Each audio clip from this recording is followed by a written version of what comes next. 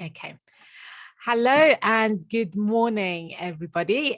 Welcome to Roadmap to Medicine. I'm really glad to see so many people that have joined us for this fantastic event.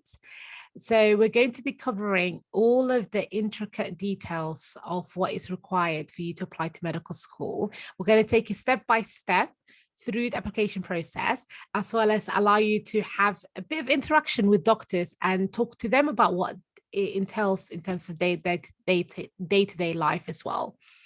So my name is Dr. Sumaya Gahan. I'm the mentorship and wide participation lead for the British Somali Medical Association. So we are the ones that are hosting this free event for any students that are interested in medicine. So the first topic is the career pathway of a doctor. Okay, so a lot of you probably know everything I'm going to say, but it's just important, I think, just to get everyone's baseline the same before we get into any more intricate details. Okay, so the cookbook. So the reason why I started off with this photo is that often what I feel medical school is like is that you go into medical school, right? And then whilst you're in medical school, the curriculum and the professors and everybody around you is adding little bits to you, okay? It's like adding seasoning to chicken. And what they're trying to do is they're trying to get you to a certain standard, and that standard is set by the General Medical Council. So they are the governing body for doctors in the UK. So for you to be able to get into our profession, into becoming a doctor, you need to meet that particular criteria. So you need to ensure that you have the values of you embody the values of a doctor, as well as you've passed your exams from the academic side of things. Okay, so how do you then do it? So first things first. So step one is actually getting into medical school. All right. So you enter medical school either as an undergraduate. So what that means is you go secondary school, college, medical school. Okay. So that is what we call the undergraduate pathway. The second pathway that you can get into medical school is you go secondary school, then college, then you do a degree, and that degree, it can vary from biology to chemistry to law to history. So you do a particular degree at university, and after that degree, you then go into medicine, and that's called the graduate entry. So it's important to differentiate undergraduate medicine and graduate medicine. And we will go through what graduate medicine actually entails at the end, in the late afternoon of this of today. So in terms of what determines for you to get into medical school, so it's determined by your personal statement, which we will go through, which is an A4, okay, A4 piece of letter essentially, where you try to essentially exhibit all your wonderful qualities and the work experience and voluntary experience that you have done in order first to educate yourself about what it means to be a doctor, and also what skills you've attained and what understanding that you've got about the qualities of a doctor. So that one is your personal statement.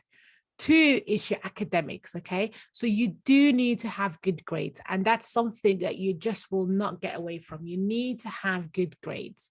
And what's important, particularly for the GCSE students, is that good grades open doors, okay? So it's not just to medicine, it can open doors to all professions.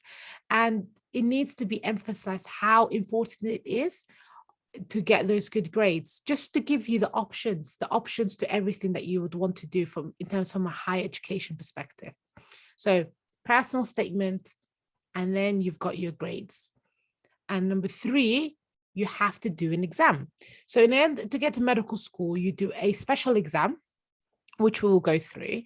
And that exam is either called the UCAT exam, the BMAT exam, or if you're going to go through graduate entry, it's called the GAMSAT exam. So those are the three ways you don't have to do all three, just everyone can breathe. You then do all three exams. You do one of them, okay? Or you can do two of them.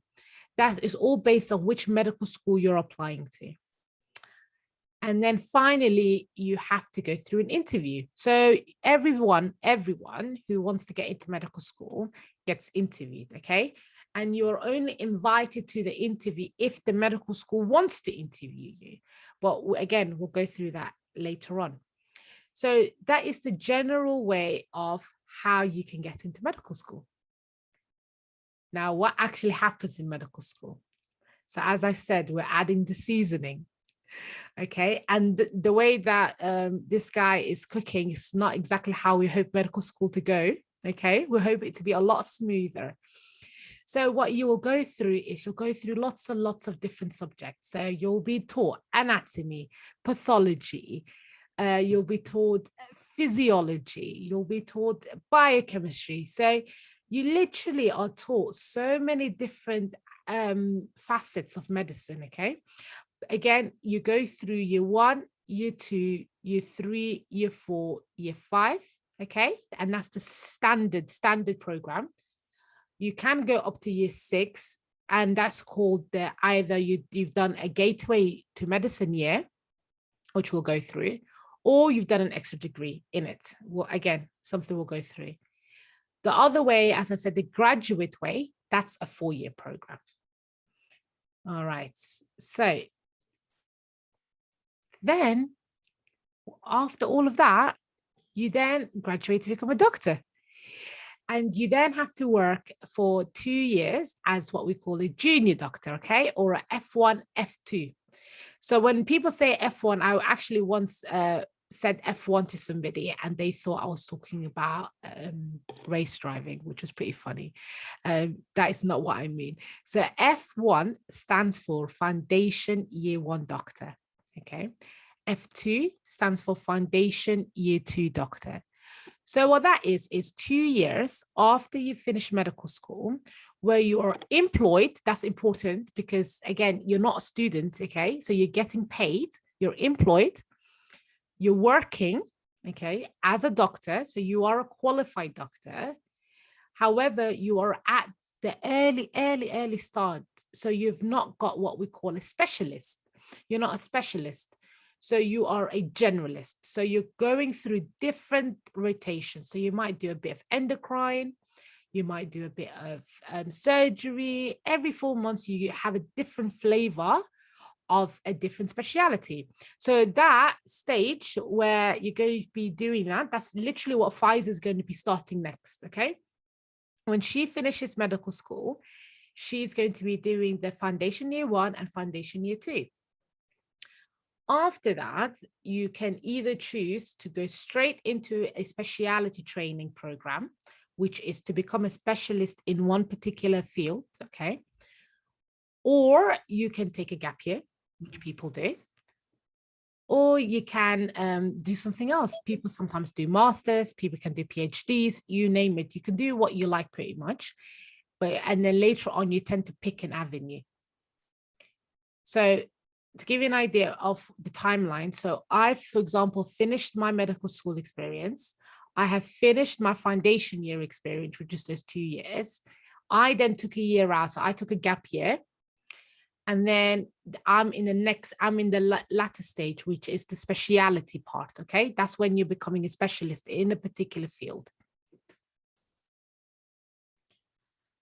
So that's what I mean. So you think it's all over and you have a few more years to go. So one of the things that people often ask me is that, am I going to be 50 by the time I'm a consultant? The answer is no. Okay. Another thing people tend to ask me is that, oh, it's so long, medicine, it's so long. I'm going to, get gray hairs, have frown lines everywhere. I just can't do it. What I always like to do is like to compare medicine to working, for example, for any type of corporate business, right? When you finish medical school, you are an employed person. So you are actually working and you're getting paid. It is similar to working in a company or working in a law firm or working in central London somewhere and going through the ladder, okay, and trying to climb up the ladder, and your pay goes up every year. So it's very, very similar to that. Yes, it takes a while, but you're a working individual. Your salary goes up every year, and you're gaining more and more skills and more expertise. And it's fine. It's genuinely fine. Okay. And voila. At the end, you become a consultant. So you either become a consultant in a hospital specialty. So you're working in a hospital. People that work in hospitals include pediatricians, surgeons. For example, if you're a cardiologist or a radiologist, you tend to work in a hospital. Or you can be working in the community settings. So what I mean by that is working, for example, as a general practitioner. You could be working as a public health doctor. Okay, so those are types of people that tend to work outside of the hospital rather than spending majority of the time inside the hospital. So, and that is basically the career pathway for doctor. So I've got a really great diagram that I'm going to kind of break it down to you just so that it consolidates exactly what I've talked to you about, okay? And this is by the BMA. So they're like a body that doctors tend to also subscribe to as well. So step one, as I said, is medical school.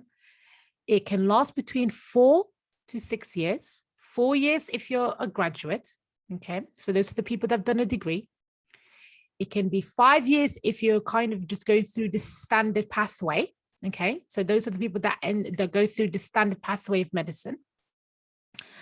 And it can be 6 years if either you've added on a gateway year, and we'll talk to you about what a gateway year is, or you've intercalated. What intercalated is in the middle of your medicine, you also do an extra degree, which I know sounds bonkers, but again, we'll go through it. Now, in terms of when you're trying to leave medical school, okay, you have to take an exam. And by the time that when we were graduating from medical school, each medical school sets their own individual exam. So Nottingham has their own final exam. Southampton has their own final exam. So everyone has their own particular exam that they have to pass. When you guys get into medical school, the situation is different. So we've got an exam called UKMLA, which is going to start soon, okay? And the reason why they've done this is the UKMLA is going to be the same exam that anybody who wants to work as a doctor has to sit, okay? So it's literally one exam. Everybody sits the same exam at the end of medical school, and everybody has to pass that exam. So they've made it a lot more streamlined so that everybody has the same exam. So you're not like, okay, I did Nottingham exam and I did Southampton exam, even though, of course, you're all going to come out the same doctor, okay? It doesn't matter. By the way, that's another thing. It doesn't matter what medical school you go to, a doctor is a doctor, okay? Again, sometimes people are like, I only want to go to a London medical school, and anything outside of London is Scotland. So you will hear that as well, where people are like, no, I can't go outside of London. No way. I don't know what happens outside of London. Something scary out there. At the end of the day, if your desire is to become a doctor, you go to wherever you get your spot, okay? And you go and seek that, and you get a whole new perspective.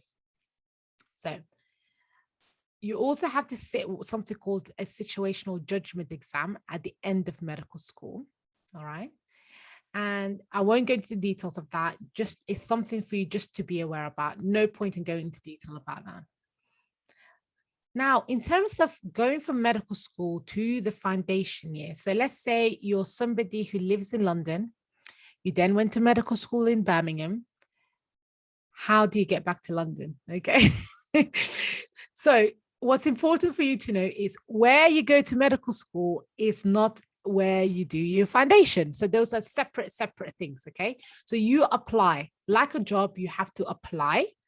And based on your points, how many points you've got, you then get that job.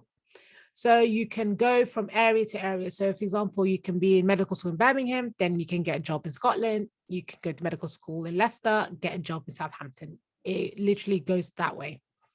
So as I said, you do FY1 and FY2, and you rotate between 6 to 8 rotations in medical and surgical specialities. Then after you've done all of that, you then start what we call your training pathway. And your training pathway is you can either do something medical, you can do something surgical, you can do something in between, such as, you can do anesthetics, which are the doctors who, if you're going to have a surgery, the doctors who are in charge of your body in terms of the physiology perspective and put you to sleep, and your safety is really in their hands, actually. Or you can become a radiologist or a pathologist. So there's various different fields to go into. Another thing is that I just want to also make you guys aware is that just because you have done medicine, okay, and it's going to be a little bit different, okay, just because you've done medicine and you've gone to medical school, it doesn't mean that the only thing that you can do is work in a hospital or work in a general practice, okay? There are other things that you can do. The actual medical degree is so valued and is valued by other professions, okay? So for example, I know people that have completely gone outside of the normal pathway, shall we say, and they're working in a business, or they're working for a consultancy firm. So they're doing something a little bit different as well. So just so you're aware, even though this is a really nicely laid out map of where you go from medical school to foundation to your training pathways to consultancy, it doesn't necessarily have to follow this way, okay? It doesn't at all. So just so that you guys are aware of that. Okay, so I've talked a lot. Any questions at all about everything that I've said? Or if anybody wants me to go back to a particular slide, I can. But please put it in the chat box function. That'd be really great.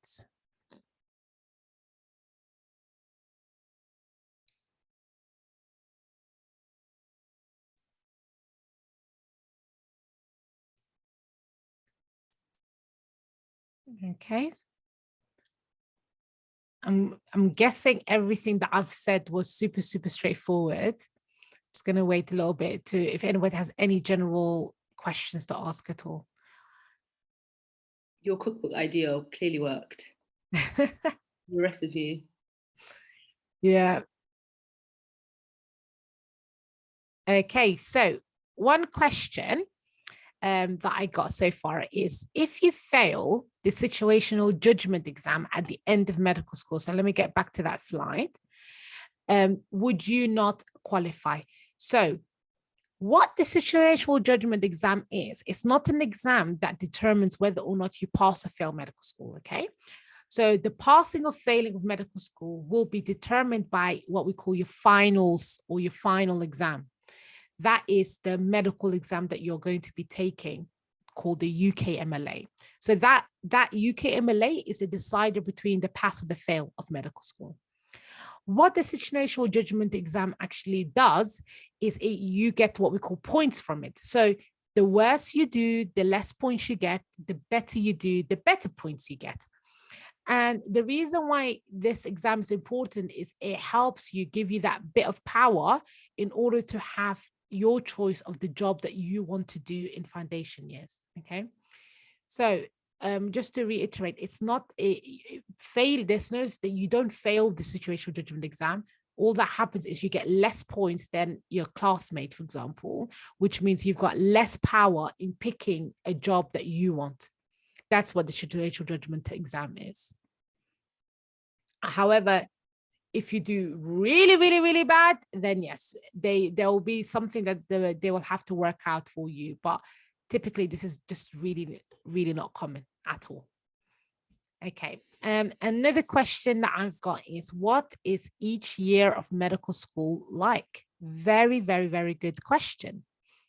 So in terms of medical school, so to give you a generic idea, okay, so one thing to make clear to everybody, each medical school has to reach a certain standard, as I said, that is set by the General Medical Council. However, the way that they teach you, or the way that the curriculum is, or what actually happens year to year, is different between the medical schools. So what I'm going to tell you is something that is generic, okay? So the very first year is absolutely going to be as basic as it can be, okay? Very, very generic. So you're going to be introduced to anatomy, introduced to pathology, introduced to physiology. So all of the, like the core basics of medicine, it will be more like an introduction, okay? Second year and third year are going to be building up on those. So you may learn a bit more about the heart system, the lung system, the gut system. So you'll be learning about the different body systems as well. What then happens is once you start getting into third year, fourth year, and fifth year, is that majority of your time will be either you'll be in a hospital setting and what we call clinical placements, okay? So majority of the time is you'll be going to, let's say, one particular hospital, you'll be doing one like medicine, then you go to another hospital, you do a bit of surgery, you go to another hospital, you do pediatrics, so you go a rotation. So you rotate around different specialities. So that's the very general thing. So the basics is you in your first year. Second and third year, they'll build up on the anatomy, the physiology, the biochemistry, the molecular sciences, the body systems will all be introduced to you as well. Then towards the later years, instead of being in more like a seminar lecture type environment, you're going to be spending majority of your time in the hospital. And then you also get to do what we call student selected modules, which are, your own modules that you pick that are for your interest. For example, I did one that was related to cancer because that's what I was interested in. So I hope that makes sense. So another question I got is, what if you have an idea of what speciality you want to do, but you don't have a rotation in that speciality, so you haven't tried it? Great question. So that is really important because that's exactly what happened to me. Okay, Hafsa. So I decided I wanted to do radiology, but I never had a job in it. I've never rotated in it. I've never had a placement in it. So I'm like, what am I meant to do, right? So, and that is going to happen to most of you because there's so many different specialities. It doesn't mean that you're going to have exposure to every speciality. So that's when you do what we call taste the week, which is literally where a week that you go to that speciality, you see everything that they do to get an idea. Number two, you could do an elective in it. And what an elective is really, really amazing. So at the end of medical school, in your final year or your fourth year for some schools, you get to go away for a month or 2 months, and you can go anywhere in the world and you get to do medicine there. So I went to Thailand, for example, which was amazing, fantastic, had the best time of my life, went with my friends. But yeah, so you could do an elective in it, or you can do a student selected module as well in that field. But the best way I would say is the taster week, because the taster week gives you an idea of what it's like working in that field, okay? Because that's important. Books gives you one idea, doing it is a whole different thing. Okay, so another question is, and this will be the final question that I will answer, is that, does it matter where you do your F1, F2 when applying for more competitive specialities? The answer is no, absolutely not. So again, to give you a bit more of an understanding, is that when you're applying for more, let's say, more competitive specialities, what you are judged on. Okay, so for example, when I was applying to radiology, they did not care where I did my foundation training. What they care about is your portfolio.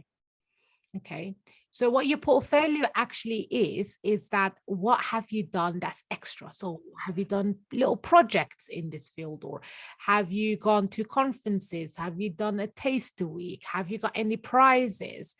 And those are the things that they care about. They care about the quality of what you have done, not where you have done it. And so much of what you do is your own initiative. It is really and truly about, have you gone out of your way to do it? And there's so many resources out there that are all open to everybody. So they do not in the slightest care about where you have done your foundation training. But one of the things that, for example, the BSMA, one of the events that I'm going to be doing later on is how do you actually make a good portfolio? But this is more relevant to people later on, like, so, like the medical students and the doctors who want to do particularly specific fields on how to do that. So yeah, definitely does not matter. And funnily enough, anecdotally as well, I've got a friend, for instance, who went to London because they thought, London, top hospital, shiny, and he wanted to become a surgeon. So he basically went there and he thought that, I'm going to get so much more experience than someone that might be up north. But in London, it's a bit more of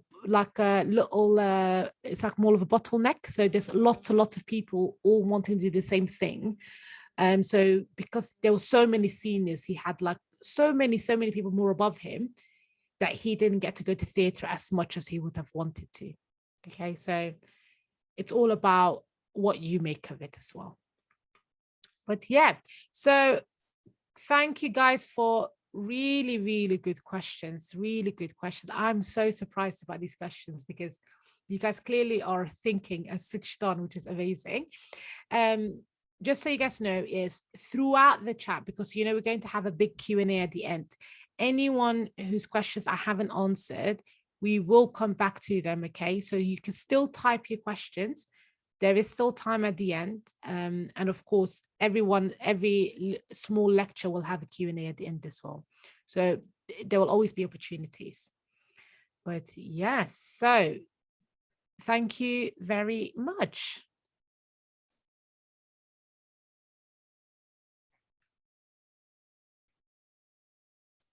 So what I'm going to do is I'm just going to, we're going to start the next bit at 9:30. Okay, guys? So just bear with us for a couple of minutes.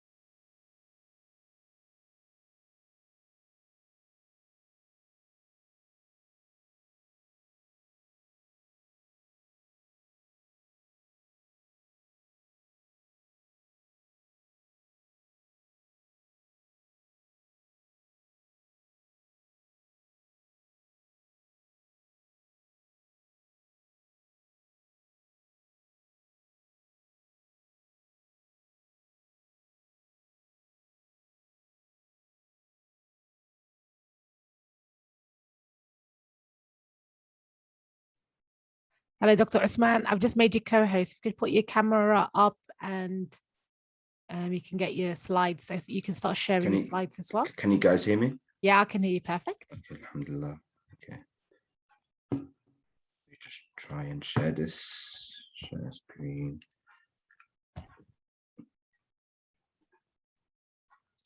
Can you guys see the presentation? Yes, fantastic. We can see it.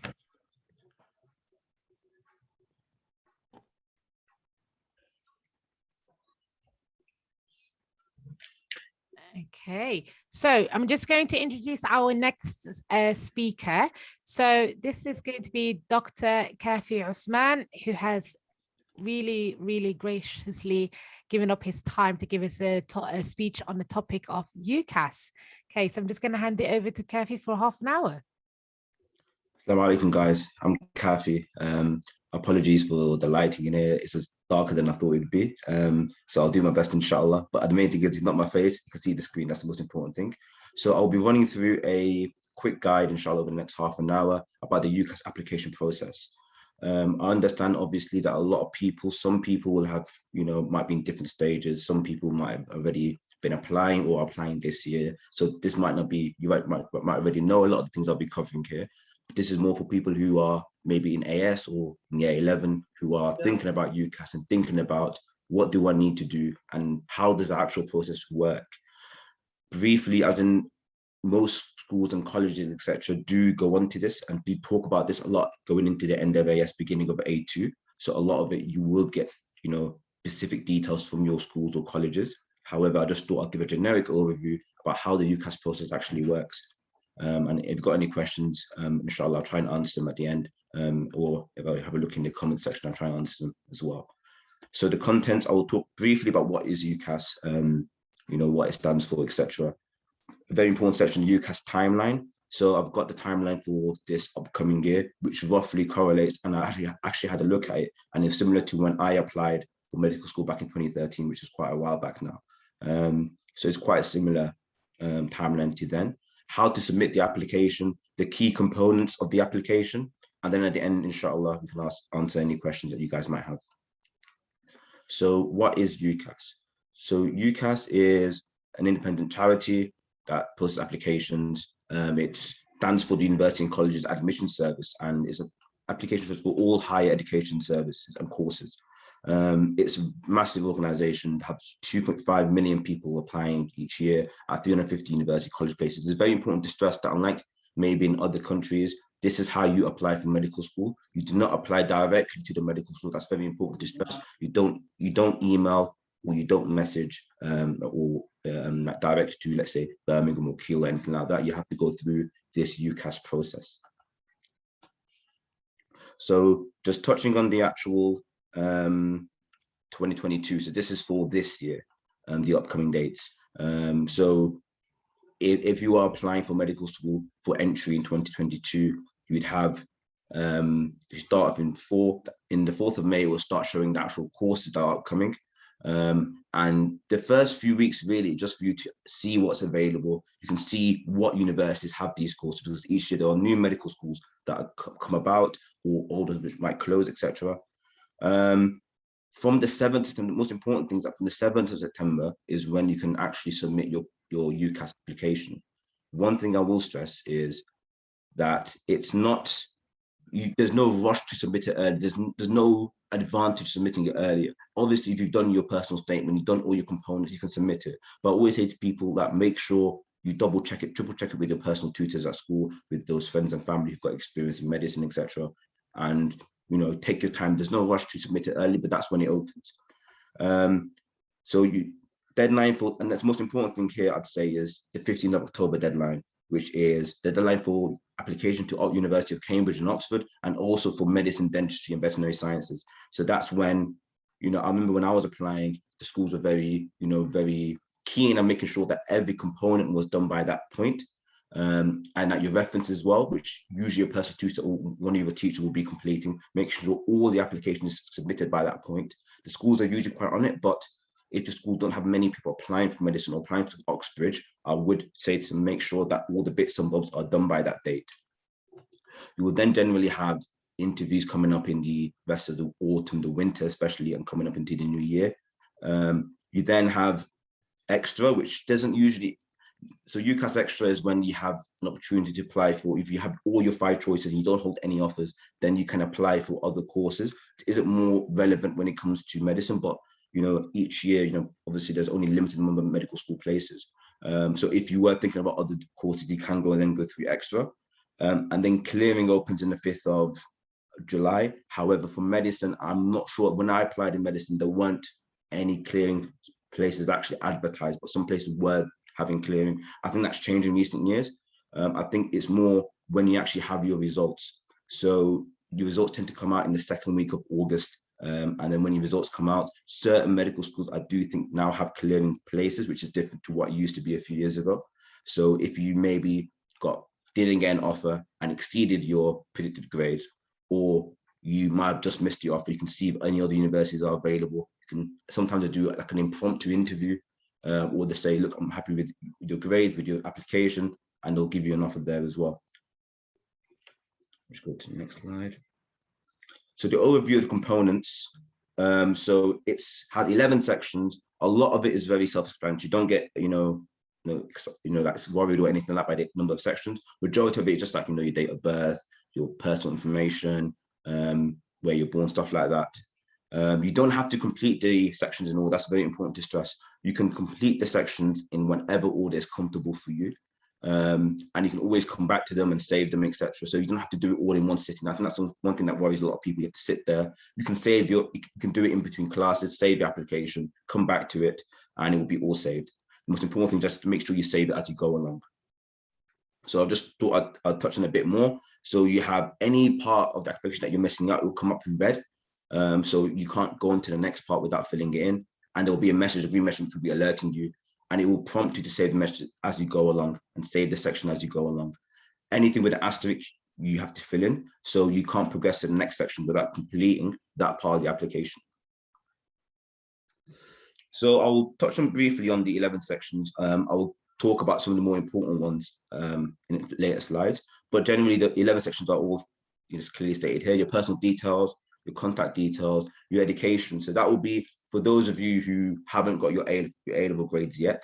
It will be obviously your GCSE grades and your predicted grades. And if you have any AS grades, it will be there as well. I think now it's changed where you guys do all your exams at the end of A2. So it will be like any predicted grades you have from your teachers. A lot of the time you have internal exams in AS in your schools and colleges, etc. So it's very important to do as well as you can in them, even if they don't count towards your actual, what do you call it, A-level grades. It's very important because that will be the indication that your teachers will have to say, is so-and-so working at, this level or that level. When I applied, I don't think I actually know what my predicted grades were, but I think and teachers are sometimes quite like, like they keep their cards close to their chest. But the better you do, the more you show effort in class, stuff like that, will be the more likely that your grades will be, your predicted grades will be higher, which should come on your application. Nationality details you can put in, obviously whether UK resident or anything like that. Supporting information. So you have in this part, if you have any extenuating circumstances, which might be important to know, so like any bereavements in your family, any health conditions, stuff like that, you can put them here. And I think sometimes people do put it in a personal statement, but it's nice to know that they have a specific section in the UCAS application for that. It's very easy because the personal statement is, and I think there'll be a future, talk specifically on that because of how important it is you've only got very limited, character count. You haven't got opportunity to be talking about all these things. So it's nice to have another section. English language skills, as in majority of people that isn't too relevant. If you obviously you've grown up here, etc. But people who are from abroad, I think they have to show some certain competency in English. Finance and funding, so that's more if you're, able to pay the fees directly, or you have to get student finance, etc. Diversity and inclusion, just talking about your ethnicity, stuff like that. And then the last couple of sections, which I think the most important sections, your personal statement and reference. So your personal statement, you submit it in here. So you obviously see a lot of people preparing it in actual Word documents, but you don't attach it. You have to actually submit it into the actual UCAS application. But obviously you prepare it separately. So make a Word document, make as many drafts as you need to do, keep, editing it as much as you time. I think when I did my application, I had about 9 or 10 drafts. So don't be bad at, I have 4 or 5 drafts. Is that enough? As long as you're happy with it, then, that's when you submit it. Your reference, so again, that will most likely for majority of you will be a teacher, usually your personal tutor. What they tend to do is they'll speak to your other teachers, like let's say you're studying biochemistry, biology, chemistry, whatever. They'll speak to teachers, get a bit of understanding of what you have. If you have any supporting information like extenuating circumstances, you can discuss with your personal tutor there as well, and they will add it in. And then you add your choices at the end. And I'll touch on that section a bit later on as well. So your references. So usually, like I've said, they're allocated by your school or college, and they will sort it for you.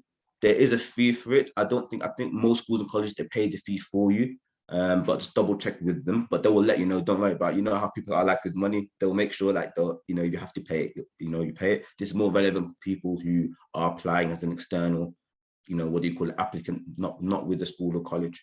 Like I said, it will be somebody, usually your tutor, your personal tutor will be your reference, but it doesn't have to be that person. They'll have their own deadline from the teachers, etc. They will know what to do. They do this year in, year out. Obviously, you can, I'd say, definitely sit down with them, and if you have any extenuating circumstances, definitely mention it. However, don't feel like oh, you have to, what do you call it, know exactly what's in it. A lot of them will be like, no, this is, they might want to discuss with you. My one didn't want to discuss it with me. So it's up to the person who's doing your reference. You might feel like, they want to be impartial. But usually it's your personal tutor or teacher in your school who works with you closely and is allocated by the school. So this is a section I just wanted to touch on. I know it's quite in depth. I can send the slides inshallah later on, but I think it's important because a lot of people do apply to UCAS and medical school without having left the school. So usually, let's say you've taken a year out, you're applying, let's say after you finish your A levels, I would say the best thing to do is speak to somebody at your school or your college and use them as a reference. And each school, and you can associate your UCAS application with the school using a buzzword. I was trying to research into it specifically, but essentially each school and college have a specific buzzword which allows their school to be associated with the UCAS application. The school will know about it. So if you use a previous, teacher reference, you can use that buzzword. If you, let's say you're a bit older and there's been a few years, you haven't got any, old teachers or anything like that, you could do it independently by somebody else. Usually like an employer is quite a good option, or a professional. Don't use somebody like a friend or a family member or anything like that. You've got to remember this is a professional reference. You want it to be as impartial as possible, to look as good as possible. Try and give them as much time to complete the application. Don't say to them, oh, it's October the 15th, October the 14th, hey, message somebody WhatsApp and say, can you do a reference for me? That won't work. It's very important to try and make sure you plan in advance, think in advance. Okay, I want someone to be my reference. And also I would recommend having maybe 2 or 3 other options in the back of your mind, so that if you don't get a prompt reply by your primary reference, you have somebody else who can do the application. You can't apply to UCAS without the application. The application will go through and it will be a wasted application. So honestly, it's very important. This is more for people who are applying without the support of the school, that you have you have a referee who is a professional, who is impartial, and who can write a reference in the time frame. That's very, very important. So like I said, this is just touching on what I've said. You try and use somebody who's got experience, ideally someone in academia, but you can also use somebody, an employer, a supervisor, a trainee. Don't ask any family or friends or anything like that. Like I said, it can actually be cancelled. And all this information I'm getting is from the UCAS website. So I spent quite a lot of time reading about this area, because these are things you don't actually realize when you're applying first time round, but it's important to know because these are things that a lot of people don't really know about. So the reference, so there's even guidance on the UCAS website about the reference, about how the reference should be written. This is all available on the website. It has to be obviously in English. It should include your career goals and work experience. A lot of referees will use a personal statement to gain that information, and usually your personal tutor will have access to your personal statement and will know a bit about it. But that's why I stress the importance of trying to sit down with them for a short while and say to them, okay, this is X, Y, and Z. This is what I want to do. If you have a passion, I want to do medicine, and you already know what, let's say a specialty that you're interested in, or you've got a specific experience in your life, that's a reason why you want to do medicine. You can sit with them and say, this is why I want to do medicine. This is why I want to do this specialty. And then they can include that. And if that correlates and it mirrors what you've written in your personal statement, it looks even better and it looks more slick. So that's a very good way. You can talk about, obviously with the COVID pandemic, a lot of personal things have happened with a lot of people's families, etc. Assessments in the last year or two. So schools will understand that, UCAS understands that, universities understand that. So it's very important that you have anything personal that's happening in life. Obviously, you can include that, and it's all obviously anonymous. It goes directly to UCAS. Nobody else will have to read it. I'd say I will definitely recommend, if you know who's writing your reference, sitting down with them and having a little, let's say, most teachers are quite supportive. You say to them, I want to sit down with you for half an hour or 20 minutes and just talk about, the kind of things I want to write in my personal statement, and, things that, if you can include, please include in the reference to make my application look better. So first statement, I've only got one slide on it. The reason being is, like I've said, we'll have a talk on it, inshallah, later on. But especially very important. For medical school, obviously, you have interviews for all the universities, so it's an important part. I remember in my interviews for medical school, I had 2 interviews, one at Dundee and one at Birmingham, which is where I studied. Both of them have a station on personal statement where they either have it in front of you, or they'll say, have you got a copy of it with you? Let's talk about certain things in it. So it's very important to have a very good personal statement and to be able to talk about it. And they might ask you about certain sections in it as well. So it's very important to have it. Like I said, most people prepare it and draft it in a Word statement or Word document, sorry, and then you submit it into the actual UCAS application in the second last section. It is 4,000 characters, maximum 47 lines. You can't change a font or anything like that. It's set font. You just submit it in. It's very specific in how, like, what do you call it? And it's very standardized in the terms of the length and the character size of it. So make sure that you double check it, and you can basically copy and paste your personal statement into the actual Word box in the UCAS application, and it will show you if it's fitting the criteria, if it's above the 4,000 character limit. So my advice on personal statement, one thing I'll just say before I go to the next bit, because like I said, this will be discussed later on, is that with the personal statement, what I tend to do was write a massive personal statement first, which goes above the limit, and then try and trim it down. So the first draft will probably be about 6,000 characters maybe. This is obviously my own advice, because if a lot of things you want to talk about, and then slowly trim it down, and you realize a lot of the things you say is actually waffle. So I say be quite, don't be shy with how much you write in the first person statement, and then you can trim it down later on with advice from friends, from redrafts, etc., and then get it down to that 4,000 character length. So choices. So this is quite self-explanatory. With medicine, you have 4 choices. You have 5 choices to UCAS, and you can use up to 5. You don't have to use all 5, but I'll definitely recommend you use 5. But in medicine, you can only apply to 4 universities. So the 5th choice is an additional choice. I think most people tend to do something related, because you have to remember, in your personal statement, regardless, let's say you apply for 1 degree, you apply for medicine, then you apply for law, then you apply for engineering, etc., etc. You apply for 5 completely different degrees. You only have 1 personal statement, and you want that personal statement to be specific to medicine or the degree that you want to do the most.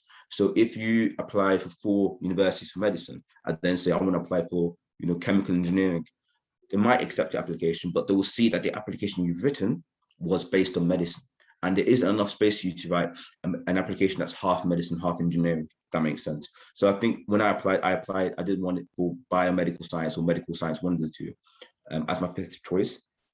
But your 4 primary choices are your medicine choice, and your 5th choice is the additional choice. And it's important to remember, if you are applying for Oxford or Cambridge, you can't, I'm sure, the schools will tell you this as well, you cannot apply to both. So I'd say have a very, if you're interested in either one, would speak to your tutor, speak to those around you, have a very important look at the university's application criteria. That's something I cannot stress enough. Having a look at the application criteria, having a look at your, what grades you have, your UK CAT score, all of these things, having a look at it and seeing what do they want? Do they want BMAT? Do they want other things that you might not have? And being very careful, because there are a lot of medical schools, I think over 50 or 60 medical schools, and you have 4 choices. So I always say to people to take your time researching your choices. Don't just apply to university because it's close to your house. Yes, that's very, very important for a lot of people. And alhamdulillah, I managed to stay at home because I live in Birmingham. But you have to make sure that you can fit the criteria. That's if they say certain things in the application criteria and you do not fulfill that criteria, then don't apply, because then that's likely to be a weighted application, and you only have 4 choices, and it's very competitive, and each one have interviews, etc. And you have to think about things like, oh, if I get an offer there, would I be happy to move there, and things like that. So take your time with it and research each medical school, make a little table. That's what I did, with pros and cons, and then take your time, inshallah, and speak to those around you. So in overview, in to summarize in general, then we can answer some questions as well. The UCAS application isn't too, like difficult. It's a very straightforward application. I think it's actually more straightforward than it was when I applied 8 years ago. It's very specific. It's based for, college students to apply. It's self-explanatory. You can save each section as you go along. The most important bits are making sure that your referee does the reference in time. And they'll put in your predicted grades as well. So don't worry about that. They'll do all of those things, and that your personal statement is there, and you have all the details, and you take your time researching your choices. So like I said, find out who your referee is very important. Discuss the personal statement with them if you can. Discuss any supporting information you're going to include, and make sure they're both aligned. You don't want to be saying one thing in your personal statement and they're saying a completely different thing. That will look very, very bad. Most colleges and universities, like schools and colleges, will have topics for a talk on this. Or usually, I think, if I remember correctly, when I was in college, they had a talk at the beginning of at the end of AS, beginning of A2, about this topic. They're quite on it, to making sure that they'll sign you up to UCAS and all those things, and making sure that you've got your reference, you've got your application sorted, and they will be quite onto you. But especially for those who aren't applying associated with the schools or colleges, making sure that that table at the beginning, that you're fulfilling all the criteria in that timetable and you're not missing any of the deadlines. Double and triple check the information you submit. So you don't want to be doing something stupid like spelling your name wrong. That will just delay things and complicate things. Make sure you double check everything, triple check everything, making sure all the information there is as correct as it can be. Don't lie, don't plagiarize, don't do anything like that. Honesty is not worth it.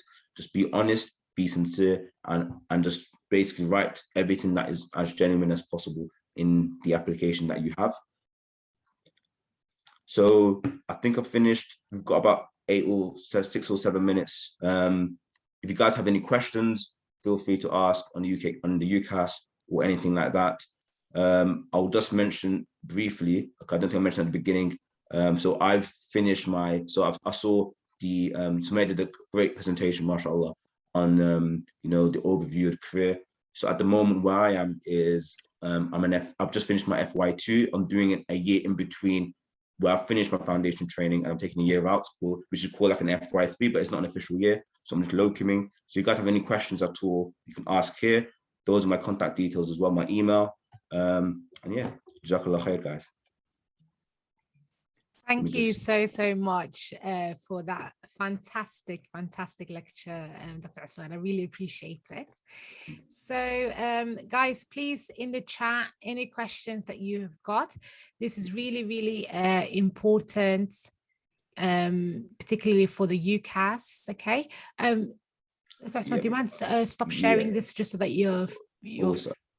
Yeah. Oh, can you see my face now? Yeah, fantastic. Perfect. Fantastic, you can see you now.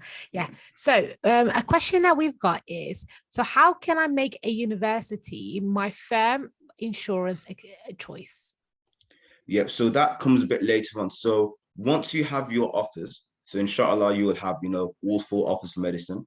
So when you have your offers on the UCAS application, this will be around the time when all the offers have been given out, which is around March or April time. You can then, on the actual UCAS website, you have the opportunity, and they'll have a deadline of a few weeks where you can make a university either your firm choice or your insurance. And it's very important to stress that logically, obviously, your firm choice should be your first choice university, and secondly, the actual grade should be higher than your insurance choice. It doesn't make logical sense to make your firm choice grades lower than your insurance. So let's say your firm choice is 3 A's and your insurance choice is an A-star AA. If you don't meet the criteria for your first choice, you won't get into the insurance. So I'd recommend most important thing is that it's the university you want to go to, but to be tactical, make sure, inshallah, I'd say your first choice should be a university that's the university you want to go to, and it should be the highest grades, let's say an A-star and 2 A's. And then, if something happens in your grades, etc., and you don't get the grades you want, then your insurance choice should be one, let's say that's 3 A's, so that you have a university place for medicine. So that's something, inshallah, that when you make your account, you will have UCAS logins. Once you've made your, and this is something that I should definitely touch on. So once you make your UCAS account and you do your application, your offers, your rejections, all those things will come on UCAS. You'll get an email saying UCAS, your application has been updated. You go into UCAS and it will say, whether you got an offer or rejection or anything like that. And also on the day of your grades, so on what you call results day, it will also update it as well to say you've got your first choice or you've got your insurance choice. It's quite an exciting time. I actually knew I got my university place before I actually got my grades. So I went into college to get my grades, and I'm more relaxed because I'm like, it doesn't matter what I got, alhamdulillah, you got your place. I hope that answers that question. Amazing. I think there's a question about the format of UCAS change for this year. Yes. I've not been able to, so the actual application section, I can't actually see it myself. I'd say the best thing to do if you think you sign an area is incorrectly is speaking to somebody in your school or college who's in charge of the application. Use your first tutor is best, your first port of call. Also speaking to somebody who has an actual active UCAS account and is applying as well. If you're applying as somebody who's an external applicant and seeing if they've done the same thing that you've done. Unfortunately, I have done, when I was researching this for this presentation, I couldn't get the actual slides on the actual format of each section because that's specific people who've got a UCAS account and I'm not applying, unfortunately. So I'd say definitely speak to your school, speak to a past tutor firstly, because they'll be working with 20, 30 other students. And then also speak to, if you're an external applicant and not with the school, speak to somebody else who you know is applying and see if their UCAS account looks similar to yours and if they've done the same thing that you've done. Jazakallah khair. Yeah, because it's really, really important not to make any errors with that, okay? 100%. Because another thing is with that, as Dr. Usman has mentioned, is the 15th of October, the deadline is as strict can be. Like, there is no such thing as I'm submitting my application on the 16th. You are submitting your application the following year if that's what happens. So you need to be really ahead of the game. And that's what we're trying to do. We're trying to help you guys stay ahead of the game. Any other questions, guys? Let's put it in the chat. If you've got any questions, we've got about 4 more minutes. And just to touch on that, application the 15th, I think it's at 5 p.m. I think I included in one of the slides. So just be careful that the timing is very important as well. So you can't like leave it even a minute after. You have to submit it by then. But please don't leave it to the last day. That's my advice. Just do it like a few days beforehand. Don't give yourself that stress. This isn't, you know, this isn't like an essay that you're doing for school or something like that. This is important. This is like your life. Exactly. You don't want to mess around with that. 100%. Okay, just going to see if you could give them a couple of minutes if they've got any more questions. But I think your talk was so comprehensive and you really, really went into detail, which is fantastic. If anyone has a question, obviously there's the Q&A at the end as well. And also my email, you can email me as well, inshallah, if you're a bit shy and don't want to ask the question on here.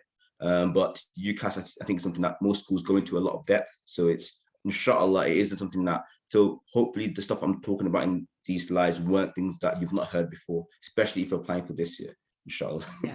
That'd be a bit concerning. Yeah, no, we've got quite a few key in year 12s, which is really great. That's really good. That's really good. So who are trying to plan their time ahead. Okay. Jazakallah khair. I think that's it. Yeah, I think that is it. Thank you so much. Appreciate it. Jazakallah khair, guys. Good luck and all the best, inshallah, for your applications and everything else. And Jazakallah khair, Dr. Qurhan as well for organizing this. This is an amazing conference for you guys. So Jazakallah khair. Okay. All right. Thank you. Bye.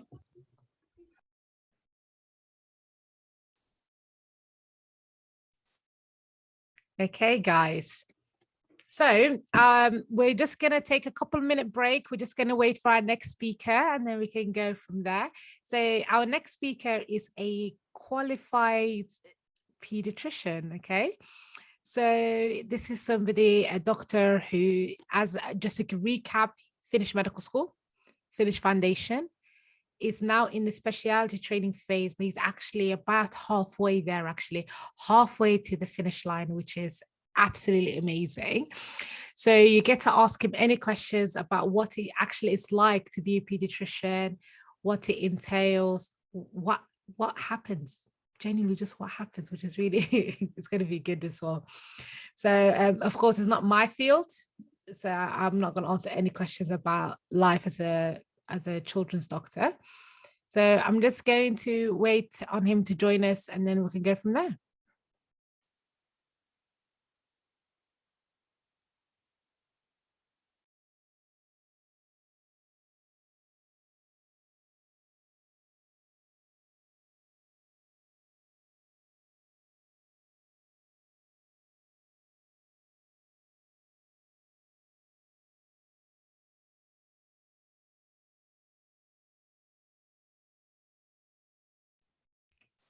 Okay, just to answer that question, we are looking into it, okay? So it's not 100% certain just yet that that's something I'll be able to do, but I am trying. I'm going to try to come up with a plan for that, for the recording of it, Ms. Aber.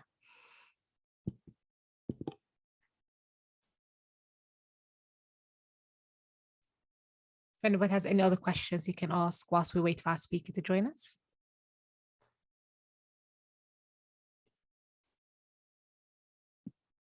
Also, if anyone at any point has questions about applying to Southampton, come to me.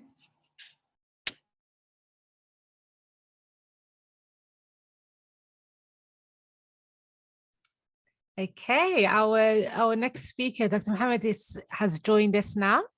I'm just going to make you co-host. Okay. Hello, can everyone hear me? Yeah, we can hear you. Hi, sorry guys, sorry I'm running a bit late. And what I'll just do is, and if you give me just a second, I'll just load up the presentation, inshallah, and then. Yeah, no problem.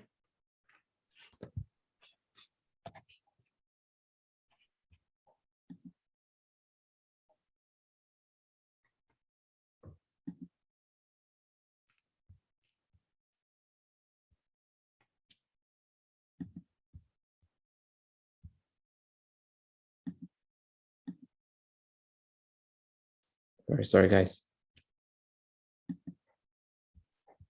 No problem at all. Your time is so valued. Sumaya, actually, can I ask for a favor? Yes. And are you able to share the slides by any chance? Yeah, I can. Is that all right? Yeah, no Perfect. problem. Thank you. Sorry about Let's that. get Sorry it about on. that, everyone. And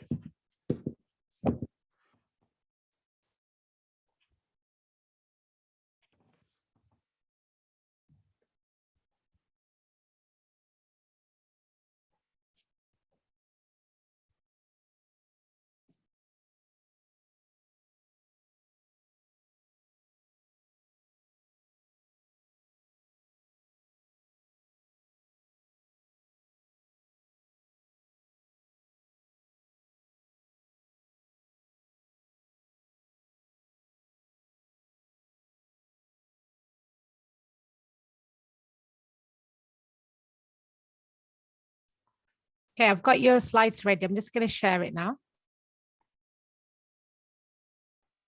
thank you, Sumaya.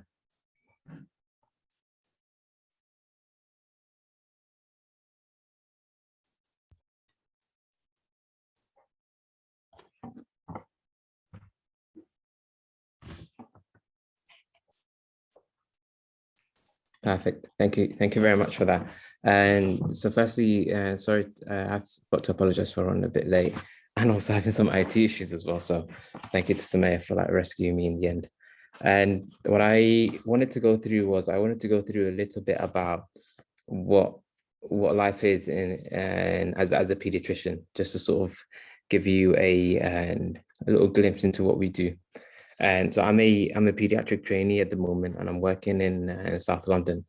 I'm currently in my SD4 year, which is what you would call a registrar. And next slide, Sumaya, if that's all right.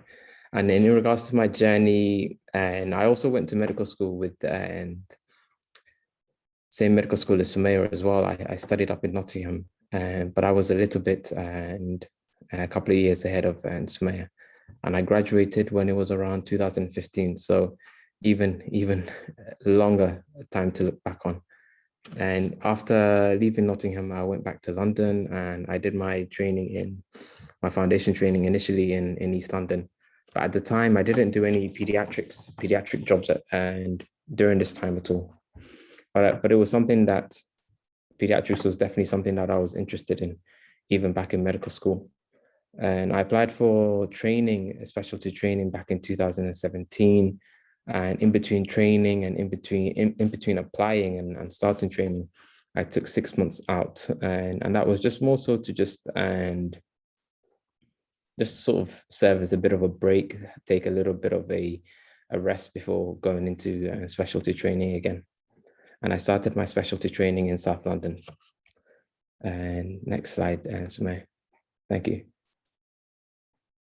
So in terms of what the day-to-day and life as a pediatrician is, it's quite variable actually, and it's variable in the sense that you do many different types of shifts, and in these different shifts you do different things as well. And so partly because I do more the medical aspect, I don't have to go to theaters or I don't do anything else like that as well. So it's typically, and my shifts can be sort of split up into the days in which I'm on call, the nights in which I'm on call, the days in which I'm just working what we call a standard day, which is sort of working from 8 a.m. to 5 p.m. and the days in which I'm working a twilight shift. So this is sort of slightly late afternoon, roughly starting after 2 o'clock up until 10 p.m. if we finish on time. And in terms of what the day on calls are like, and I'll tell you more on the next slide. And so, sorry, Sumaya, next slide, please. Thank you for that. And so usually we have morning handover from the night team. So we all start at around 8, half 8, and the night team tell us about the patients who came in through A&E over the evening, and they also tell us about the progress of the patients that are in the ward as well. And then afterwards, what happens is that we start doing our ward round, which is reviewing all the patients who are on the ward.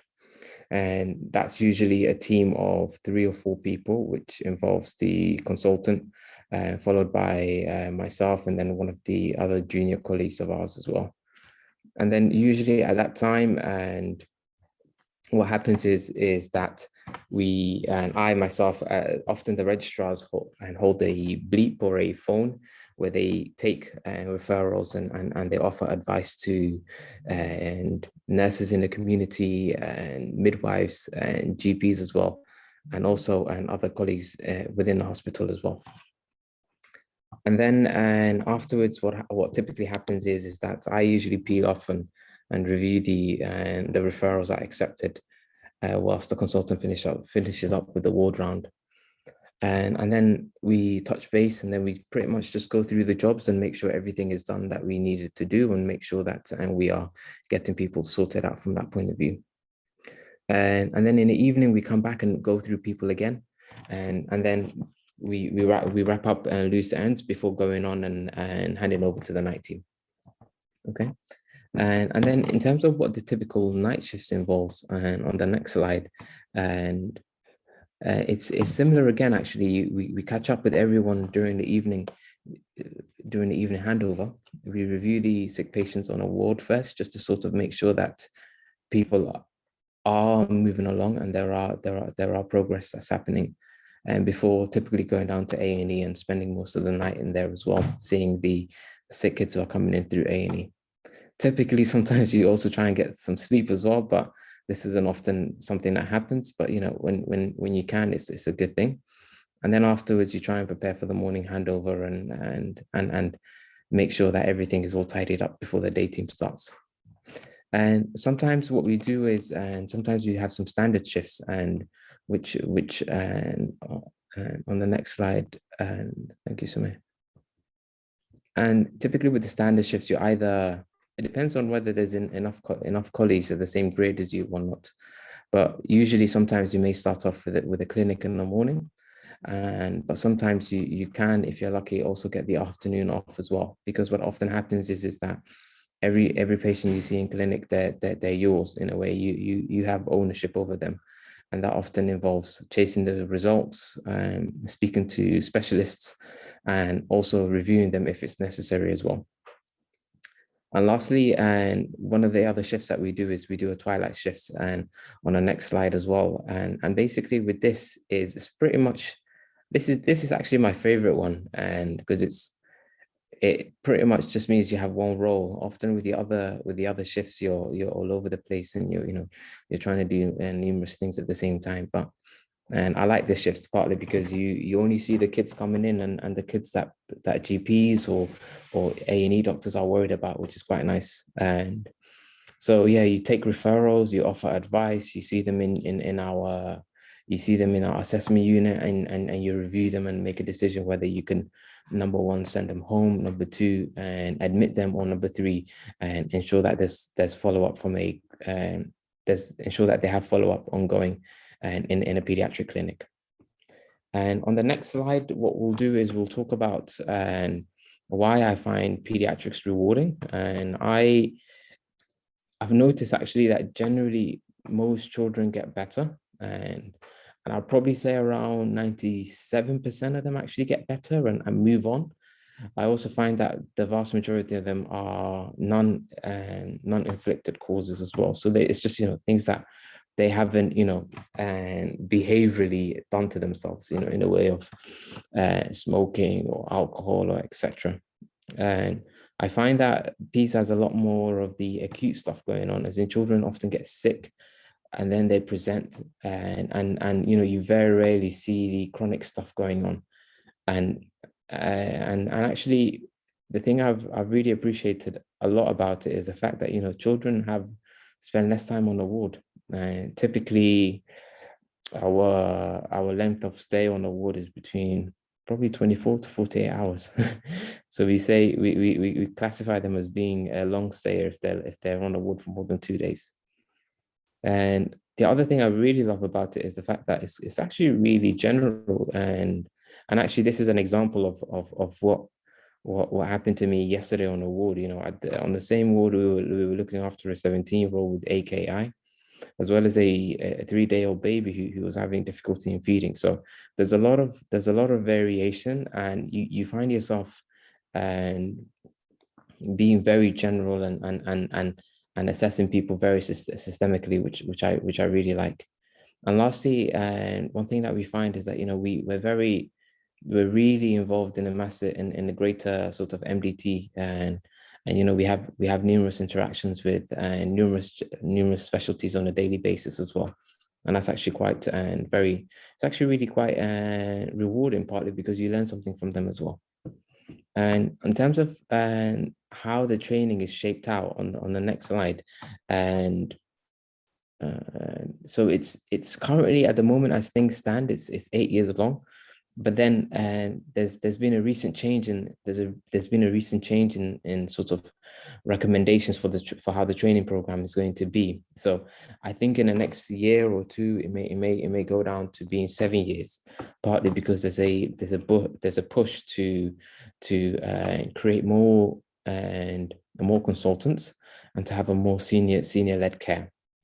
And so it may go down to 7 years, which is a good thing. Which actually, do I think it's a good thing or not? I don't know. Partly because I think what makes a really good pediatrician is experience and time in the game. So I don't know. And my thoughts on that is I'm not sure yet. However, as the way things stand, when it comes to the 8-year program, you do your first 3 years as an SHO, and that often involves spending your first year in a district general hospital. And then your last 2 years of being an SHO, you go out and you get sort of specialist experience working as an SHO in those different areas, which is really good. So actually, by the time you do finish your SHO's year, what you find is that you're very confident, actually. Not confident, but you're quite knowledgeable. Often, and in the first couple of years as a registrar, you're finding your feet, but because of those SHO years, you realize that actually you know a lot more than you think you know.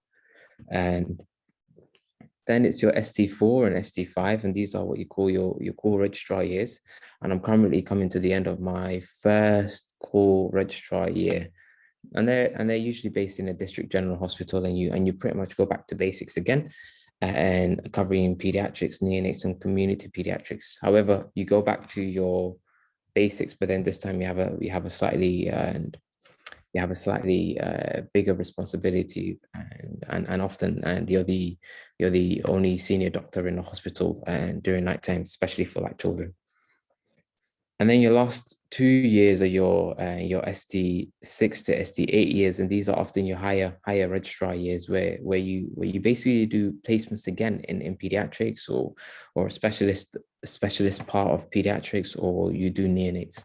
And often what this allows you to do is it allows you to either be a general pediatrician, or it allows you to be a subspecialist. So yeah, so it's quite comprehensive in terms of the training program, and you do actually notice, most people that do end up finishing the training program are quite and knowledgeable. They've got a lot of experience, and actually they're very skilled in the way in which they do things. So I think that's the good thing from it. And in terms of what my thoughts are on the training program, on the next slide, what I found was that, and so far my training, and I've trained in South London, but I think the training, as in I have a feeling that my experiences would have been the same no matter which place I trained in, if you understand what I'm saying. So if I, let's say for an example, if I were to train in somewhere like Birmingham, Leicester, Manchester, all of those places, I still think I would have had a good time, and I would have seen things. So, but generally I felt that my training has been very diverse. And what I mean by this is that, I think what happens because you rotate a lot in terms of different hospitals within a deanery, or within a certain area of London, you find that there are certain areas of London which are much more affluent. And you find that those children come in with different ailments. And then you find that there are other aspects of London which are much more working class. And in those children, what you notice is that, there are a lot more, it brings its own challenges. And I think it's also brings its own rewards as well. And what you often sometimes have to deal with, you have to deal with the language barrier. And because of a language barrier, what it often does cause is that, it causes difficulties in what we really like in pediatrics, which is safety netting. And safety netting is pretty much what we tell parents to look out for. And if they see it, to come back in. So that's what I found. And I found that my training has been quite diverse in being able to deal with children from different backgrounds across London. So I find that that's really good. And the other thing I thought was, so far, I've generally had a really good, positive experience. And I think that sort of stems from the fact that I've worked with supportive, enthusiastic, and actually really compassionate senior colleagues as well, who really care about children as well. And I think because, all of our focus on all of our care is focused on children, what I've noticed that a lot of us actually care about the children, and a lot of us actually want to do well by the children and help them as much as possible.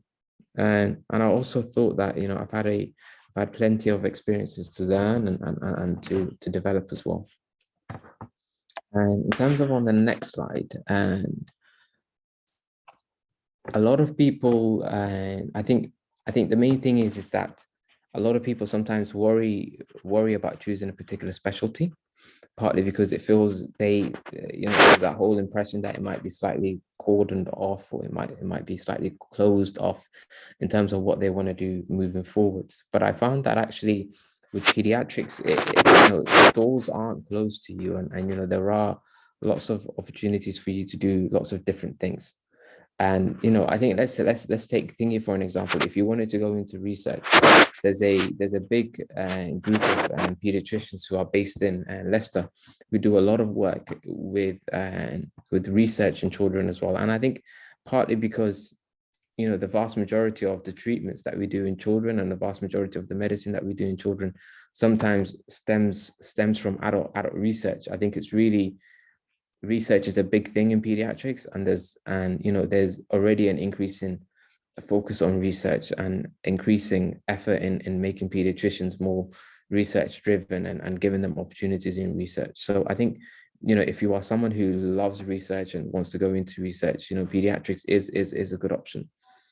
And the other thing is, academia, and like teaching and like publishing books for like medical students. One of the main things is there's a book called The Unofficial Guide to Medicine and Surgery, which if there are medical students in here with us, probably have used. And the author who has set this up is actually a pediatrician. So there is a lot of opportunities to publish, to write books, and to teach as well. Additionally, there's a lot of opportunities to go into humanitarian work, and in particular, MSF. Is something that they always look out for pediatricians, and they always want pediatricians in terms of the relief efforts that they do, and the work in which they do. So that is, if you're interested in traveling, and you're interested in giving back, and that is definitely a good option to take as well. Now, the other options people often go into is, something like health policy. And I'm sure, I think you probably must have noticed a couple of months back, there was that whole massive thing about food poverty, and children not getting the proper school meals. And a lot of it is based on, is based on, you know, Marcus Rashford's work, but also a bit of work that was done by this Dr. Goody Singh. So she's a pediatrician who's also based in London as well, and I think she's done a lot of looked at the whole socioeconomic impacts of the pediatric. Actually, no, sorry, the impacts of socioeconomics in terms of a child's health, and you know, she's doing a lot of good stuff there as well. You know, there is always the option of going into private practice, but also, you know, if you want to be a celebrity and you want to go on Strictly Come Dancing, you know, there's also the option of being a TV doctor as well. So, you know, there aren't things are always open to you, and it's not a problem. And I have a feeling that those might be the slides that I've done, Sumaya, but I think I've kept it brief, partly because I wanted to sort of have an opportunity to answer questions, because I think that's probably the main thing, and to make it as interactive as possible and to be guided by you guys. So shoot away if there are any questions. I would love to answer them. Okay. Hello, can you hear me? Yeah, okay. Hi there. Thank you so much for such a fantastic overview of a life as a pediatrician. It's really helpful. So guys, if you just put questions into the chat, any literally any questions that you want to ask Dr. Mohammed, it will be really helpful for you guys. So one question that we've got so far is, what was the best recovery in a child that you saw? And best recovery. To be fair, I think the vast majority of them have really good outcomes. But the best recovery, I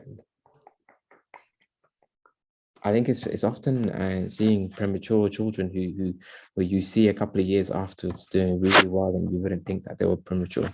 I think that's the best thing that I've seen. Okay, excellent. Okay, another question is, so do you have to learn a different language for pediatrics, or is it just convenient to have more than one? And I think it's just English, really. Yeah. I think the main thing is a lot of it is personality, and a lot of it is, you know, the main thing is that do not be deterred or do not be put off by children crying. So it's just as long as you can deal with children crying, that I think you're absolutely fine. But I think, you know, I think it's as with every aspect of medicine, really. You know, I think as many languages you know, the better it makes you. But I think in London, I think English is sufficient. And sometimes when you see Somali patients, you know, a bit of broken Somali also works well as well. So it's not too bad. Fantastic. And another question that we've got here is, did you have any experiences when you did your initial years as a foundation doctor that solidified that pediatrics is the career for you?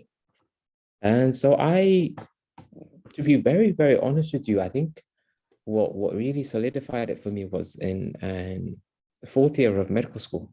So Wow. so I did a pediatrics placement, and I really loved it. And I think this is the key thing, because, you know, and when I was doing that placement, one of the consultants said to me that, you know, you would make a really good pediatrician. So, and at that time I didn't really think about it, but I think it's very, and it goes to show the whole power people can have over you, and your aspirations, and the way in which the pathway you take in life. But actually, looking back now, he is right. I think you often have, personalities do matter, and a lot of the personalities in pediatrics that I've often noticed is that, you know, there is no hierarchy. There is no, people are always supportive. People always want to go above and beyond, and people don't take themselves too seriously. So I think that's what I've realized. But it's a bit of I took a bit of a tangent, but no, it was the answer. I didn't really have any experiences in my foundation year. And one thing I did do was, I did do a taster week, and which I found really useful, and I did it at Great Ormond Street, and I thought that was really, really good. Yeah. And I liked that. And the other thing I did was, and it was more so, at the end of my foundation training, I had a list of other things I wanted to do. So at the end of it, I wanted to be a general surgeon. I knew I was thinking about being a general surgeon. I was also thinking about being an anesthetist, and I was also thinking about being a pediatrician as well. And I think the main thing I did was I took jobs in those specialties. So I worked with general surgeons, I worked in intensive care, and I realized, actually, you know what, this is it for me. I don't want to see adults again. So I went straight into pediatrics after that point. So yeah, I think it's a learning curve.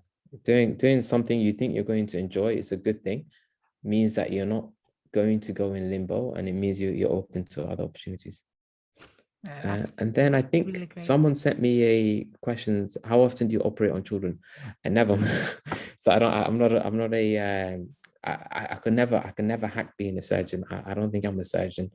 But no, I don't operate on children. There are colleagues that we work with, the pediatric surgeons, who are incredible, and they operate on children. But I'm predominantly more on the medical aspect of things.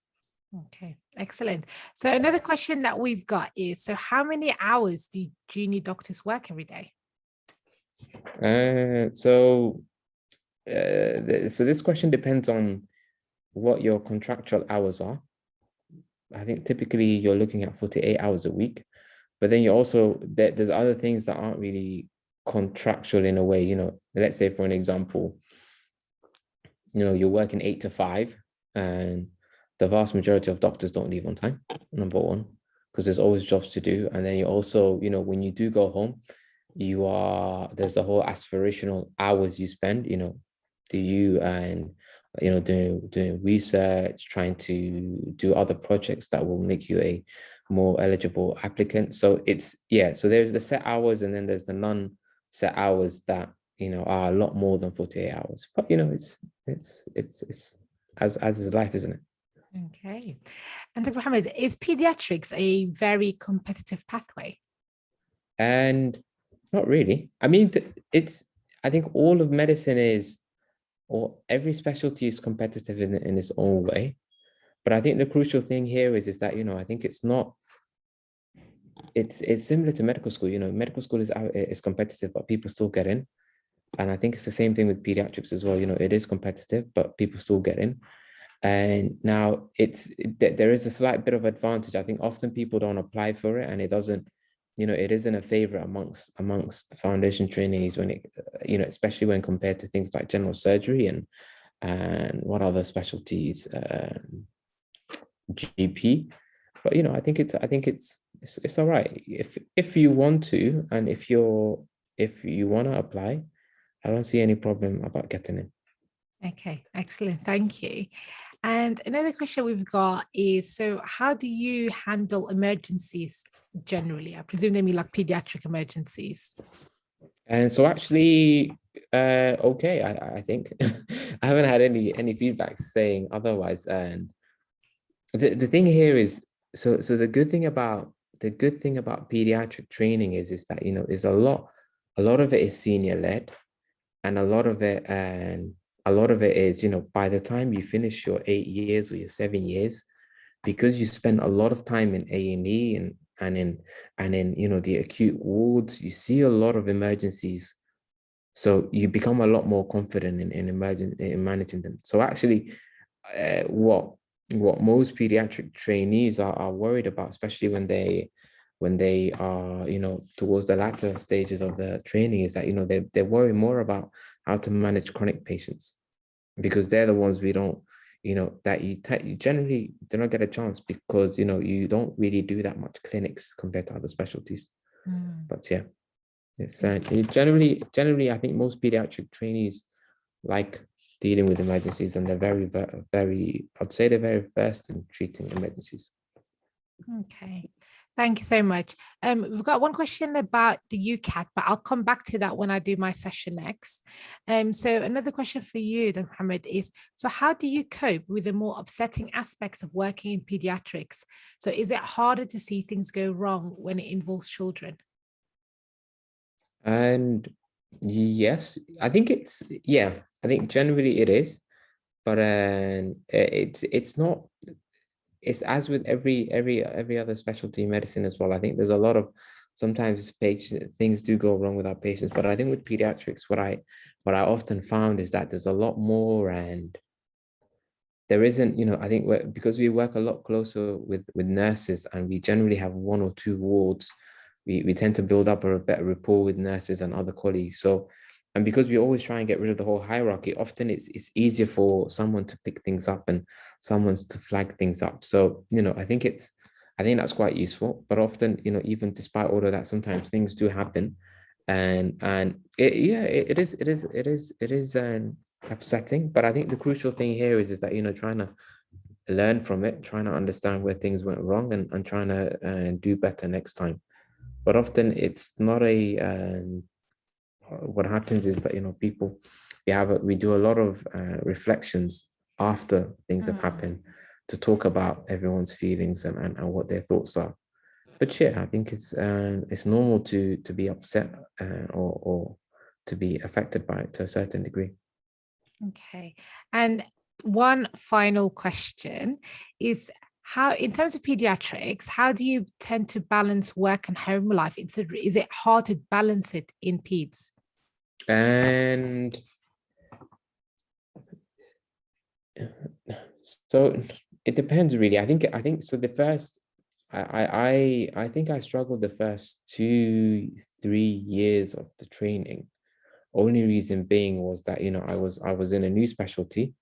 I was trying to learn a lot, and at the same time I was also doing exams as well. So, and you also have to do your membership exams as well. So I did all of that. So I think that is it's a bit challenging when you have a family and you're trying to manage things.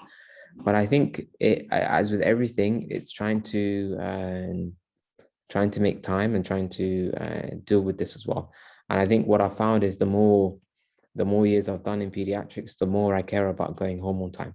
Now, it's not because I'm not passionate about medicine. I love medicine, and I love doing lots of things for my children, but it's just more so I think it's really important to go home on time, partly because number one, you have a life. Number two, you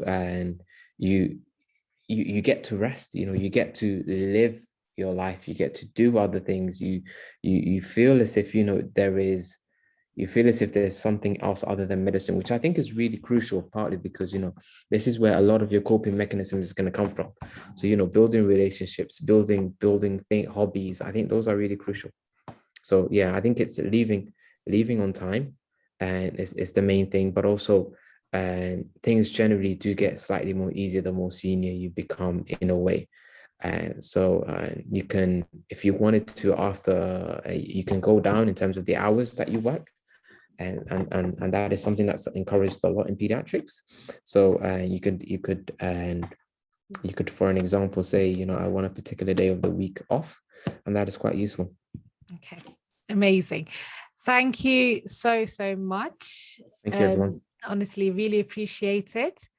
No really great talk. Thank you. Right. If anyone's interested in pediatrics or needs help or anything like that, definitely get in touch with Sumaya, and then she will put us in touch, inshallah. Amazing. All right, then. Thank you so much. Thank you. Bye. Okay, guys, so that was an absolutely amazing talk from Dr. Mohammed. He is a pediatrician and he's also part of the BSMA committee. So what we're going to do is we're going to take a 10-minute break now. I know I can see that we've got a few more questions, but as I said, we will answer these questions, but we'll just have to get back to them, okay? So going to take a 10-minute break, stretch out your legs, jump up and down, wake yourself up. And then I'll come back. So the next lecture after in 10 minutes will be all about the academic criteria to enter medical school. So very important talk. So go shake about, and then we'll get started at 10:45 in 10 minutes time, okay?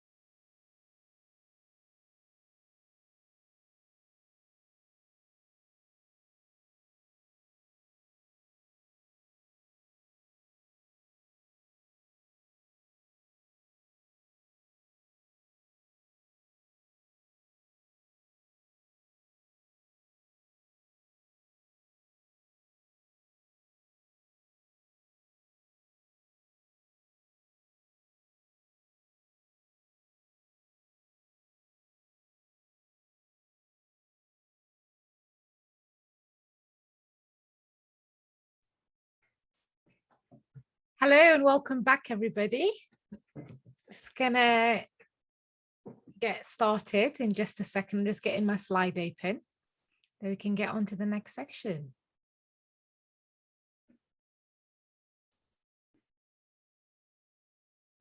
Okay.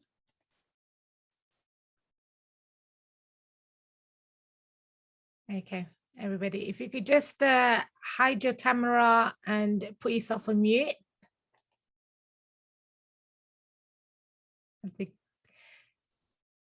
Okay, so I'm just going to share my screen and then we can get started.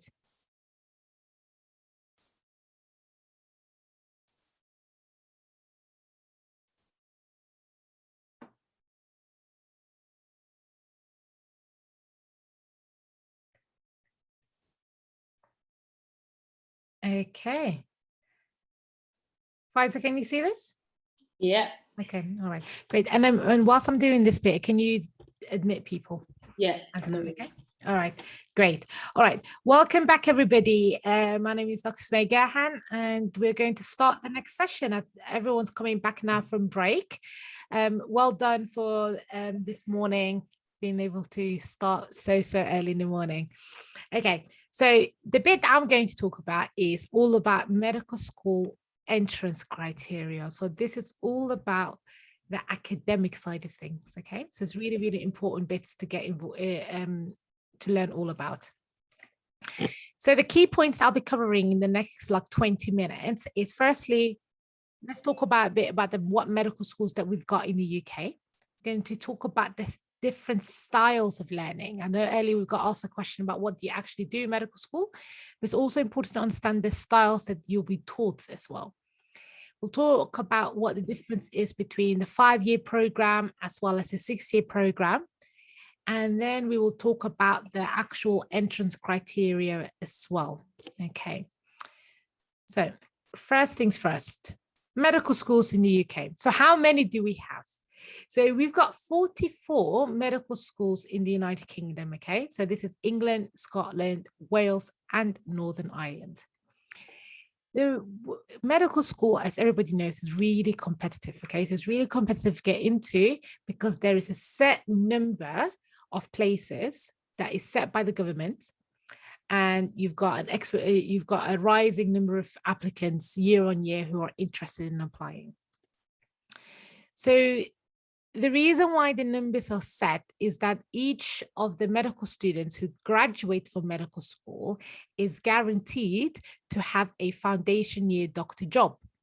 So if you go to medical school and you get accepted, you've basically definitely got a job, right? But where the job is depends on you. Basically, it depends on your competitiveness. It depends on how many points you've got. It depends on what you select. But you've got a job, but this job could be somewhere in the UK. So as I mentioned, there's significant competition, and it's also really important to consider your choice of medical school. So as Dr. Usman earlier mentioned, that you get to apply to 4 medical schools, okay? And these 4 medical schools, you need to make sure you match your academic profile. So what GCSE grades you've got, what subjects you've done, and also what A-level grades you've got, right? Plus your entrance exams, which we'll go back to later, and match these up with the medical schools that you think are best suited to your application. But also it's important to understand what is the best environment for your style of learning as well. So there's 3 general styles of learning, okay? And this is very broad, but it's just general idea. So one is you've got a traditional style of learning in medical school. This is where you learn the scientific theory of medicine in the first 2.5 years. Then in the latter 2.5 years, you do the clinical application of those. Okay, so that is when essentially where you will go through the actual placements. Okay, so trying to put everything that you've learned into actual practice. So an example of what we call more of a traditional style of learning is like Oxford and Cambridge. You've then also got something called integrated. So integrated is what majority of the medical schools are like in the UK, which is where both the clinical and the preclinical teaching happen together and it overlaps. So often what you'll see on the brochure or on the open day, medical schools will say to you, our medical students get to see real patients in the first week or the first month or the first year. It's like a proper selling point for them. So it's more about integrated, where what they're trying to do is things that you've learned in the lecture hall or in the seminar room, you then get to see in real life with patients. So practice how to talk to patients, practice how to tease out information. And often also what you can have is you can have like more of like a either systems-based curriculum. What that means is you just kind of go through each of the systems, so such as the cardiovascular, so like the heart system, the lung system, the gut system. And or you can have what we call as well a spiral curriculum. What that is that what you've learned in first year then gets taught in second year, and you kind of go through it again and again like that. Okay, so by the time that you get to third year, you basically cover your first, second, and third year information all over again. The good thing about that is that you don't tend to forget the information. And finally, what we've got is what we call patient-centric case studies, so PBL, right? So problem-based learning. So what that is that what you'll get is on a Monday, you will be there with a small group of you. So there'll probably be like 10 of you in a group or smaller even, and you get given a case. So like Sherlock Holmes, you guys all work together to work out what is the solution to this problem. It's really self-directed as well, because you need to go and do your own studying, try to work out all of the bits of information using the resources. Then at the end of the week, you will all come back together again with the tutor, and you will discuss and learn the topic about this problem that you've got. So it's quite more like an interactive style of learning. And certain medical schools favor more this problem-based learning style. So when you're thinking about medical schools, it's also important to be aware of the style of learning. But the style of learning kind of goes as number two, because number one is matching your academic profile to the medical school. Then you can kind of have a think about what city do I like, and what style of learning do I like, and what kind of student unions do they've got, and what societies do they have. So those are the other aspects that you get to think about after your academic side of things. So now this, guys, is really, really, really key to get your head around. Okay, so we're going to talk about this. By the way, this is all undergraduate, right? Because we're going to come back to graduate entry later. But another thing is, for anyone that's in here that is a graduate or in university already, you can still apply to undergraduate programs, but it just means that student finance does not support your application, so you'll have to pay out of pocket. So this still could be relevant. Okay, let's talk about them. The academic criteria. So, number one, you are applying to a 5-year program. So that is what we call standard entry, or the course code is A100. You will see this sometimes written on UCAS. So A100 is the standard entry 5-year course. Now let's talk about the entry requirements, and it's really important that you are aware, particularly for the ones who have either yet to sit the A-levels or the ones who have yet to sit their GCSE grade, so you can understand why it's so important for you to get your grades down. So A-levels, you minimum is AAA, or some medical schools will ask you minimum of A-star AA. These typically need to include chemistry and biology, and they will generally exclude general studies and critical thinking A-levels, because sometimes your school may say to you, oh, do a 4th A-level and it's general studies, or do a 4th A-level as critical thinking. So these two are not acceptable A-levels for medical school, okay? So you need to have 3. So chemistry, biology, typically are the 2. And then the third one can be any subject. So anybody that tells you that your third subject has to be maths, it's not true, okay? School sometimes will say to you, for you to go to medical school, you must do chemistry, biology, and maths. But it's not necessary to do the maths. So if you like history, if you like psychology, if you like something different, do that instead. It's more important that you get the right grades, okay? Rather than forcing yourself to do maths if that's not what you're passionate about or what you like. Now, in terms of these grades as well, what's important to be aware of is that when you're submitting an application, your teachers need to predict you AAA or A star AA based on the medical school that you're applying to, right? So if your teacher is predicting you AAB or ABB, you're going to be a bit stuck because you can't then apply to the standard entry medical school. Another thing is that your teachers will choose your predicted grades or work out what they should predict you based on your performance in your first year. One of the things that COVID has shown us as well is that your teachers, for example, can do like, like you do these little classroom end of module exams. So for example, you do like 3 months and then your teacher gives you a test, and then you do another month and your teacher gives you a test. And when I was in school, I didn't really take those seriously because I was just like, yeah, that's not my real A level. And then COVID happened. And then suddenly the teachers had to look into all of the tests that you've done to get an idea of what grade you're working on, okay? So therefore, it's really worthwhile for you to just be committed, okay? And when I say committed to your A levels, I don't mean go give up your life and no fun for anybody and it's just like a tragic experience. That's not what it is, okay? So it's just that you need to do a bit of work every single day because you are paying yourself back later. Now, for those GCSE, so I wrote down the minimum. Okay, so the minimum you need is 5 GCSEs. And those 5 GCSEs must include maths, English language, okay? So not the literature aspect, the language must be in there, and science. So the science has to be at the minimum double science, but preferably like a triple science. Now, even though I've told you what the minimum is, this and the grades from 9 to 6, okay? So that's the criteria that you've got, grades 9 to 6. The better you do in your GCSEs, the better chance that you've got to swallow in medical school. So the way that the medical schools do it is that they look at your GCSEs and you get points based on the grade. So if you've got like a grade 9 in every subject, you've got an amazing amount of points. But let's say you get grade 6 in every subject, you're going to have less points.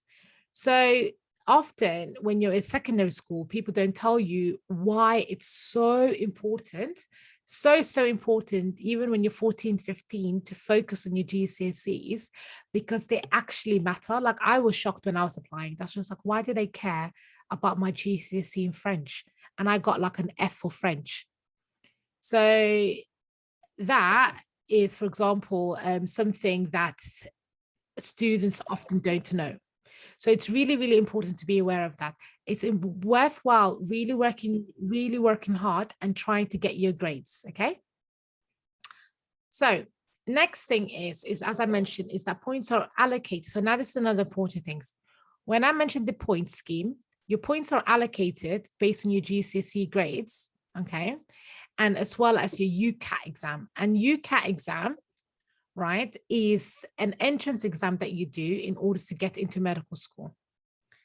And we'll get back to that later because one of my colleagues is going to be covering that.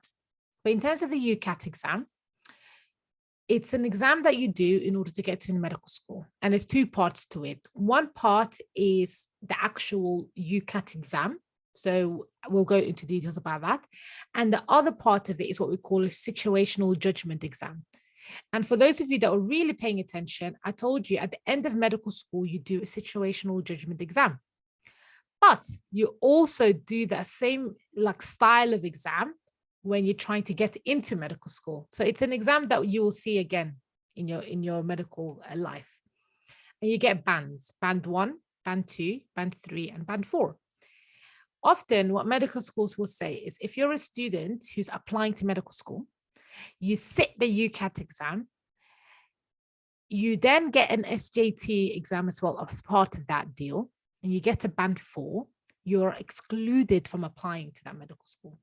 Okay, so they specifically will say, we do not want you to apply to our medical school and we will not regard your application if you get a band 4, which is quite harsh, right?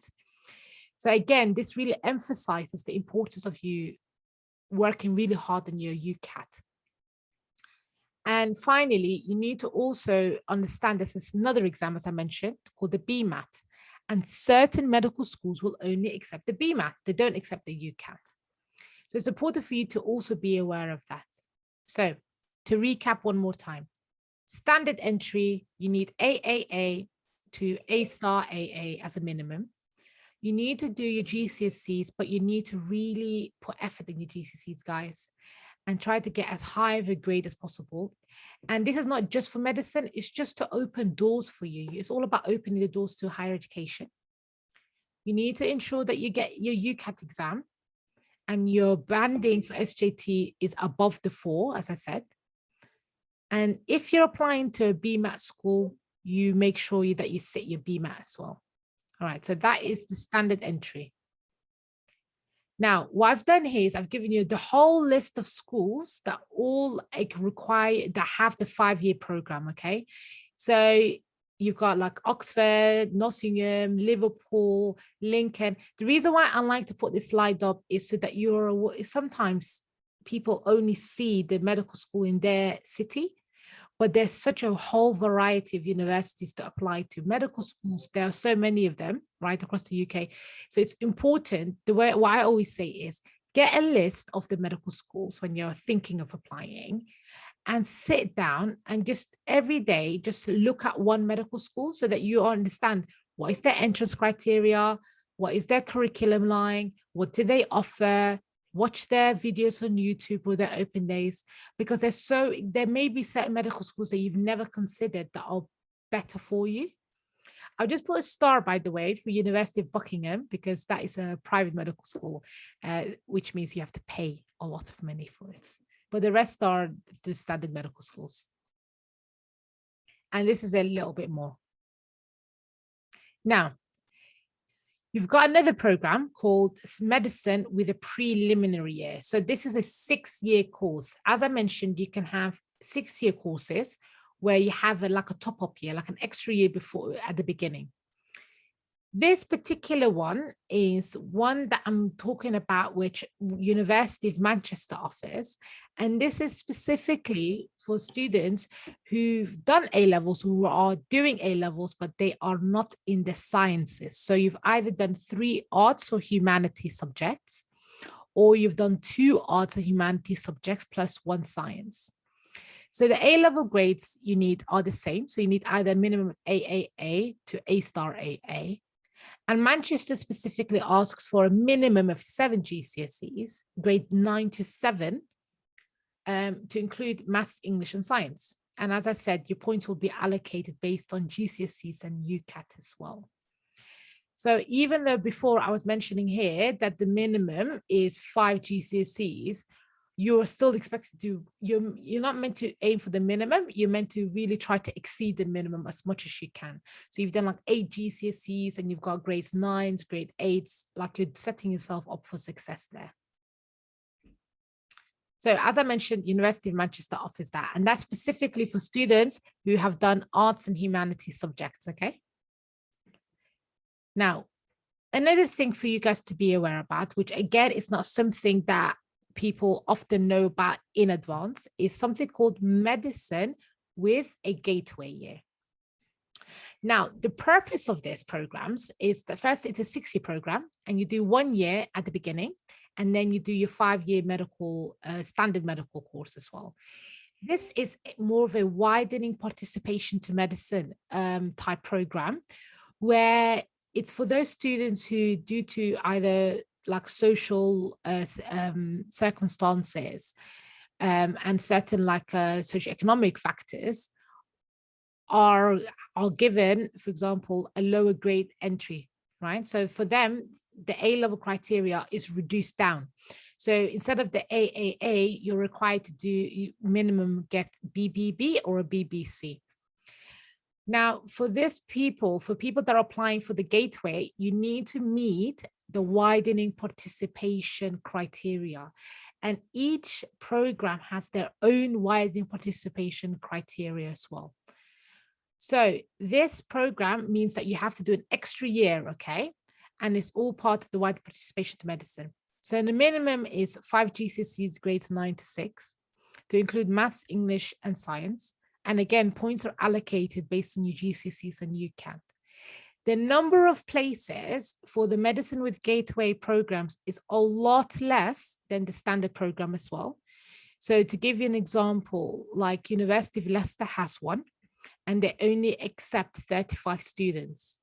And they have another criteria where 25 of the 35 students must live in East Midlands. So as I said, they have criteria that you have to meet, like the wide participation criteria. You may even have to meet geographical criteria as well. And they're a lot more competitive because of the number of places. Now, medical schools that offer this are this list, okay? So as you can see, the list is a lot smaller. And these are the schools that offer for you to have a gateway year, okay? Now, the important thing as well about the gateway years is that if you get accepted into a medicine with gateway year program, you're accepted for the whole 6-year program. It's not that you've been accepted just for the foundation year. You're accepted for the whole program. The important thing is that you just need to make sure that you pass your gateway year. Now, another thing to be aware of, as I mentioned to you guys about the wider participation. So sometimes people ask me, what are the actual wider participation things that you need to meet? So things that they will say is, examples include low income household, parents who've not gone to university, you are or you've been previously a local authority care, you yourself or have a carer role, refugee status, and also postcode as well. Okay, so these are some of the wider participation criteria that you need to meet. But as I said, you need to research each medical school individually. Now, another thing to be aware of as well with wider participation is that if you meet some of these things, the medical school for the standard 5-year program can give you something called a contextual offer, where they will knock off like a grade or 2 for you. So instead of the AAA, you may require AAB or ABB. But again, really something that you get when they're giving you the offer, okay? So that's like at the end of it all. Now, top tips that I'm going to give you guys. You can apply to 4 medical schools, as I mentioned. And you need to understand and decide on your appetite for risk. What I mean by that is that for certain people, they will say that I only want to be in one city, so therefore I'm only applying to medical schools in one city, where, for example, your application may not really be that suitable for those medical schools. So you're basically putting yourself in a really risky situation where you may not get a medical school offer at all. So you need to think about what are your priorities. You need to also consider the location and also consider, do you want to go to a more traditional school, an integrated school, or a PBL school? Another thing is you need to also look into the anatomy. So how is anatomy actually taught at the medical school? Is it taught by dissection? What that means is you get a cadaver and you as a group, you guys all dissect the cadaver together in order to learn the anatomy. So certain medical schools offer that. Prosection, which is where someone else has done it for you, like a teacher has done the dissecting for you, and you then get to learn from it. Or is it more like a computer animated anatomy? You also need to look into the scholarships. So certain medical schools will offer small scholarships. Now, the scholarships will not cover your tuition fee, just in case you think that's what it is, but it's more about, they may give like £1,000 bursary for students. Make sure you're aware of the entrance exams and particularly decide on which entrance exam you want to sit. Majority of people sit UCAT because that's what the majority of medical schools want. But if you also want to sit a BMAT, plan out your year very well. Again, as I mentioned, if you've already done your GCSEs, that's not something you can go back and change. You need to then make sure that your GCSEs, you're matching it to the medical schools that are best suited to you. However, for those who haven't set their GCSEs, I'm trying to make sure that you're aware of how important it is to put in effort into your GCSEs. And for the A-level students, the importance of working little, often, okay, not a lot all at once, especially because your A-levels, you're doing them at the end of 2 years. You need to fit in all of your A-level knowledge into your brain, keep it in there for 2 years, and then get the grades that you want.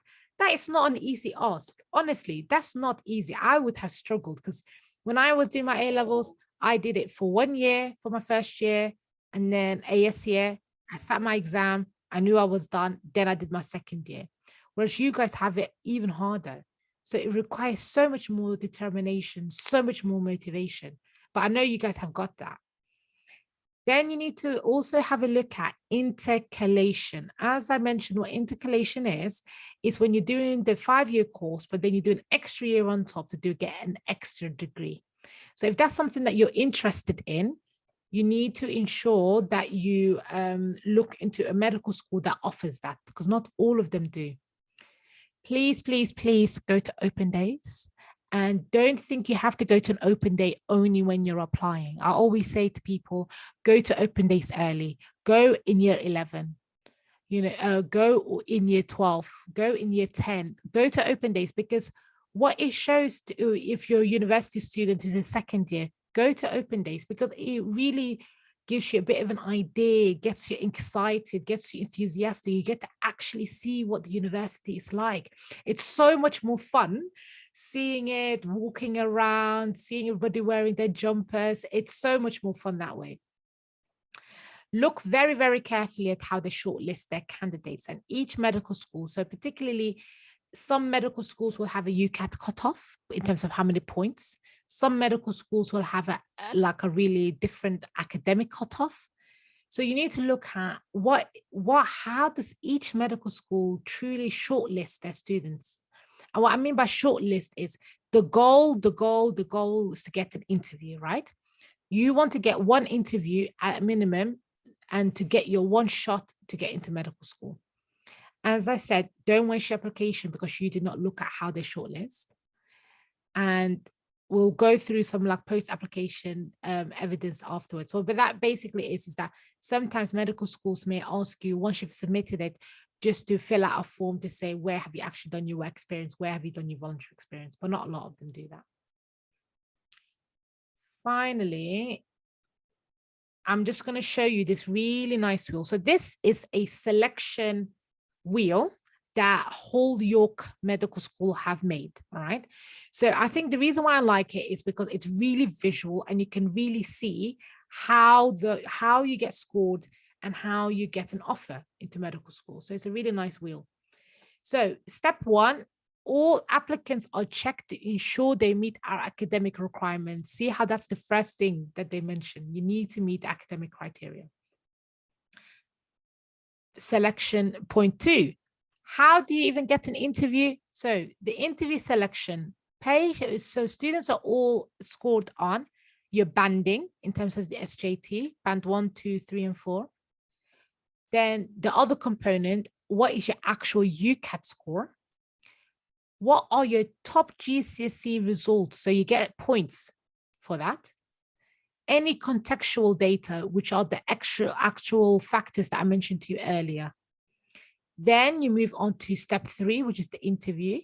And that's where you've got a mini interview, 1 and 2, a scenario station, a task station, and a group exercise.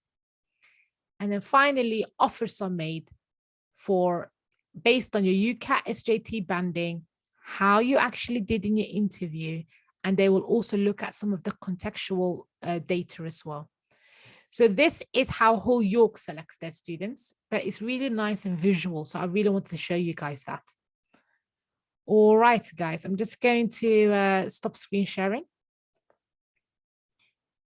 Okay, so that was a lot of information that I've given you, but I think it's really, really important for you to understand the academic side of things for medical school, okay? So GCSEs, A-levels, people that are still in the game, who are trying to do their GCSEs, who are trying to do their A levels, you need to understand the value of what you're doing and how important it is that you put in your effort. Because sometimes it's really, I find it really difficult. If you can't see the goal, if you can't see what you're working towards, to keep working, it's really hard, I find. And I'm sure Faisal will also agree, it's really difficult to do that. So in terms of questions, I'm going to get, you just put them in the chat, just because I overran a little bit. Put any questions that you've got in the chat, and then I'll come back to that, okay? So, because we're going to have to go to the next speaker. But please, the next speaker, what he's going to talk about is actually entrance exams, because I just saw a couple of questions that we've got about specific about the UCAT, which is great because the next speaker is talking about the UCAT. All right. So Ali, if you could put your camera on and your screen and your mic. Hello, everyone. Can everybody hear me? Yes, we can hear you. So just to introduce you guys, so this is Ali Osama. So he's a medical student, but what's important as well is to be aware is that what type, okay? So he is a graduate entry medical student. So what he's going to talk to you about for the next half an hour is all about entrance exams, okay? And then we will try and get questions in as well after that. All right, I'm just going to make you a co-host so that you can share your screen. Thank you. And then Ali will kindly come back at the end as well in the afternoon to talk about graduate entry medicine as well, because he really got a competitive spot in Birmingham Medical School for the graduate program, which doesn't have a lot of spots. Okay, all right. Thank you. I'll let you go. Okay then. So can everybody see the slideshow just before I start, by the way? Yeah, I can see. Oh, thank you very much. So hello, everyone. My name is Ali, and I'm currently a medical student on the graduate course at the University of Birmingham. So in this presentation, I'm just going to be quickly going over the different types of entrance exams that we can use to get into medical schools, their structure, and also just a little bit about how we can best prepare for them, as well as a couple of extra details. This will be a bit of a quick whistle-stop tour, just so we can get the basics of everything. But I'll leave some time at the end just so I can answer a few of the questions that you might have. So just to start off with, most of the medical schools in the UK have some form of entrance exam. I believe there's only one or two that don't, and both of them have other strict criteria. One of them was the private university mentioned earlier, and the other one has a geographic restriction. You can only apply if you're nearby. So all intents and purposes, you're most likely going to be doing some form of entrance exam to get into one of these medical schools. So the most common, the three entrance exams that you will be seeing are the UCAT, the BMAT, and also if you're a graduate, the GAMSAT. In this presentation, I'll be focusing on the UCAT and the BMAT because they're going to be relevant to everybody. But if you are interested in the GAMSAT, I'll be going over it a little bit in the other talk on the graduate entry medicine presentation. So these tests are really important parts of your application. And the reason I say this is because every medical school will have some sort of entrance requirements, such as AAA or A*AA for their academic criteria. However, despite this, everybody applying to those schools will have those grades, will have AAA. So the universities need some way of separating the candidates out. And one of the things they use is these entrance exams. And all the universities will use the results in different ways. And I'll go over a few of the different ways in the further slides. So just to start off with, I'm going to start off with the UCAT, which was formerly known as the UK CAT. And the reason I'm starting off with this one is, like was mentioned earlier, the vast majority of medical schools in the UK will use the UCAT as opposed to the BMAT. Okay then. So right now, I'm just going to start off by giving a little bit of general information about the UCAT. So, like I said, it's the most common exam in the UK, and it's a 2-hour-long exam. 2 hours might sound like a lot, but what makes the UCAT difficult is the fact that it seems way too short once you're actually in the exam. However, one thing I will say is, if you are someone who's entitled to extra time in other exams at school, you can apply for the UCAT SEN, and that will give you some extra time. So this applies for a variety of different criteria. So for example, if you're someone who has dyslexia, someone who has ADHD, or something along those lines. This list isn't really extensive. So what I will say is if you think you can get extra time, go on the website and just double check it, because the extra time really will be helpful. In terms of the format of the exam is one that's taken on a computer, so it's not like a pen and paper based exam. It's going to be multiple choice, and you're going to be doing everything on the computer. As a part of the exam, you'll have to do some working out, but they do give you like a non-erasable whiteboard and also some markers which you can use for your working out. The UCAP, again, has 5 sections, and I'll be going over all of them, so don't worry if it seems like I'm going over this quite fast. I'll be going over all the different sections in just a moment.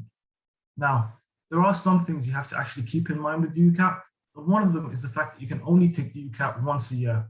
So if you're applying, for example, this coming year on UCAS, you'll only have one opportunity to take the UCAP, and that result will be valid for the entire year. Unfortunately, you can't retake it to try and get a better score in the same year. So you've got to make sure that you're fully prepared before you take it.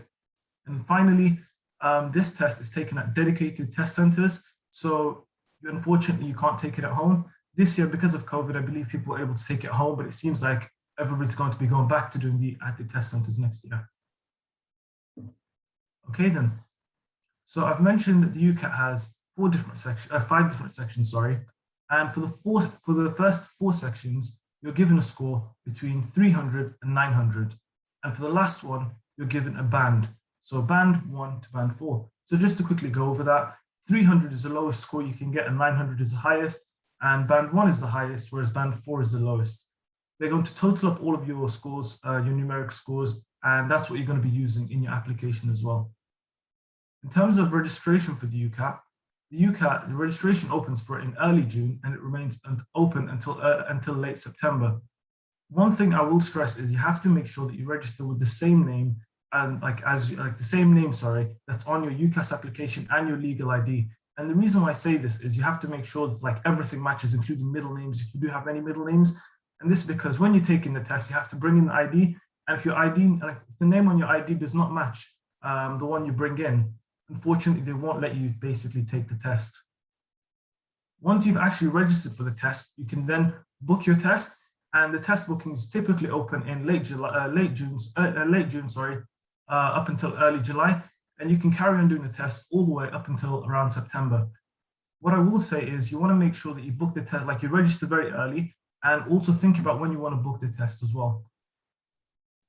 In terms of the test, the test itself will cost £75. However, if you are eligible, you can also apply for a bursary which covers the full cost of the test. In terms of what kind of things basically might make you eligible, you might be eligible if you have free school meals, if you've got a bursary from 16 to 19, if your parents are on universal credit. But again, what I will say is this list is not very exhaustive, so make sure you double check on the website. Now I'm just going to start going over the individual sections of the UCAT itself. So the first section is one called verbal reasoning. And in terms of verbal reasoning, what you'll have to do for this is you'll be given a text to read. Once you read a text, you'll basically be answering a few different questions on it. And what it's trying to test is, can you read this information quickly? Can you then critically evaluate the information and then select the most appropriate response? So in this section, you'll have 21 minutes to read 11 different passages and answer 44 different questions. Now that sounds like a lot, and it is a bit of, and it's not something you're going to be able to read all in one go. So you're going to have to practice skim reading as well. In terms of the various types of questions that you can get, these are a couple of the questions they list on the UCAT website. And I'm going to be going over just 1 or 2 of these. But again, unfortunately, I don't have time to go over all of these, but I will provide a link where you can go over all of these at the end. So you might be given a text and you'll be given a couple of statements at the end, and they might ask you whether the statement is true, whether it's false, or whether you can't tell based off of the information they've given you. You might be requested to complete a statement. They might ask you questions saying, according to the passage, and give you a couple of options, and you have to just select which one matches that. One thing I will say is this list is not exhaustive. You might get other types of questions. So you might get questions where you'll have to make inferences, or you'll have to draw conclusions from the text provided as well. And one thing, again, I will say is be wary of negations. So they might ask you questions where they'll throw in a word like except or not. And if you're quickly reading over everything, it might seem like you might miss these and answer wrong. So this is what the verbal reasoning section looks like. So you'll have 11 different texts like these, and each one will have 4 different questions associated with it. So you'll have to read through all of this and you'll have to answer 4 of these questions. And if you try and break it down, it's going to be roughly just under 2 minutes to read all of this and answer 4 different questions just like this.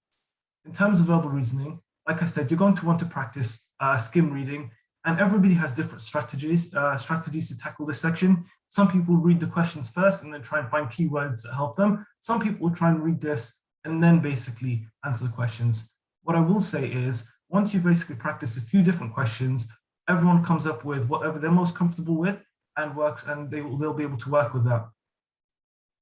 The next section is a section known as decision making, and this one is quite different to other sections in the sense that there's a lot of different question types you can get and a lot of different structures as well. So in this section, you'll have 31 minutes to answer 29 questions. So you've got just over a minute to answer each question. There are a lot of different question types, and all of them will basically try to assess how you can basically take information and use that information to make complex or basically good decisions. In terms of question types, I'll go over a few of the different ones you might not have seen before.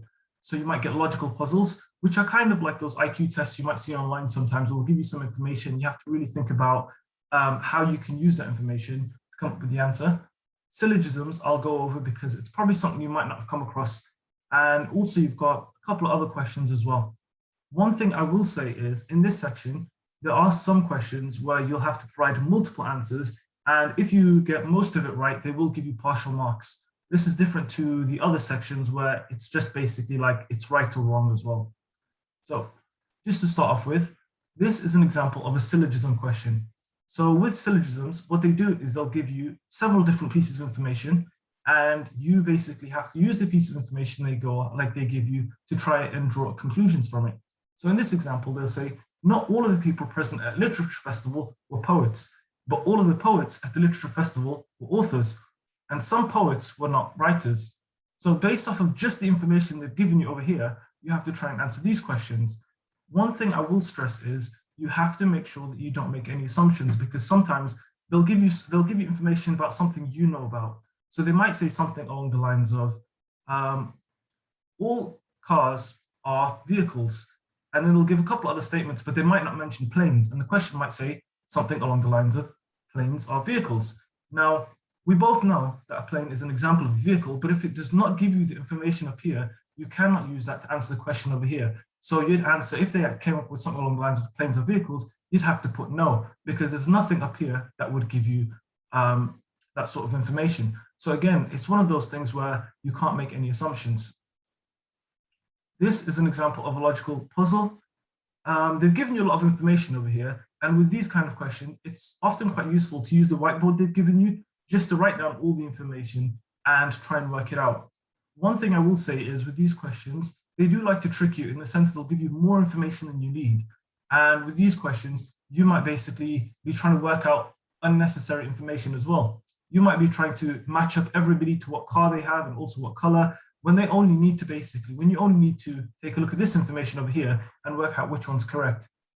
So again, what I will say with these is with practice, you'll realize there's a lot of distractors, and after a bit of practice, you'll basically know what kind of information to go for as well. Again, this is a different type of question. And in these kind of questions, they'll give you a statement and you have to try and select the strongest argument. Like a common theme, which I keep coming back to in this section, is bias. You don't want to use any bias in this section. You don't want to use any knowledge that you might have to answer these questions. With these kind of questions, you just have to read each of the statements and evaluate which is the strongest opinion. Not necessarily what is your opinion, but rather which is the strongest argument, okay? You might get data interpretation ones, which seem like maths questions, but it's more about actually understanding the data rather than trying to work with it to try and answer some of the questions as well. One final question type you might get is Venn diagrams. And when I heard Venn diagrams, I used to think it's very simple. Like we've done this for since GCSE days, it's quite easy. But usually what they'll give you is quite complicated Venn diagrams where there's a lot of overlap. And these ones, they'll just want you to answer a few of the questions. But again, like I said, it is honestly with these questions, a lot of practice. So once you've seen a few of these question types, you can start coming up with strategies to help you tackle these. And after a bit of time, they do become quite easy. And I'll go over a couple of tips for these at the end as well. For the next section, there's a section known as quantitative reasoning. And in this section, the goal is to try and assess your ability to try and critically evaluate the information they've given you, essentially in numerical form. So essentially what this is they'll give you GCSE level maths questions, and you have to try and work through them quite quickly. Having said that, you've got 24 minutes to answer 36 questions, so that leaves you about 40 seconds per question.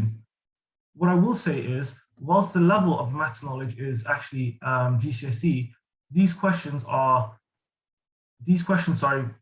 quite are slightly more difficult, in the sense that they're less about the GCSE knowledge and more about problem solving skills themselves. So you might look at these and they might look quite easy, but they'll take you a bit of time. But after a few of these, again, you'll start to think about, how can I best tackle these questions to basically answer them in the required time? Common topics that will appear are percentages, ratios, rates and averages. So I would say make sure you are very confident in these topics. But like I said, again, the maths itself is not complicated. With these ones, they'll try and catch you out by basically testing your problem solving skills in maths. And with these questions, like I said, you do have 40 seconds per question, but you'll get like one set of data, and that set of data might have anywhere between 4 and 6 different questions associated with it. So it is quite reasonable, the time you are given for this section as well. I've not given any examples for this because you've seen these type of maths questions, but at the end, again, we can come back to it. Abstract reasoning is a new type of basically question where you probably will not have seen before, unless you've done the 11+ test for grammar schools, essentially. So for this one, the goal is to try and assess, like what they say is your use of convergent and divergent thinking skills to try and infer relationships from information, which is just a fancy way of saying they just want to see whether you can spot patterns quite quickly and whether you can apply those patterns to answer questions. So this section, it's very, very time limited, essentially. So you've got 13 minutes to answer 55 questions. And essentially the format of this question is, they'll typically give you a set of patterns and a second set of patterns and just a random shape as well. And they'll ask you, does this shape belong with set A? Does it belong with set B? Or does it belong in neither of these? They might give you a pattern of shapes and they'll ask you which shape comes next. Or they might give you a statement, essentially, and you'll have to try and complete the statement using the shapes. And I've got examples of all of these questions just so we can go through these. So the reason why I showed you a couple of these questions is because, like I said, it's something you've probably not seen before. So you've got like a set of shapes over here, and you've got a second set of shapes over here, and they've given you a test shape. Now, what you have to try and do is you have to try and find out what links all of these shapes over here, and then what links all of these ones. So if we try and take a look at this, it appears quite strange at first glance, but then you might notice in all of these, what we've got like a box with a diagonal and a little circle on the side. They all seem to be facing the same direction, but then it changed over here. Again, it seems to change over here, but it's the same and it changed over here. You might have noticed the pattern is every single time you get a black dot, that each of these shapes will basically turn 90 degrees clockwise. So now that we found the pattern in basically shape A, you can use that and try and figure out what the pattern shape in set B is. Over here, again, it seems quite similar, but instead of turning clockwise, this time they seem to be turning anti-clockwise. Now looking at this test shape over here, you can try and basically figure out whether this applies to set A or set B. So this was essentially what I meant by the first set A or set B or neither.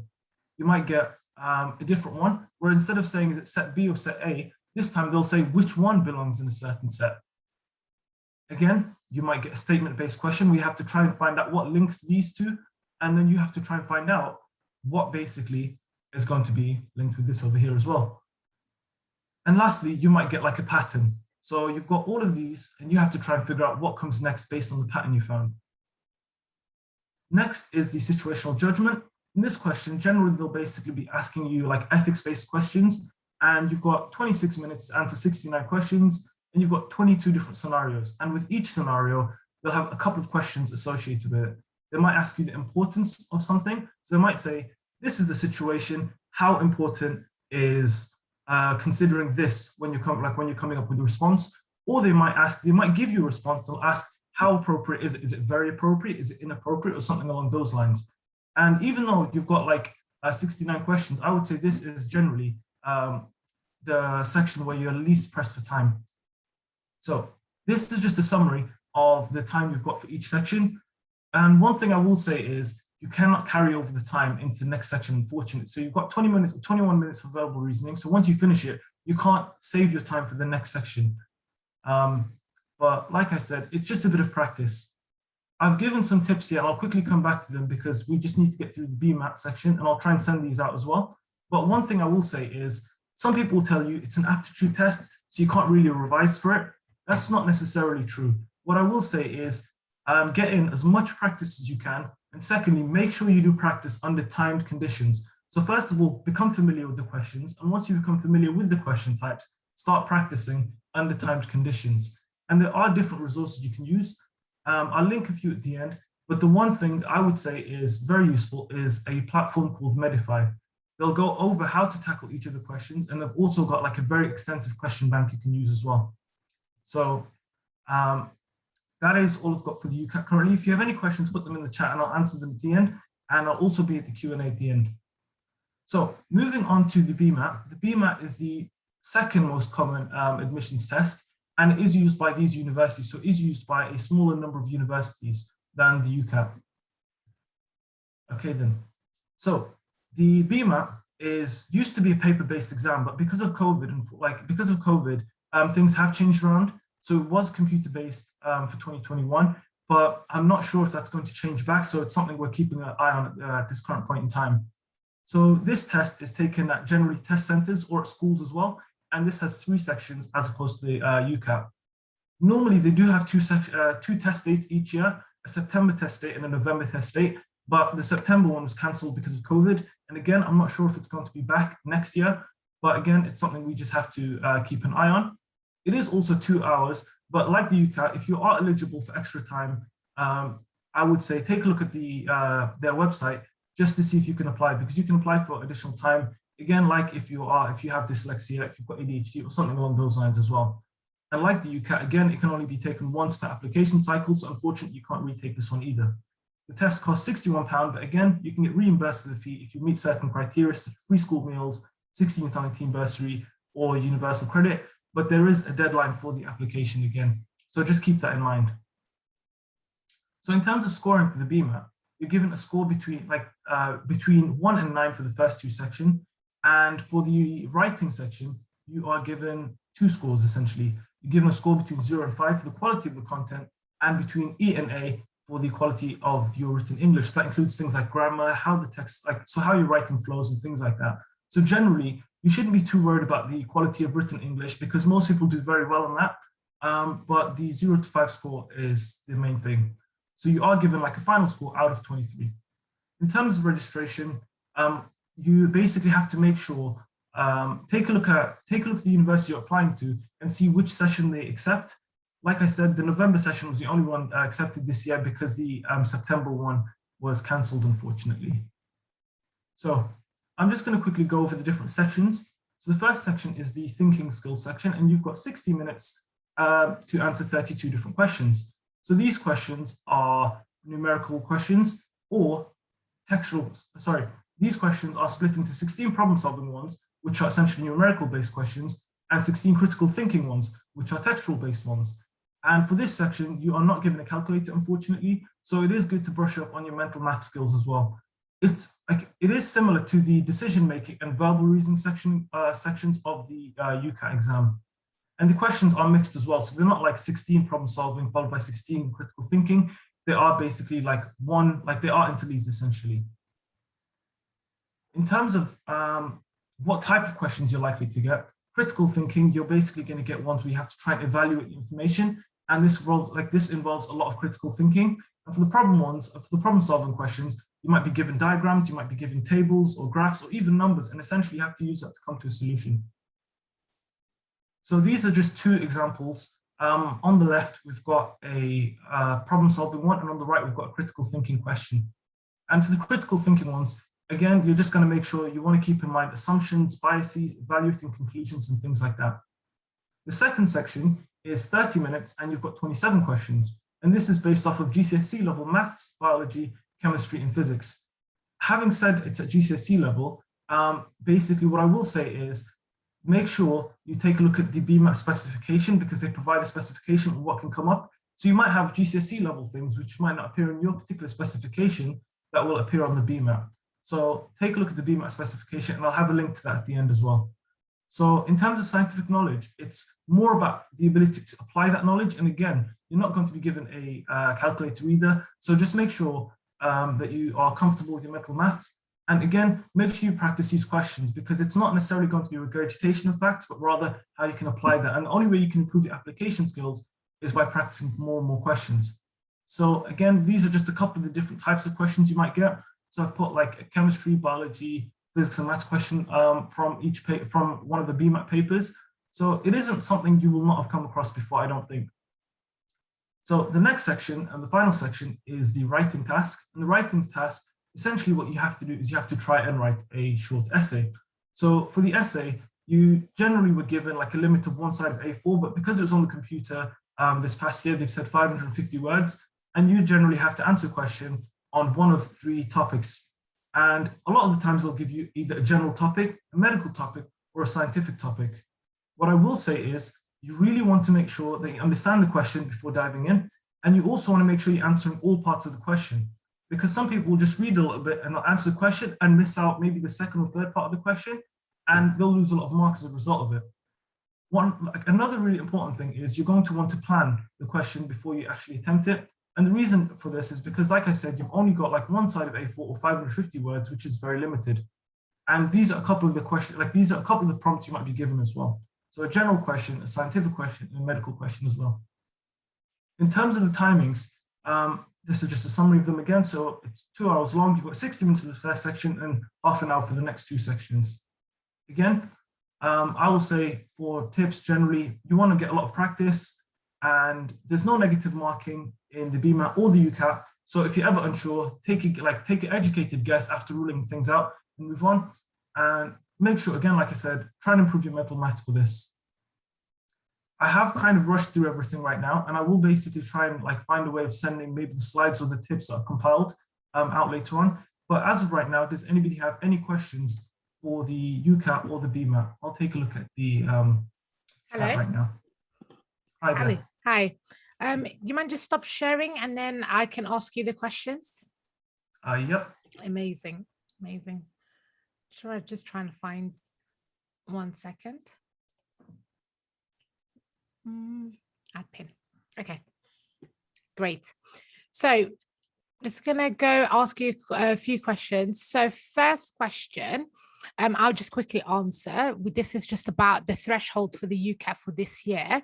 So there, we don't know that. So in terms of the UCAT, the threshold or the cutoff, shall we say, differs based on the medical school that you go to. Some will overtly say you need to meet this particular criteria, otherwise we won't consider you. Whereas others will just say to you, sit the UCAT, and it'll be as broad as that, and you won't know what their cutoff is. So it's just about getting as high of a score as you can.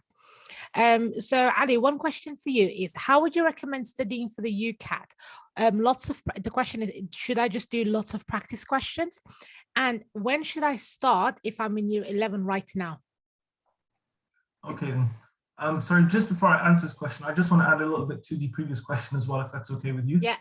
So in terms of UCAT, one thing I mentioned was all the different universities use the scores in different ways. So some of the universities do make it public. So some of them will have a cutoff, and they might not tell you the cutoff score that they use at their university, but they will basically provide cutoff scores they've used in previous years. Others might basically look at individual sections. Others might look at the whole score. So like Sumay said, there isn't a single cutoff score, but you can take a look at how it's been used in the past. And you can also take a look at how people perform generally in the UCAT, because they publish the scores of everybody who's taken it that year as well. So I'll try and send those links out later on as well. Correct. And to come back to the other question, sorry, in terms of how you prepare for the UCAT, one thing I will say is, like, if you're in year 11, I wouldn't worry about it too much just yet, in the sense that, like, you don't want to start too early and get burnt out. It is one of those things where everybody, again, has a different approach. So I will say, set yourself a certain amount of time, maybe a month, something along those lines. And in that month, you want to be doing a lot of practice. And the biggest piece of advice I can give is do practice under timed conditions. So maybe for the first couple of days, familiarize yourself with all the different question types. So go through a lot of questions, not necessarily under timed conditions, but once you are comfortable with that and comfortable with the different question types, then start doing them under timed conditions.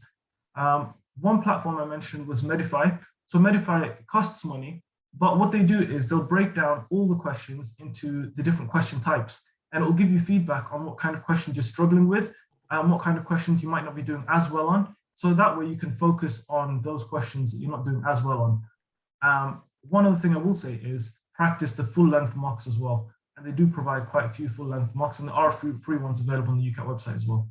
Okay.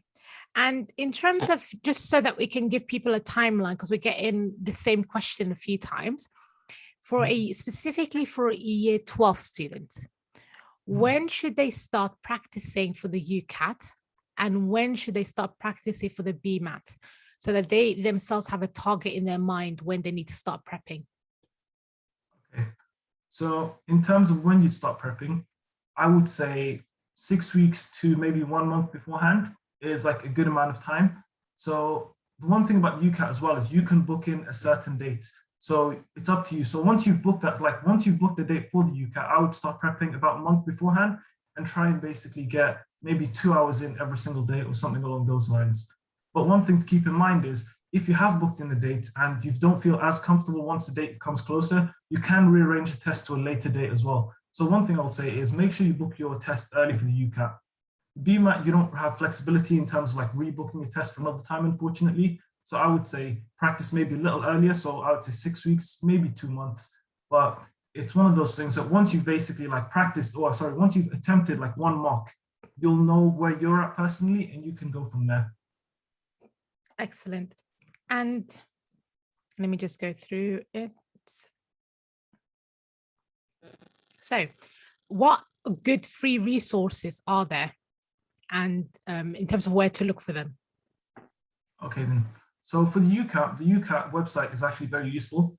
It does go over all the different question types, and they do have presentations that explain everything in a lot more detail than I did. So the UCAT website is a good start for like actually understanding the different questions, the question types. Then in terms of like practice questions, the official UCAT website again has 2 full-length mocks you can use and a lot of practice questions for each section. Again, for the BMAT, the website itself has a lot of useful information. So they've got like a couple of mock tests. And in addition to that, they do have the specification for everything that could possibly come up. Okay. So the official websites. Excellent. Sorry about that. So guys, just because we're running out of time, I'm going to have to stop there. All of the questions, keep putting them in the chat, because we've got 45 minutes at the end of the day to go through all of the questions. Okay.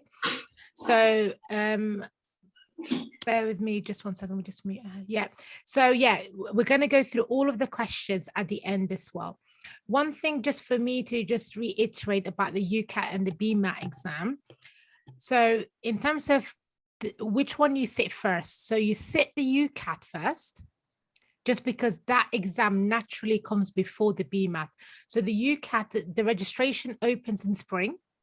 You sit the exam from a range between summer all the way up until the end of September. So, and you book a date, you pick it. Whereas the BMAT happens in the winter, and you sit the BMAT exam after you've submitted your application to medical school. And that is a pre-mandated date. So in terms of, Ali has told you how much time ideally you should be preparing. But I also always say to students, if you are the kind of person where you feel like your A-levels is a lot at the moment, you've got a lot of things to be doing, you've got a lot of things on your plate, the earlier that you start, okay, you can start way, way earlier, and doing a little bit each day or a little bit every other day will get you a lot better at it. Because what trips people up is not how difficult the questions are. It's things such as the timing gets people a lot, because you have seconds to answer questions, not being familiar with the format, not being able to have a revision schedule for the exams alongside their A-levels, okay? So if you're in year 12, you can start now. You can look at questions. You can look at all of the amazing resources on the UCAT website, as well as the BMAT website. and start reading blogs that way. So, but we will get back to all of your questions, keep posting them, and then we're going to have to go on to our next speaker. Thank you so much, Ali. Ali is a really, he got a fantastic grade, I remember, when he did his exam. And now he's in his placement years of medical school. But thank you very much. Well, are you going to be joining us at the end, Ali? Yes. Yeah, I'll so be Ali will be there. Questions, answers as well. Fantastic. So Ali will come back at the end, and he will be doing the graduate entry, and he will also help with the Q&A. So keep posting and we'll get back to you. Thank you. Thank you, Ali. No problem. Bye-bye. Bye-bye. Okay, so our next speaker is Faiza, who you've met at registration. Hello. Hello. Okay, so I'm just gonna put, okay, so I'm just going to put you as the pin. All right. Okay, you can get going. Share your screen. Thank you. Let me share screen.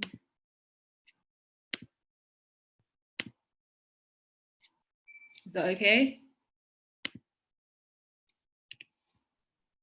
Yeah, if you just make it a slideshow. Is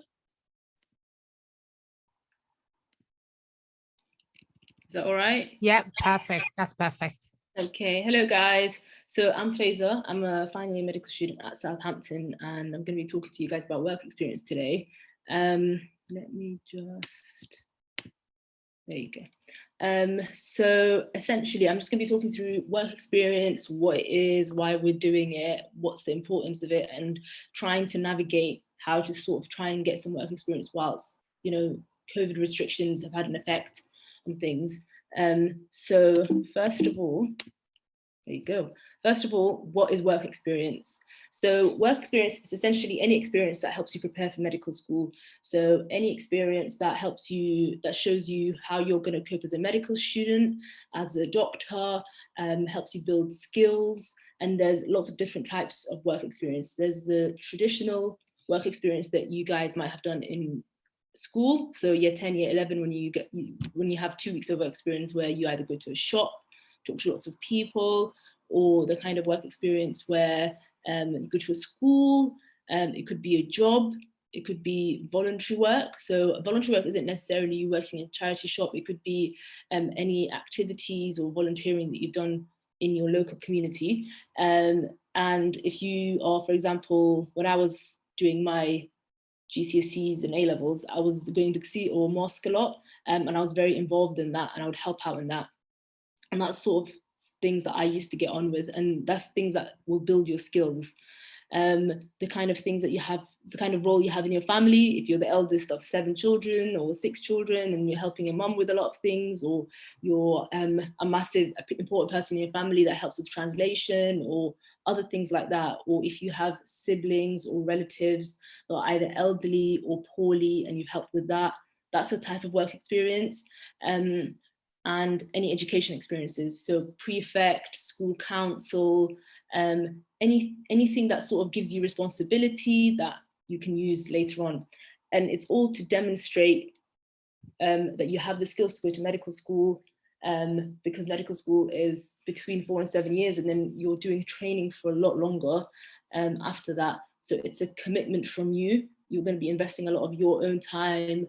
You're going to be maybe living away. You might not be having a salary at the age your friends or family members are working.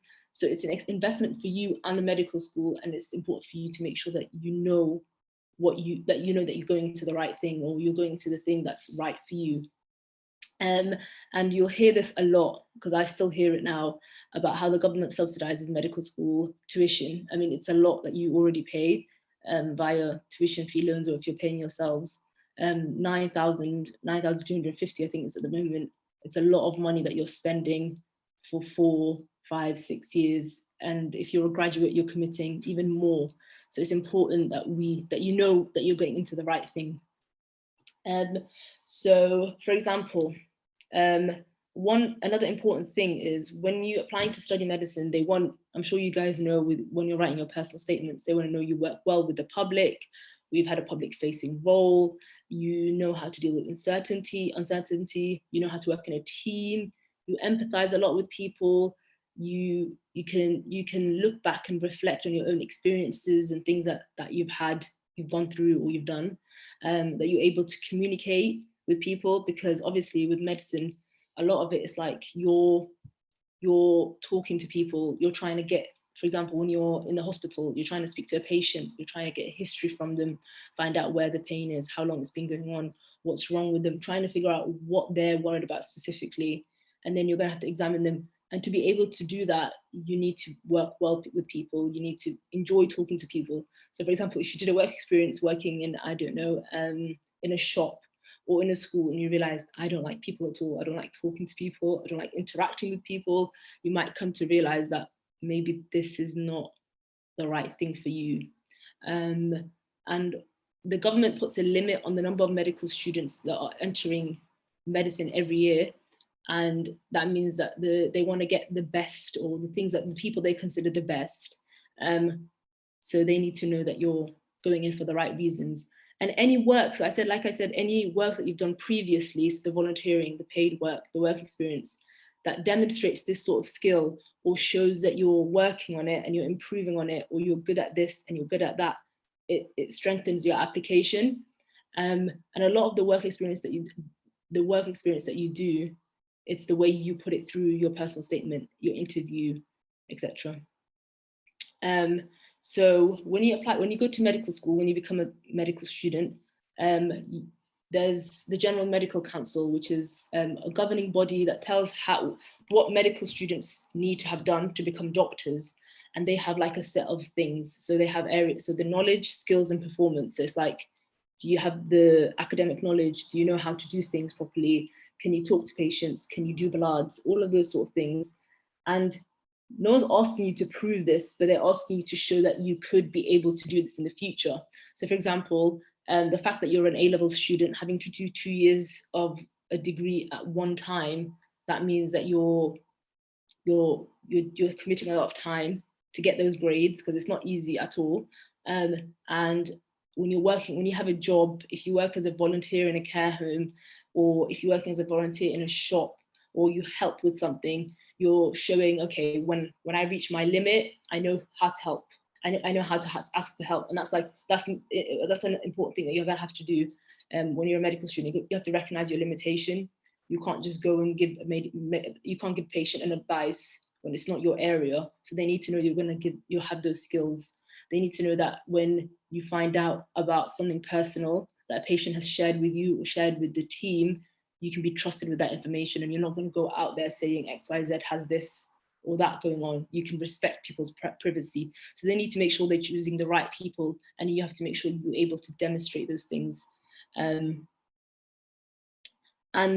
I'll talk a bit later about where you can get work experiences, but with each experience or each thing that you're doing, make sure you're reflecting, make sure you're saying, okay, so today I spent the day at a GP, or today I spent the day volunteering in a community event, and I had to organize my time, I had to organize people, that showed me that I have organizational skills, I can prioritize things well, I can work in a team. That's another big important part of medicine. You need to be able to show that you're working in a team, because it's not just you and the patient and you do everything. You've got the medical students that follow around, hold the doors, open the curtains, that write sometimes. You've got the doctors, the junior doctors that are prescribing, seeing the patients in the beginning, they communicate that, and things work as a team, and you tell things to people that are higher up to you when you need help.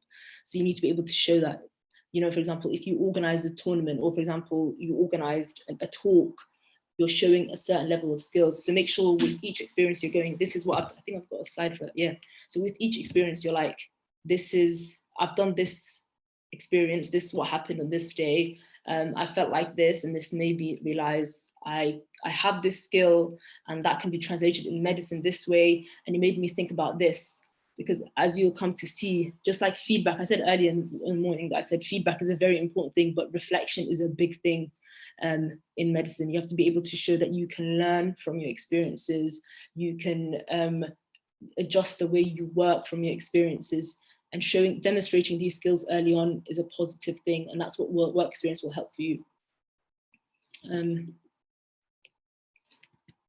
And this is another thing. So I was going to say as well, so if you're, for example, not getting a medical-based work experience, that's okay. It's more about demonstrating the skills and the techniques, because we know because of COVID and because of pandemic and because of just the way things are at the moment, it's not easy to get those things.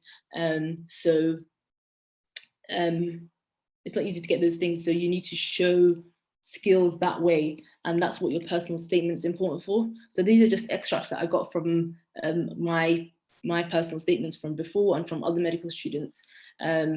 And I was just, so for example, the last sentence that's highlighted, someone says, working with patients with a diverse range of needs often meant that I would have to adapt my skills to communicate in different ways so the individual I was working with and their relatives understood what was happening. So here you're showing you did something, you talked with people, you did a job, or you did something, but you have to translate what skills you learned from that. And that's a big part of the work experience, and that's a big part of your personal statement, because you can do the work experience, but you have to show them a lot, and that's what's important. So don't worry too much if you can't find medical work experience, if you don't know any medics, if you don't have any experience.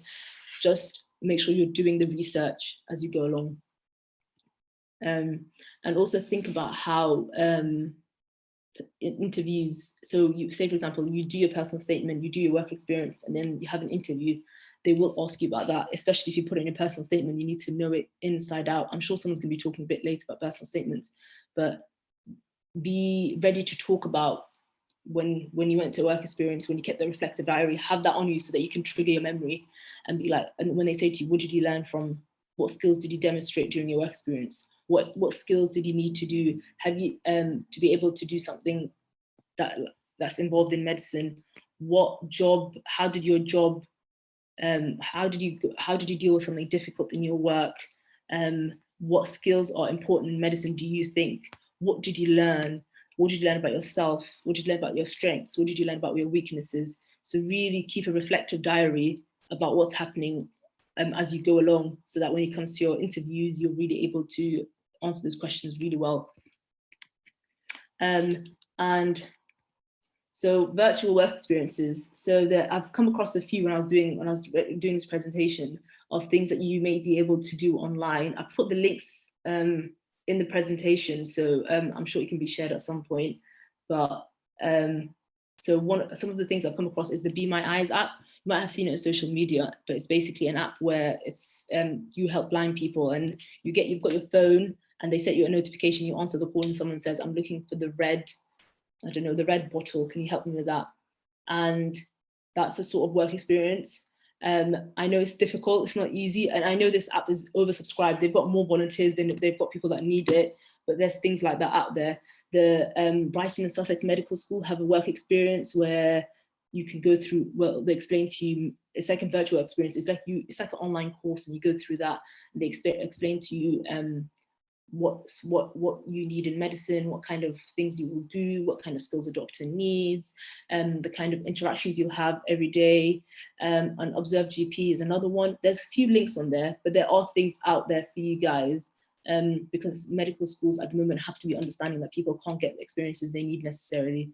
It's hard for us as medical students to sometimes get things. It's getting better, but they do understand that, so don't stress too much about that. That's not the main point I want to get through today.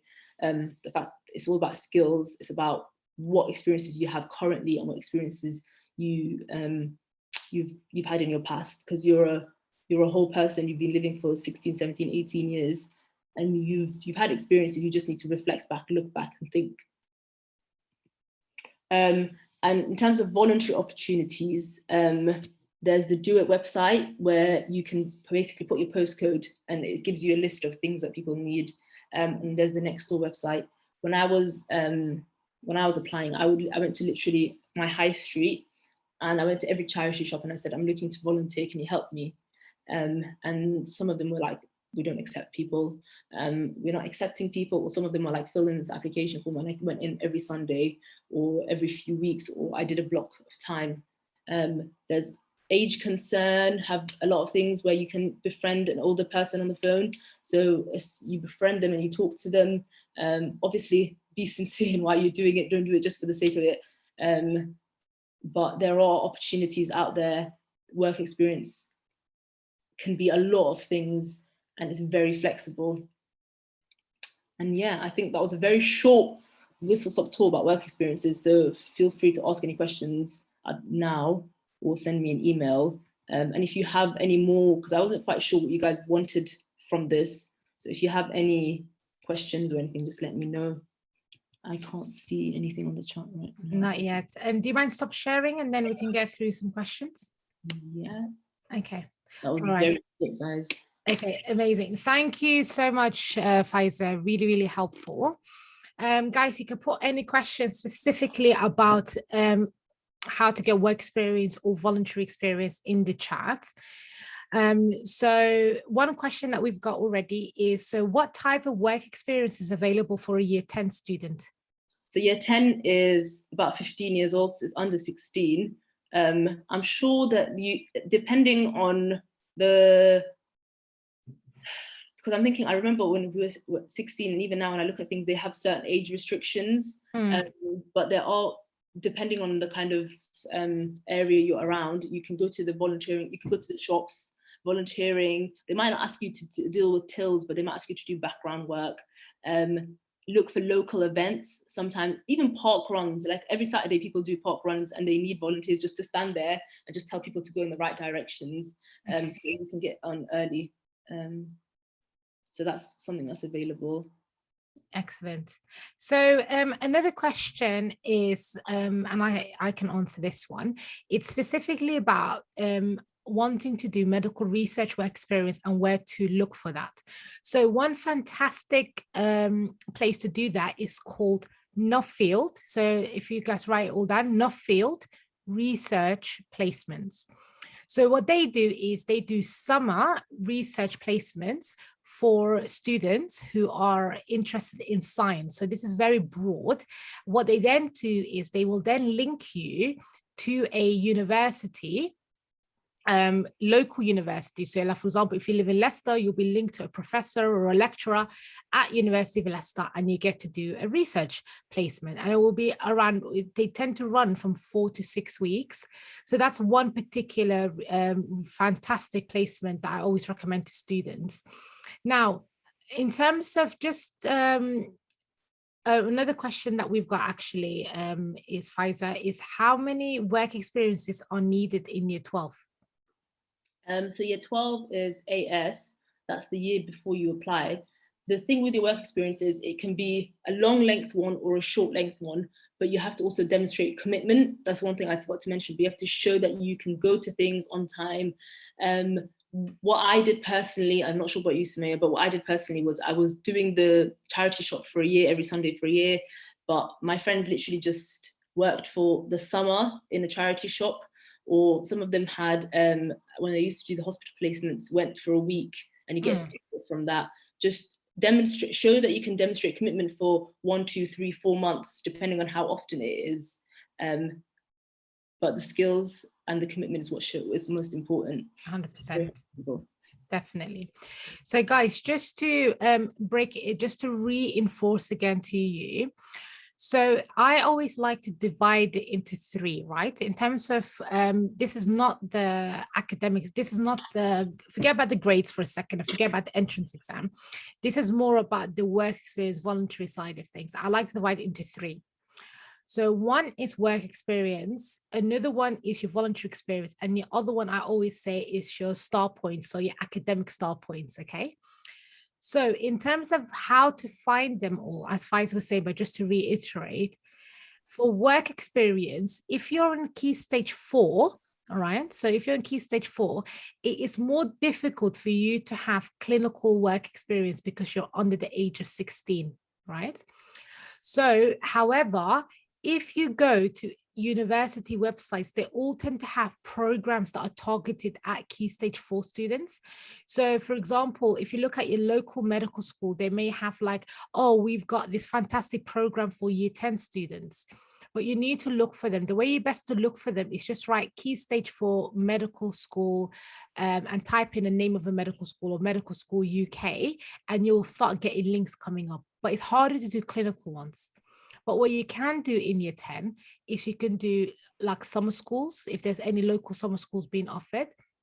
You can start doing volunteering, and volunteering doesn't have to be just like medical volunteering. For example, one of like a charity shop is easier if you're above 16, but one of the things that I said was that I volunteered at my local religious youth group. So that's another thing. Another really nice volunteering for Key Stage 4 students is St. John's Ambulance. So they've got a really nice like cadets program going as well. So if you go for St. John's volunteering, they've got volunteering specifically targeted at secondary school kids. But if you want any more resources, I can tell you that. But now in terms of for the year 12s, because you guys are, and anyone that's in university, because you guys are above the age of 16, you guys can apply for work experience easily. Type into Google simply work experience, type in the name of the hospital, and you will get connected to whoever is the work experience coordinator for that hospital. Every hospital has a work experience coordinator, okay? But the thing is, you need to apply months in advance. So it's something that if you're in year 12, you need to be applying for your work experience like now in order to get something for January, February, March, April time, okay? So you need to apply now in order to get something for the early of the next year. Now that's the work experience side of things. So work experience is all about just application. Now, in terms of volunteering, literally, if you go through the resources that Faiza just put in the chat, like Do It, Nextdoor, looking at youth groups, St. John's volunteering, those are the best ways to do it. And then finally, the star points, that's when you start doing things such as going to summer schools. There's plenty of summer schools available. Doing a research placement. Nuffield is a fantastic one that students really, really like, and it looks really nice. You can start doing, and if you type in, literally if you type in research placement A-level student into Google, and I have actually done this myself, you will get other resources of people that offer placements, research placements as well. And but yeah, so that's the 3 categories that you need to fulfill essentially. Yeah, I was going to say, but don't be too disheartened if you can't find hospital things. They're right now that a lot of them are not just, they're just not accepting 100% because of COVID. Yeah, they're just taking their medical students, and even that's a stretch for them. But don't be disheartened. And the summer placements are, I think they're going to start going again this year because of COVID. They stopped for a while, but Southampton's got a good one, and it's like a week in halls. You figure out you get to experience what it's like to be a medical student for a week, basically. But yeah, 100%. Don't be disheartened, guys. Okay, and then we've got a couple of questions that are pretty much the same, which is all about how to provide evidence or how to discuss about your work experience in your personal statement. So after lunch, I'm actually doing a personal statement and interview lecture for a whole hour. And I will go through in detail about how to do that. Faiza, a question for you is, are virtual work experiences still seen as valuable? Yes, they 100%. are. They are 100%. Brighton and Sussex would not be organising this out of their own time if they did not think it was useful. Also, with these kind of virtual and medical ones, especially virtual medical ones, they're high priced. They've done the Royal College of GPs doing one. That's the people that control GPs, that tell them what to do, that guide them. They're doing one. The GMC has got one. So these things are valuable, and the people who are, enabling access into medicine are the people organizing it. It means a lot. And in fact, it's probably a condensed version of what you need to get because they've done it themselves. So they are as high priced as anything else. And the world is virtual now, so no one can tell you it doesn't mean anything. Exactly. Guys, I'm just gonna put in a website that everyone, like a really good PDF that I think everyone should have a read. So the Medical School Council, who are in charge of all the medical schools, have actually put out a PDF, the title being Guidance on Gaining Relevant Experience to Study Medicine in the Time of COVID-19. It was written in April 2020. Have a read. it explains to you firstly that face-to-face or in-person or GP or hospital work experience is it's not necessary. It's not something that you have to do in order to get into medical school. Medical school 100% understand that because of COVID, people are not going to get work experience, but you still are expected to go out of your way, right, to still do things such as the virtual work experiences, volunteering in your spare time, taking into account any kind of prizes. So like doing an EP extended project in school, going to summer schools, getting involved in some type of research, etc. So there's still there's so much you can do that's outside of the realms of hospital or GP. There's one question that I missed from Wala that said, is doing DFE good to do? Is Duke of Edinburgh Award. Oh dear, okay, yeah. Yeah, so the Duke of Edinburgh Award, I actually didn't do it when I was applying, but that's because of personal reasons. I just couldn't. But I know you guys have to do a lot of work to be able to get your bronze award or your silver award and your gold award. It's not necessary, but it's another thing to add to your list. Okay. Yeah. And we don't have any more questions I can say, but Faiza, just so that people can have a bit of understanding of what a successful medical student did. So what did you do for work experience? What did you do for voluntary? And what other star points or extra things did you have? They can have an understanding of what it looks like. Yeah. So because I did the basic 2-week thing that you would do in year 10. Other than that, I didn't have anything else in GCSEs. But in year 12, I was going to the charity shop every other Sunday from like about 10 to 3. And that's what I did for about 6-7 months, because I was like, it was very difficult even then just to find someone to accept you, to give you like any medical or even care home related work experience. A2, I managed to find, second year college, year 13, I managed to find a care home that you just help on like a Monday lunchtime between chemistry and biology. I had a period, three periods, and I'd go to a care home and just sit and help do some creative work with some dementia patients in a care home, dementia residents in a care home. That's one. The medical sort of hospital work experience that I did was a 1-week program in July that you had to apply for the year before and get the permission from your school, where you get to be in a hospital sort of environment. Honestly, that wasn't as useful for me as I thought it would be, but it showed me what it was like, what the doctors were doing. But it was very like watching surgeries, and it just gave you an idea of the things that you might be able to do in the future. That's another one. I was involved in my local masjid and organizing things for kids and doing like little events here and there. And I had like a notification on my email on a website. I can't find that website anymore. But anytime there was like a one-time volunteering opportunity they needed people, I was over the age of 16, I would go there and I'd apply and I'd go to the event no matter what it was, because it just shows something. I don't know if I had any extra buzz things. To be fair, no, that's a lie. I took a gap year and I worked as a healthcare assistant for a year. That's a lie. So yeah, so thank you so much for giving that overview. It's just good so that everyone knows what kind of things you can do. Quickly, what I just did in terms of my work experience, I did work experience at a GP and a hospital, but of course it was a lot easier when I was doing it. But again, I planned ahead, so I had to apply months in advance for that. In terms of volunteering, so I did something very similar where I volunteered at, like, it's not really a care home, it was more like a day place where elderly people were coming, and I was just doing arts and crafts with them on a Wednesday afternoon after college, and I did that for about 6 months. I also did something called Envision, which again, this is nothing medical related, but it's like a youth charity that they were doing in Birmingham, where I did that for a whole year, and I was doing like a play and charity fundraising and all sorts of things that are nothing medical, but you learn so many transferable skills that are really good for your personal statement.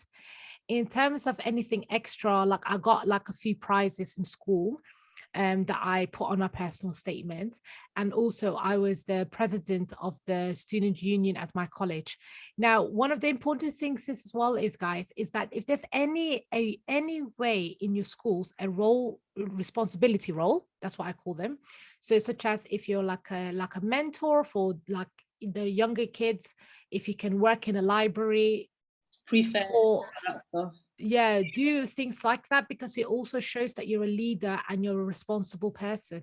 So because that always looks good. Or if you're like head girl or head boy or things like that, because it shows that, oh, okay, this person has been in a position of like responsibility, a leadership, and it's all about transferable skills. But we're going to pick all of that up after lunch. So guys, it's time for a lunch break.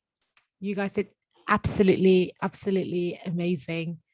You sat through all of this. Your brains must be exploding. Okay, you guys did really well. So in terms of timing, just so that you guys know when to come back, so it's 12:20 right now. If you guys could come back at 1 o'clock, right, and then we can get going with our next session. Okay, so the next session afterwards will be a session that I will be starting off for a whole hour. It's going to be a lot. And it's all about the personal statement and the interview. Start shaking a leg, run around the house, get yourself awake, and keep sending us questions. These are our socials. I've added in the email address as well at the bottom so that you guys have the email. But yeah, you guys can rejoin the chat at 1 o'clock. See you later, guys.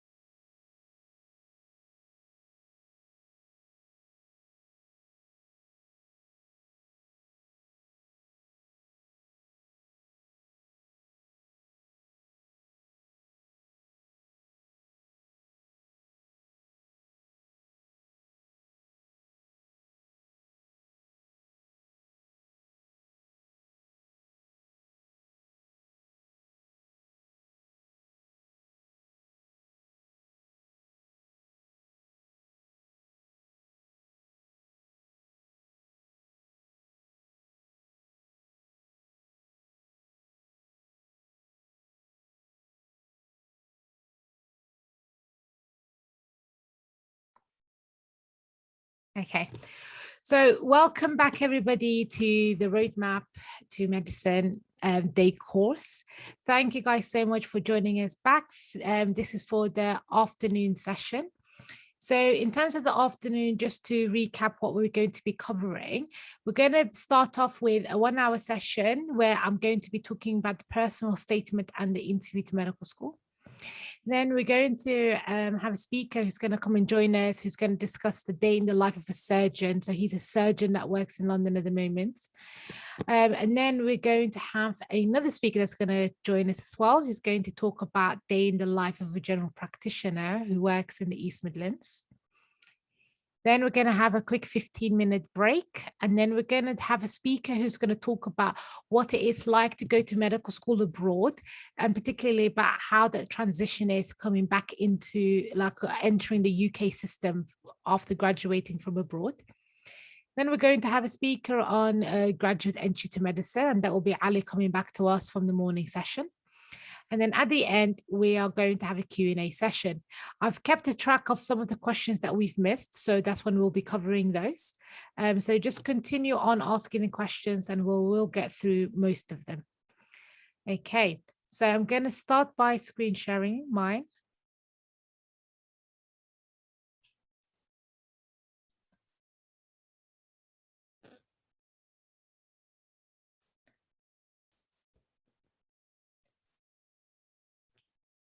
Okay, so we'll get going then. So the session, I've divided it into two. Okay, so it's going to be, one is going to be all about the personal statement, and then the other one is going to be about the interview. Now, in terms of who this is relevant to, so this is going to be relevant for the first year college students who are going to be preparing for medical school application, as well as the students who are going to be applying this cycle. So I mean, the ones that are submitting the application on the 15th of October, particularly not so much the personal statement half, but more the interview half. So however, for everyone, generally, it's a really good session just because it is a really important part of the application. So you can get your head around it early on. So let's talk about the personal statement. So I'm going to be talking about the anatomy of the personal statement. So in terms of today's session, I'm going to be going through the personal statement structure, how to reflect, top tips for the personal statement, and then I'm going to pause then for questions specifically to the personal statement, okay? Dun, dun, dun. So in terms of, to begin with, what the purpose is of your personal statement. So often it's really important to just get clear in your mind why the medical school wants you to give them a personal statement. So as you can imagine, as Dr. Usman earlier mentioned, that the UCAS application, a lot of it will have all of your grades there already, right? So they will know what your GCSEs are, they will know what your A levels are, and the medical schools will get a copy of all of those. But grades do not tell the medical school who you are. It doesn't reflect about whether or not you've got, what qualities you've got, and whether or not you're going to be a good fit for the profession, what work experience you've got, what placements that you've done, what volunteering you've done. Now, the important thing is about the personal statement is about you. It's about you. Who are you as a person?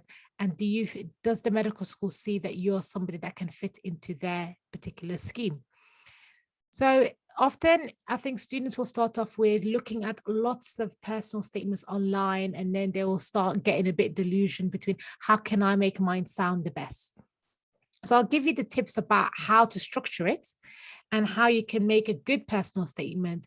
But the key ingredient is always going to be you and the personability, okay, aspect of your personal statement. So to begin with, we're going to talk about the structure of your personal statement, because that's important, because sometimes it's hard to understand the personal statement unless you break it down into chunks. So to begin with your personal statement, it's going to be important for you to know it is A4, okay? So A4 for 47 lines worth of text, or 4,000 characters. So it's just one side of A4. You can't write too much. But the difficulty of that is that you're limited by how much you can write. Now, the beginning, you've got a paragraph that is your introduction. Then you've got plus, this is the bit I would say plus or minus, okay? So some people like to include an academic paragraph or a small paragraph where you talk about your A levels or you talk about like any particular academia that you've done. The next few lot are musts, okay? So you need to have a paragraph on your work experience that you've done. You need to have a paragraph on any voluntary experience that you've done. You need to have another one based on any extracurricular activities that you've done. And then you need to have a conclusion. So this is the general structure of your personal statement. But what I'm now going to do is I'm going to break it down bit by bit. Okay, so take notes, particularly for the college students or the university students who are going to be applying soon. So your introduction, and I'm just divided into easy, clear points. What is the purpose of your introduction and what do you need to include in it? Firstly, you need to include why you want to do medicine. But I would always say it's limited on maximum 3 reasons, because if you overdo it, if you say, I want to do medicine because I want to save the world, I like looking after patients, I like working in the team, I like that it's everlasting, it's lifelong learning. I mean, you're just listing a bunch of reasons and it will sound really boring and it doesn't show any type of reflection. So I would say, talk about why you want to do medicine. What is it that attracted you to medicine? Was there particular incidents that happened? Was there particular work experience that drew you to it? So what actually is it about the medical career that you really enjoy?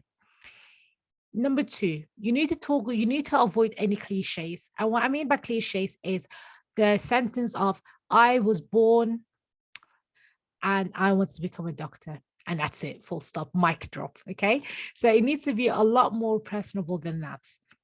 Number 3, I would say maximum 6 lines, okay? And need to remember that you've got a word count. So this is not a personal statement where you can just write whatever you want to write. You are very, very limited. So to give you an idea, I have literally reviewed about 10 work personal statements in the past week, and those personal statements, some of them have like they've added a few, like maybe 10 extra words, and the student is really struggling to cut those 10 words. Like, that's how nitpicky it will get to the end of the line, particularly for those who are going to be submitting it soon. Number 4, you need to talk about the qualities of doctors. Everything, and I'm going to keep talking about this, everything that you talk about needs to be linked to the qualities of a doctor, the skill set that is required of a doctor, and what you have learned about the profession. It's all about reflection. So that's why I said point 5 is also the theme of your introduction is introspection and honesty. Because it's not just about saying what you have done, it's always about what you have learned from what you have done. Otherwise, listing I am a leader or I like medicine without anything else has literally no value. So that's your introduction. Often people will struggle with their introduction. So I always say, write the body of your personal statement. So I'm talking about the work experience paragraph, the volunteering paragraph, and the extracurricular paragraph, because once you've got the bulk of it, you can then create an introduction. So start the other way around. Stop, because otherwise what will happen is you'll get really, really stuck with the introduction and you just will never write anything. So start with the body if you're ever stuck like that. So next paragraph, as I mentioned, so this is a plus or minus, okay? But however, I must say, if you do want to go to a more traditional school such as Oxford or Cambridge, they do want to see academics, okay? So they do want to see that you've got an academic flair to your personal statement. So this paragraph should give you a few ideas. So what science subjects interested you in medicine? So it's not good enough just saying, oh, I did A-level biology, I did A-level chemistry, I did A-level physics, because everyone's going to have done some science in order to even be eligible to apply to medicine. So, but it's more about what is it about those subjects that interest you in medicine. Now, I always say be specific, in particularly if you're going to do any type of academics paragraph. So I would say, is there, for example, was there a particular extended project that you enjoyed, a particular summer school that you did that was really good? Did you do a research project in school or in a summer school, you name it? But the importance of it is, irrespective, you need to link it back to medicine. So sometimes, for example, a student will say to me like, oh, I did a Nuffield research project, but my Nuffield research project had nothing to do with medicine. I did the Nuffield research project based on soil. Like genuinely, like that's the kind of questions I will get. However, I always say it's not about the content of what you've done. It's not about, have you done a medically themed research project? It's about what transferable skills have you gained from that particular research that you've done. Because there's so much in life that you will do that you can still bring into medicine. And remember, you are going to medical school for them to train you to become a doctor. So they're not looking for already mini doctors. Okay. So once somebody told me that when I was around pre-med school, it made so much more sense. I was just like, oh yeah, of course. Yeah, I'm going to medical school to learn how to become a doctor. So they're not going to expect me to have everything ready. What they're looking for is, are you somebody that can be trained? Now, another point I said is, have you got any prizes or awards? So schools will give out prizes and awards. For example, were you like the top student in your year group, or were you the most improved student in your year, whatever prizes you got. So I got like a prize for my youth group. Okay. So that's nothing to do with the college I went to, but that was just something as extracurricular that I got a prize for. And I put that in my personal statement. Now, the theme again is to convey enthusiasm and curiosity in science. That's what you're trying to get across. So we've covered the introduction paragraph, we've covered the academic paragraph. Now we're going to talk about the work experience, because I know earlier people will ask, how do I actually put that in my personal statement? So you put it in by doing firstly a paragraph. Now, what to actually write. So you will write down firstly what type of work experience you've done. So was it virtual work experience? Was it GP work experience? Was it hospital work experience? So what type of experience have you done? And also, if you've done more than one, I always like to kind of add a little bit about comparing, contrasting that. So particularly, for example, let's say you've done it in a GP and in hospital. So talking about, I did work experience in primary care as well as secondary care.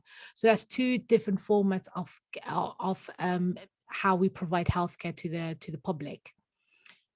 So, but you need to be clear in your first sentence about what work experience you actually did, because sometimes students will reflect straight away, but I don't even know what you're talking about. Number two, you need to pick out, so this is really key, especially for the students applying soon, is that you need to pick out different qualities of a doctor to highlight with evidence from your work experience. What I mean by that is, so let's say there's certain particular qualities you want to talk about, such as good communication skills, leadership skill, and a team, like being a team player. So those are three different things. So it's nice if you can provide backup evidence for those three different qualities from your work experience. Now, there's no point in you basically talking about the same quality repeatedly. So there's no point in you saying good communication, good communication, good communication, good communication 4 times in one paragraph, but using lots of different work experience. I hope that makes sense, because what you're trying to do is you're trying to cover as much as possible without duplicating yourself. Number 3, you need to link it back to medicine. Okay, and I'll show you later on how that's done. Everything that you do, you need to link it back to medicine. What I mean by linking it back to medicine is linking it back to why this is going to make you a good doctor. Now, and then next thing is, as I said to you, never ever state what you saw or what you did without talking about what you learned. And the theme here is you're trying to get the professional values, knowledge, and skills of a doctor across to the person reading it, that you understand those. Voluntary experiences is very, very similar. As I said, you need to specify the type of voluntary experience. Also, it's nice to talk about the length of time that you've done it, because typically with voluntary experience, you need to do it to show commitment. You need to do it for a lot longer than a day or 2. Okay. Pick out, again, different qualities and do not duplicate it. So let's say you picked 3 or 4 different traits to focus on in your work experience paragraph.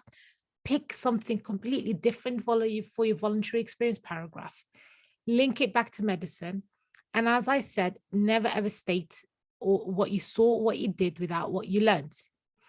And finally, you need to ensure that you do reflections, and you can do both direct and indirect reflections. What I mean by indirect is by actually stating, I reflected on this or I learned this. And indirect is showing them that you've reflected on it, but with an action. Okay, so that's how I always like to explain it. So for example, did you see something or learn something that then changed something within yourself and you reflected on it, but you can show evidence with actions? And extracurricular activities. Now, it's important to, in your personal statement, to ensure that the person who's reading it doesn't think that, oh God, this person, all they do is sit down and study. And all they do is medicine, medicine, science, science, science. Okay, you need to show that you've got balance. So it's important to have work-life balance. Now, when you're talking about your extracurricular activities, I like to tell students to mix it up with formal extracurricular activities and informal or leisurely ones. And what I mean by that is, with your extracurricular activities, you might have done some formal things such as, oh, I have volunteered to work in a pharmacy, or I've volunteered to work in the library at school, or I volunteered to teach maths to year 10s. That is extra that you're doing, and it's extracurricular, but it's a bit more of a formal one. Whereas something leisurely that you do, for example, you're the head of the basketball team, or you like baking, so you do like baking competitions, that's something that you're doing for yourself that you really like, as a bit more leisurely. So have a bit of both, link it back to medicine. And the important thing is to show that you've got a life outside of medicine. And number 5, it's still an opportunity to sell yourself. There's still an opportunity. Guys, if you could just mute yourself, whoever's unmuted. But yeah, so it's still an opportunity for you to sell yourself, okay? So don't think that just because of extracurricular activities that you can't say anything about it or link it back to medicine. And finally, the conclusion. You need to have a strong conclusion with high impact. As you can imagine, it's the last thing that the examiners who are looking at your personal statement are going to read about you. And you need to confirm your conviction that you want to do medicine despite the acknowledged challenges. Again, link it back to medicine, as I always say, and I've repeated this 100 times. And the importance is, so why should they actually pick you? What is it about you that means that they should pick you over all of the other candidates? And I always, maximum your conclusion should really be is 3 to 4 lines. Now, how do you actually reflect in your personal statement? So I'm going to give you guys 2 tools for how you reflect in your personal statement. One tool I think is more suited to those who are doing for interview, and another one is a lot nicer for your personal statement. But I'm going to tell you both.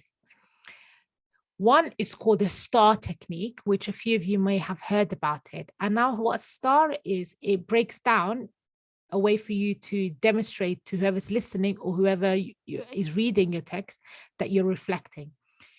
And this is quite good in questions where they ask you in the interview. So tell me about a time when you had to deal with a difficulty, or tell me about a time when you had to be a leader. If you use the STAR technique, you will describe the situation. You'll talk about the task that you had in that particular situation, what the action was of what you were doing, what the result was of what you've done. And fourth is and the last one is you then reflect on what the whole situation entailed. Okay. Now that's better. STAR, I always say, is better for interview when someone is verbally asking you a question. If someone's saying to you, so tell me about a time when you had to deal with a difficulty, STAR is a better format to structure your answer.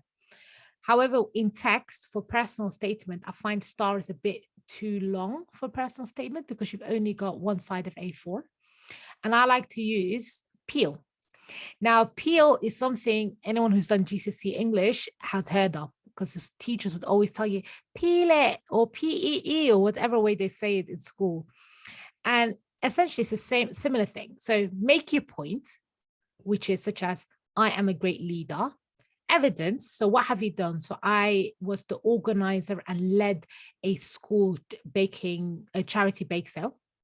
E, explain it. So explain what you actually did. So I organized my team. I make sure that we designed the brochure, we advertised it, and everything ran smoothly.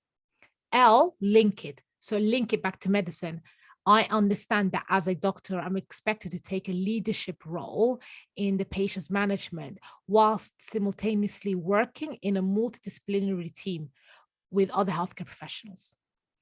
So with that example, I've showed you how I've peeled my answer and I covered everything that I had to cover in one way, of like in one like particular quality, shall we say.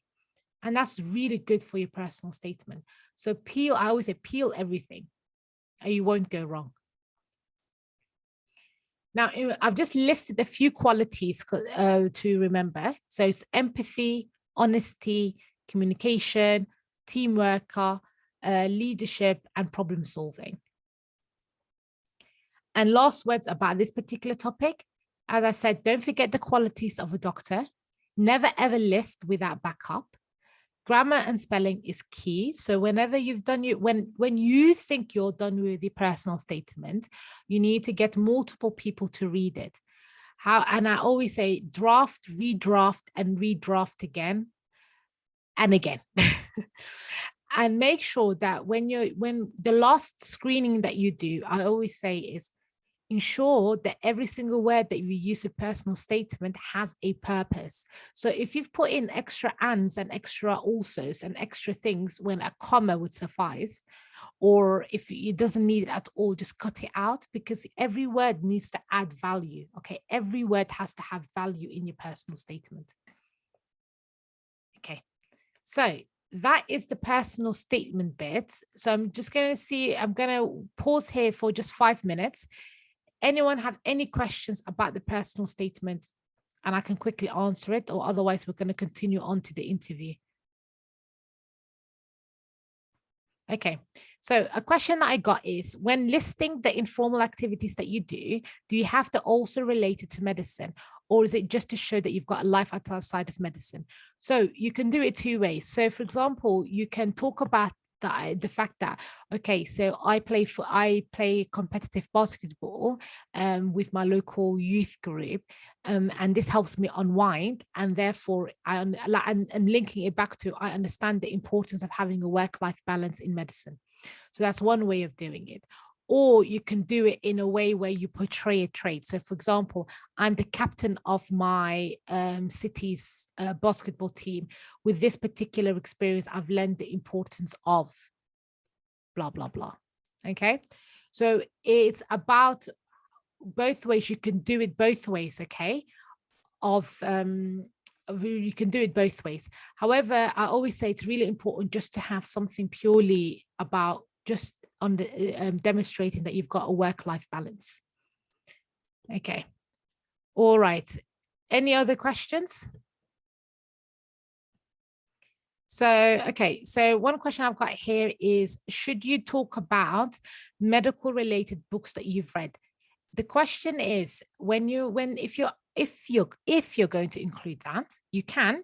If you're going to include that, the importance of it is like, why are you including it? Is it because you want to demonstrate a point or something that you've learned or something that you've reflected on? Or is it that you just want to show them that you've read books? Because if it's a case of you just want to say, hey, look at me, I've read the book, then no. But if it's something that really stuck out to you, or something that really kind of kickstarted your research into medicine, then yeah, you can add that into it, because there's a reason why you've put it in there. I hope that makes sense.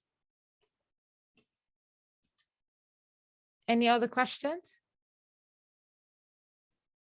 Okay, so I heard that Oxbridge value academia and showing a lot of passion for this subject. So if applying to Oxbridge, would the personal statement structure be more different, more focused on showing you do a lot of medical reading and research? So yes, so the biggest difference, if I could go back to it, so if you're applying to Oxbridge, is they value this, okay? So this is what they really value. So they want to see that you are somebody that has academic acumen, right? So they want to make, so somebody that's done extra bits, like, have you done an EPQ? Have you done a summer school? Have you done research? Have you learnt, or how have you displayed analytical skills? How have you got critical thinking skills? So that is completely, you can do all of that in the academic paragraph. Okay, but that doesn't mean that you don't include the other parts. So it's more that in a Oxbridge style personal statement, you would include all of this, okay, rather than excluding the academic side of things. I hope that answers your question. But yes, it is true. They do value academia.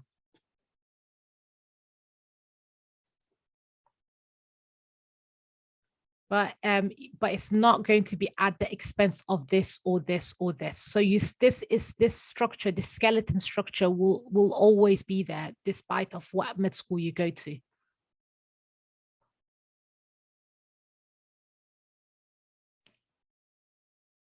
Okay, another question. What about international work experience? Yes, it's completely valid. If you've got international work experience, it's completely valid. It doesn't mean, the work experience doesn't state that you have to have done it in the UK. So long as, again, you still are reflecting, you're still showing qualities of a doctor, what transferable skills you've got, did it spark global health interest?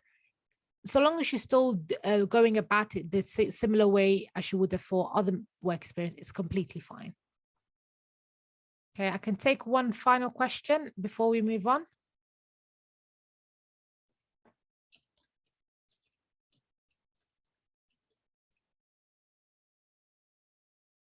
Okay, all right, guys. So we're going to move on to interviews.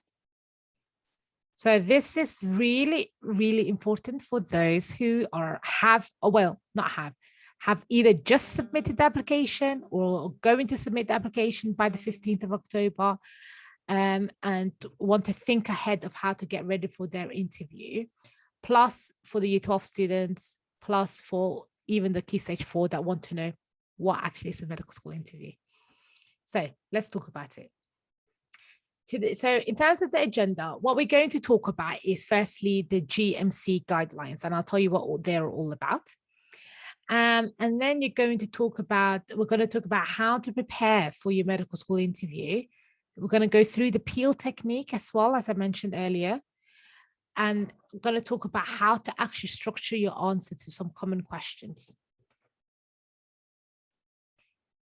Now, the General Medical Council. So I will advise everybody to have a look at the General Medical Council. So what happens is when you're a doctor, so when you're a medical student and you graduate as a doctor, you get assigned a number. So it's like a PIN number, right? And what that means is you are part of a register. And any doctor that works in the UK, you can look them up in a register. So you can look me up on the General Medical Council. And the information that you will get is my full name, my GMC number, where I graduated from, and what year I graduated, okay? And what the General Medical Council is, they basically have a register of all of the doctors. And what they are really there for is to uphold the standards of medical practice in the UK, and ensure that the care that the patients are receiving is of a certain standard. So this is one, and they've got lots of different guidelines for doctors to follow. The one that I like to always draw students to is called the Good Medical Practice. Now, the Good Medical Practice is a particular guideline that all doctors have to abide by, essentially. And what it tells you is, and it's divided into 4 domains, but we'll go through it very soon.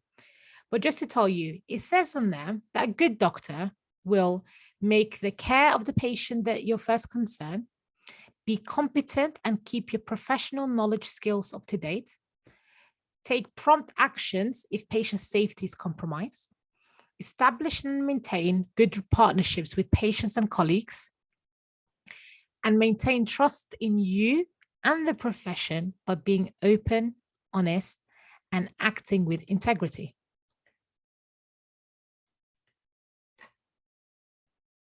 So it's divided into 4 domains, okay? And I would say have a look at it.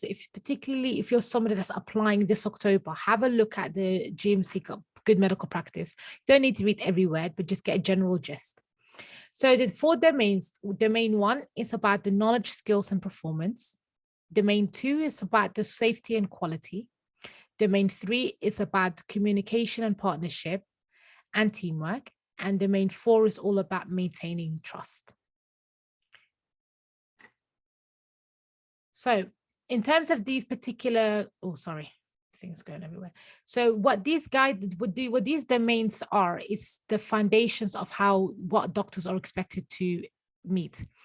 And as you can imagine, the reason why I'm drawing you to it is that the themes, so the qualities and traits and skills of a doctor that's expected of a doctor come from this particular guideline.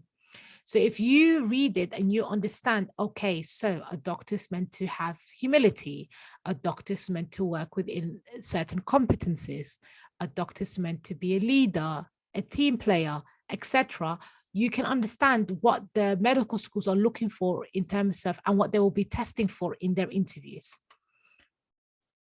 Other guidelines, they've got lots of other guidelines, okay? So confidentiality, how to maintain professionalism, children and young people, prescribing, decision-making, and consent, care at the end of life, leadership and management, candor, how to raise concerns, cosmetic intervention, and social media guidelines.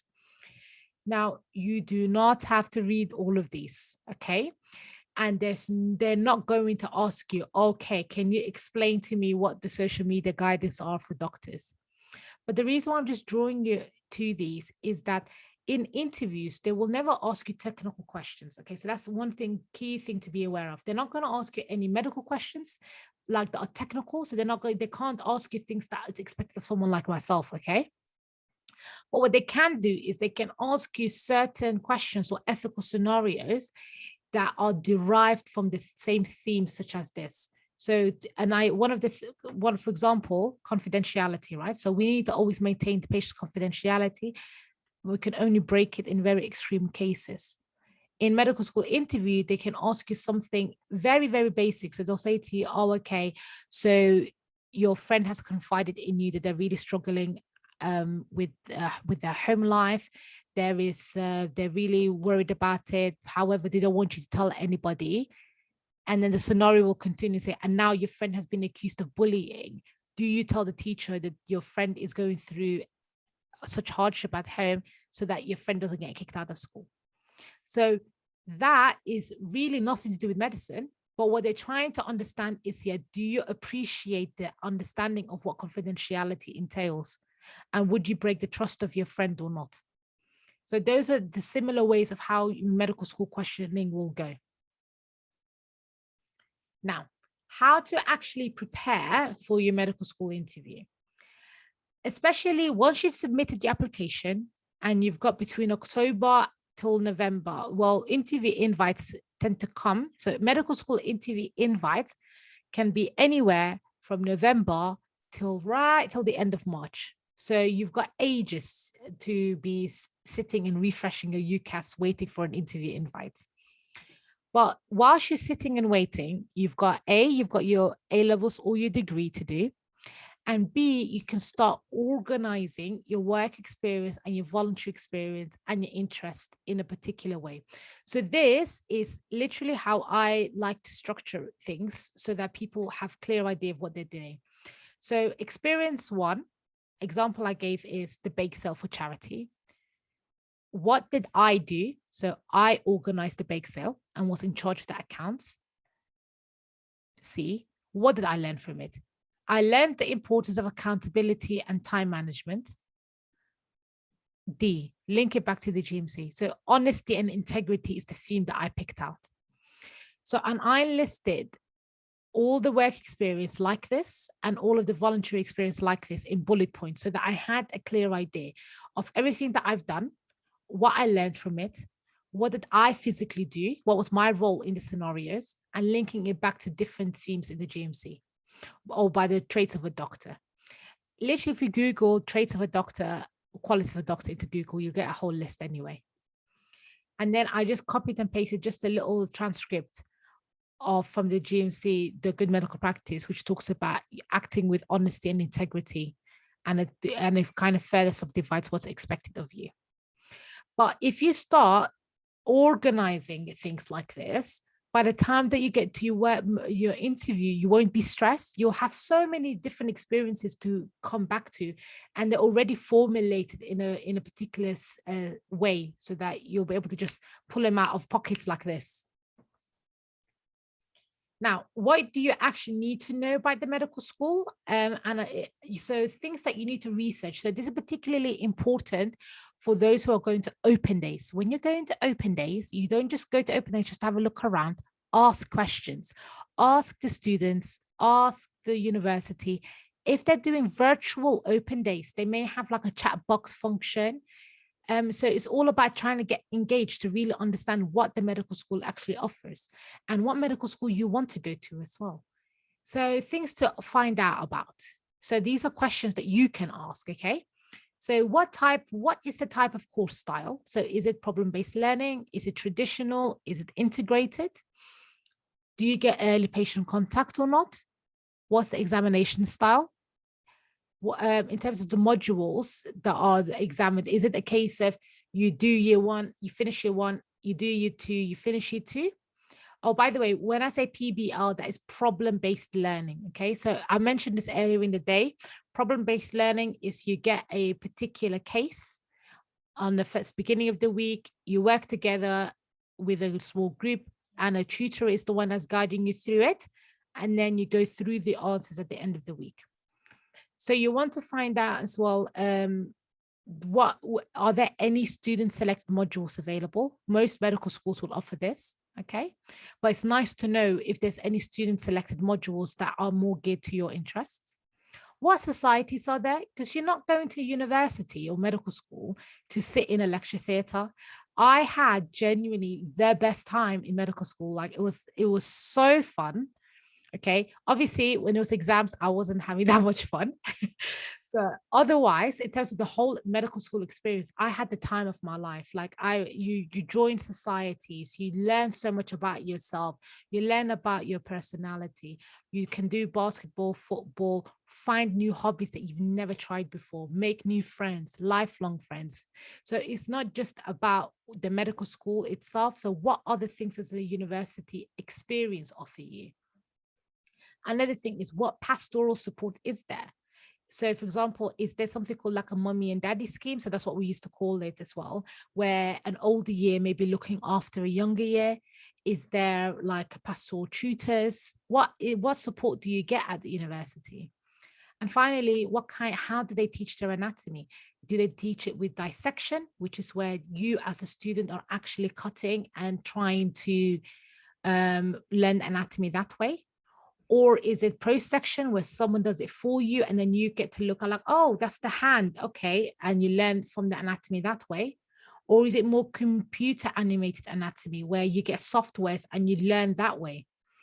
What I mean by student selected modules, by the way, is that when you're at university, so majority of the modules that you're taking are completely like set by the medical school. So the medical school said, you must do anatomy, you must do physiology, you must do this, you must do that. But one module, for example, with my medical school, there was one module that I could pick in third year and another module that I could pick in fourth year from a whole long selection. And the module was just something that you're interested in, that you've just not had a chance to explore a bit more about. So for example, I did one module where I wanted to learn a bit more about oncology. So I was interested in cancer. So I did that module and I was even able to go abroad and do that, which is absolutely phenomenal. Like I got to go to Malta for a month and work and go to a hospital there and learn about oncology that way. I did another one where I learned about the principles of surgical infection, which was all about microbiology. So there's certain things like that you can do that is just a little bit that for your own interest. And of course, you've got the electives. So everyone gets to go in their elective. Of course, the ones who in the pandemic right now couldn't go to an elective, unfortunately. But you've got your elective as well, where you can have a 1 to 2 month experience anywhere in the world that you organize to do a bit of medicine. which is also really great. Now, important thing is, again, for those who are applying or have applied, is you need to learn your medical ethics, okay? When I say medical ethics, is guaranteed you're going to get an interview question about ethics. And they're not going to say to you, please list the medical ethics. It will never be that straightforward. What it will be a question where they will want to see that you have some type of understanding of the ethics in medicine. And there are 4 pillars. They're called the 4 pillars, okay? So one is autonomy. The other one is beneficence or non, this is a spelling error. So autonomy, beneficence, non-maleficence, and justice. So those are the 4. And then you've got what we call something called the 3 C's: confidentiality, consent, and capacity. So again, if you type into Google the 4 pillars, start reading about them and start understanding about them. And then we've got the 3 C's: confidentiality, consent, and capacity. If you have an understanding of all of these, you've basically covered all of the ethics you need to know for your interview. So I must repeat: autonomy, beneficence, non-maleficence, justice as the 4 pillars, confidentiality, consent, and capacity. So go and as homework for anyone that's applying now, start reading about this. Now, in terms of the examination style, okay, so the reason why that's a bit of a difficult one to answer specifically is that right now, each medical school sits there, does their exams by them, and they determine how they sit it. So for example, majority of the exams that you take in medical school are all going to be multiple choice, okay? They're going to be either like a select the best answer type, or it's going to be a true or false, which rarely happens. They're rarely going to ask you true or false, but just to give you an idea. So it's usually, or like a drop box. So it's rarely going to be writing. Certain medical schools for particular modules may ask you to write an essay. So I had to write a few essays in medical school, but the majority of the examination style is going to be a type of multiple choice, okay? That's one. Number 2, you've then got your clinical exams as well. Now, your clinical exams, of course, they're not going to ask you to do a Dropbox type exercise for a clinical exam. So the way you get examined for that is something called OSCEs.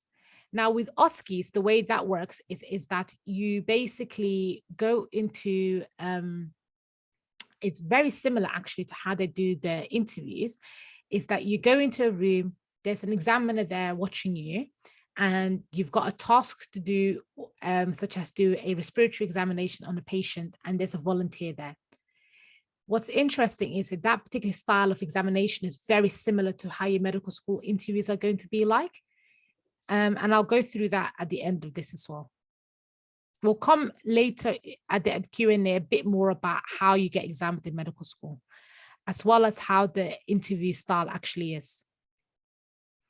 Now, it's always important, I always say as well, is put BBC Health as your homepage when you are doing your interview season, because you need to keep up to date about what the different health advances are in or the current hot topics, because hot topics tend to come up in interviews. So examples for hot topics right now is vaccinations, COVID-19, public health problems.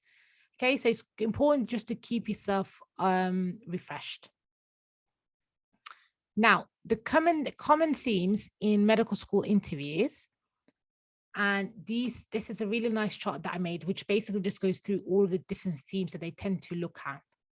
So they tend to look at your motivation to study medicine, verbal communication, understanding teamwork, leadership, work within your limitations, your analytical skills and critical thinking, probity, problem solving, ethics, empathy, decision-making, interpretation of data, current health challenges, and motivation and insight into medicine, into the actual medical career in itself. Now, this is a lot. They're not going to examine everything, but these are just some of the common themes that they like to look at in your interview. Now, just to go through the Peel technique again. So as I said, point, evidence, explanation, and link. how should you structure your answers? Okay, so we're just going to go through just a couple of those. So why do you want to do medicine, or why did you pick a career in medicine, is a question that you will always get asked. So I've given you a free question. That is always a question they will ask you in one way or another. So the way you structure it is you give your introduction, which is, when I say introduction, is you don't just want to straight away go into the answer to begin with. Just say, so in a way that I like to introduce, it's like, yes, I have thought a lot about this, about wanting to do medicine, and I explored it with my work experience and my voluntary experience. That's a nice way to introduce it. Then in your body, you give 2 to 3 reasons for why you want to do it. Make it personable to you and use your work experience to support it. And then a conclusion sentence. Again, if they ask you questions such as, tell me about a time when you went through a difficulty. So that's when you go through, again, introduction. So you don't want to, again, straight away jump into it, right? So you say, then you just say, a particular time where I had to go through a difficulty was when I was in year 12 and I failed my classroom exam. That is an opening sentence. Then you use the peel technique to answer that. Then you do a conclusion. When they ask you, what is your strength, what is your weakness, similar structure. Okay, so the peel will kind of save you every time, or the star technique. Now, this question is really important question. If they ask you, if anyone asks you, why do you wish to come to, let's say, why do you want to go to Southampton Medical School? You introduce it, you say, oh, and you smile. So I always say, whenever you get asked a positive question, smile. Like, they want to see that you're enthusiastic about medicine. They want to see that you're somebody that's excited to come and join the profession. Okay, so you smile and you say, I'm really excited to apply to Southampton because. Okay, so start off with positives, never start off with a negative. But things that they want to know about is that, have you looked into the medical school, which is important, of course, but you also need to look at it. And what about the university? Is it that you like? What is it about the city that you like? Is there any personal reason for why you want to go to Southampton? And then you give a conclusion. Now, with ethics, it's always important if they ask you any type of ethical question. And again, it's not necessarily going to be a medical one. It could be something such as, you saw your friend cheat on an exam, or you saw your friend take an inappropriate photo of a cadaver and they put it up on social media, that you need to have a balanced argument. So you need to use the principles, the ethical principles, if applicable. You need to have a for and against argument.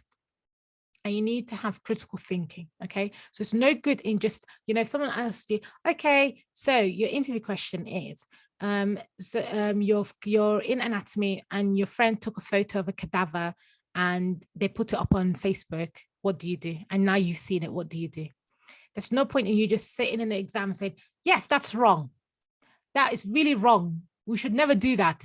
This is bad. And just stop there, because it does not show any thinking. It's literally the same as getting a maths problem and giving them the answer without you working out. Okay, so you need to show you're working out, like, how did you come to that conclusion? What is the for and against? What principles are you using to make up your mind? So it's not just about saying the answer straight away. And conclusion, as I say, is you need to answer the question. Just because you need to debate it a bit, but then don't forget to actually answer the question. And finally, we need to talk about the values of the NHS. So one of the things that the Medical School Council as well also talks about is that, as whoever's joining the profession, they need to also understand the values of the NHS if they wish to practice in the NHS. So the values are here. So one is working together for patients, that patients come first in everything we do, respect and dignity, commitment to the quality of care, compassion, improving lives, and that everyone counts.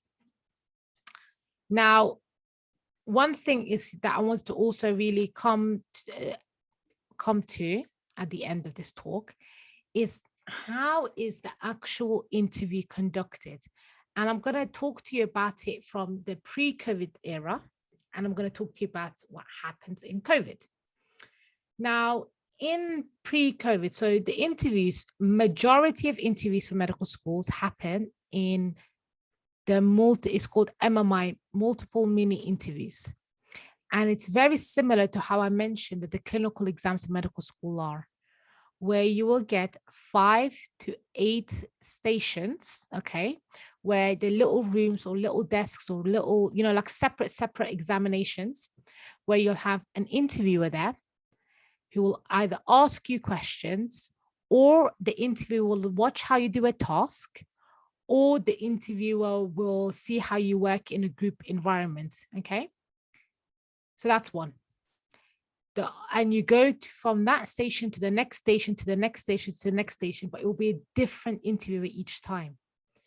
The reason why this is a positive is that if you make a really, really big mess up of one station, the person seeing you next doesn't know what you've done before, and they all individually mark you. And there will be a cutoff, right, for who gets the job, who gets the medical school offer, who doesn't. Now that's called MMIs. 2, the other way is what we call traditional style, which is where you're just sitting in a room and there's 2 examiners asking you questions, just like a normal bog standard job interview. And they will just ask you questions. The questions will be similar to the MMI style questions, but it will be just in one sitting. That's what happened pre-COVID. Now, in COVID, some of the medical schools had to do the MMI, but on Zoom or on MS Teams. So it's still the similar setting, the difference being you're at home and you've got somebody on a screen, just like how I am to you guys, asking you questions. So it's a bit more difficult, I would say, because, you've got that barrier between yourselves. However, it's what had to happen in COVID. Now, what they're going to do, whether or not they're going to go back to how it was pre-COVID, or whether or not they're going to keep it online, nobody knows just yet. So we'll see what the medical schools say after you've submitted the application.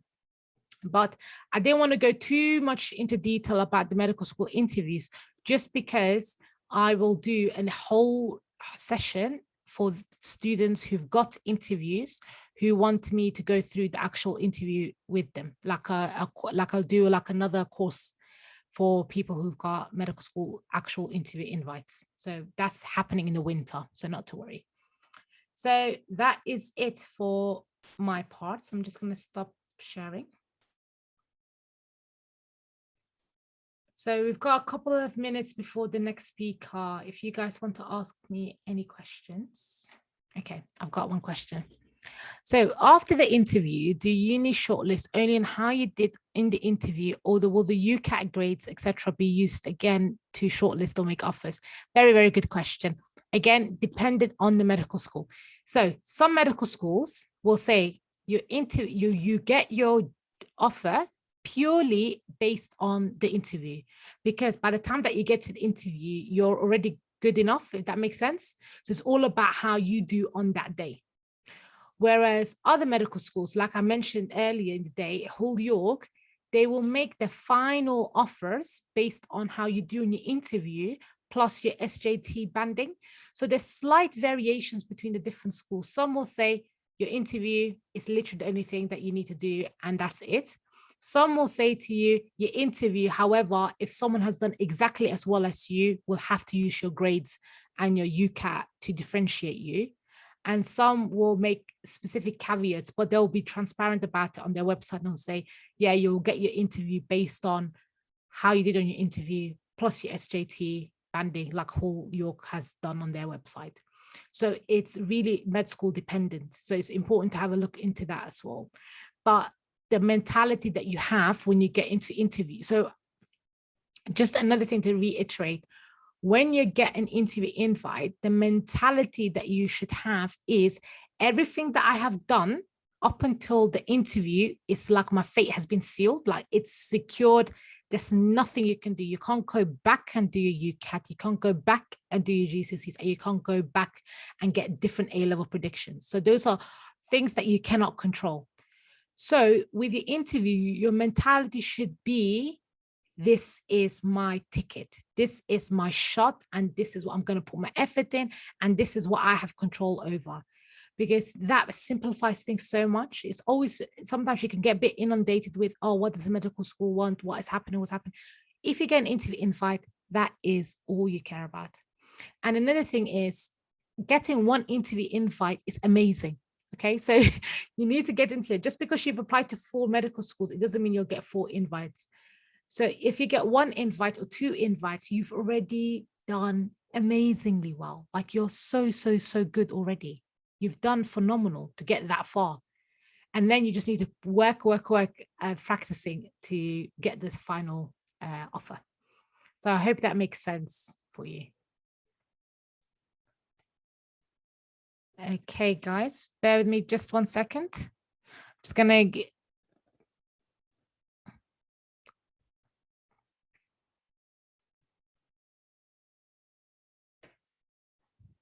I'm just going to get the next speaker ready, okay?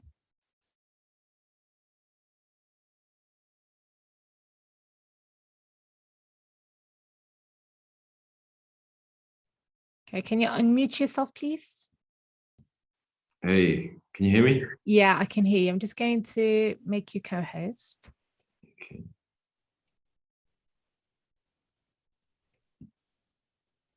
Let's see. Is that okay? Yeah, well, it's okay for me. Yeah. I'm just going to try and bring up my presentation, so bear with me. Excellent. Yeah. I'm not tech savvy. That's fine. Okay, guys. So continue on asking your questions in the chat. I will get back to it, as I mentioned, and I'm keeping track of all of the questions being asked. So just to introduce our next speaker whilst he's getting his PowerPoint ready. So is Mr. Ugas, who is a surgeon who works in London. Okay, so he will talk to you all about what his day looks like, similar to what Dr. Mohammed did earlier today. What is it like to be a surgeon, basically. So whenever he's ready, he will get going. But in the interim, you guys can continue asking your questions.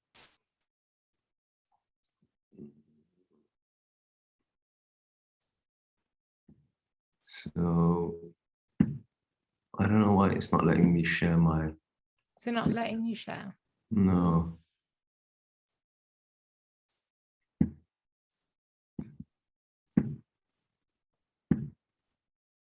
If you want, I can share for you because I've got your PowerPoint. Oh, that would be amazing. Yeah. See if it works for you. Okay, let me get that ready. 1 sec.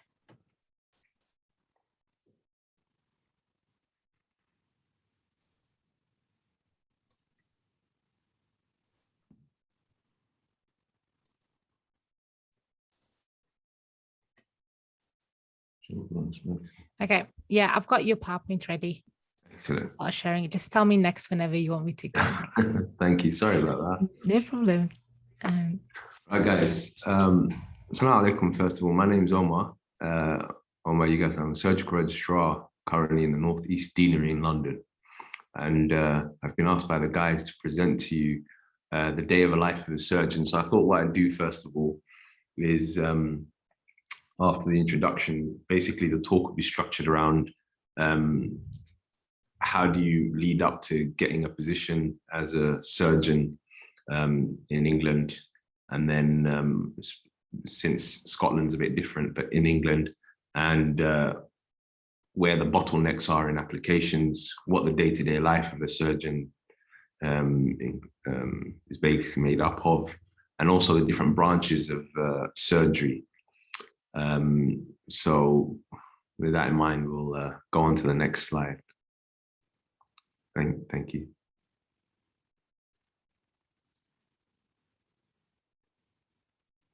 So are we able to go on to the next slide? Yeah, okay. So what is surgery? Basically, in England, you can end up being a GP, a medic, or a surgeon, roughly speaking. And the surgical side of things is basically we do everything else that the medics do most of the time, but the only difference is we use a scalpel or an electric tool to make cuts. So basically we cut. And the Greek source of this word is basically to work with the hands, okay? And so you can give I've got a little picture there actually to show that this also happens in Somalia. So there's open surgery happening in Somalia. They've also started laparoscopic surgery. And it's basically a holistic sort of approach to battling pathologies that are amenable to resection. Okay. Now, what does that mean for you guys? So you're at the beginning of applying for these sort of things, and you've had a really good talk about applying to medical school, but the journey doesn't end there. You've still got at least a decade of good work to get through, or even more actually. So you can see there on the left, you have a diagram or a figure from the BMA, the British Medical Association, that they did for the BBC that just shows the time scale. And so you can see a GP and any hospital specialty, be it a medic or a surgeon, will do roughly 5 years in medical school. And why do I say that? Is because there's also graduate courses where you can complete the medical degree in 4 years. But generally speaking, most people, they'll do 5 years of medical school, and then they'll do an exam at the end of medical school that will allocate you across all of the different deaneries in the country. The higher you score, the more likely you'll get your higher ranked preference. And you'll do a couple of years as a foundation doctor, F1 and F2. And that's what we, in the old days, used to be called the house officer, which basically means you do the ward rounds and you take care of the ward patients. So after you've done your F1 and F2 years, there's then another application. And this time you're going to be applying to be either a core surgical trainee or a core medical trainee, or you've decided at that point, actually, I'll do community medicine, in which case you'll go off to be a GP. So sticking to the surgical side of things, once you've made your application, and it's pretty much the same as medical school, you'll have and I'll talk about the portfolio later on, but basically it's a bottleneck. You'll have an interview, you'll have a portfolio, they'll decide whether you've made the cut or not. And if you do, then you'll then start 2 years of core surgical training.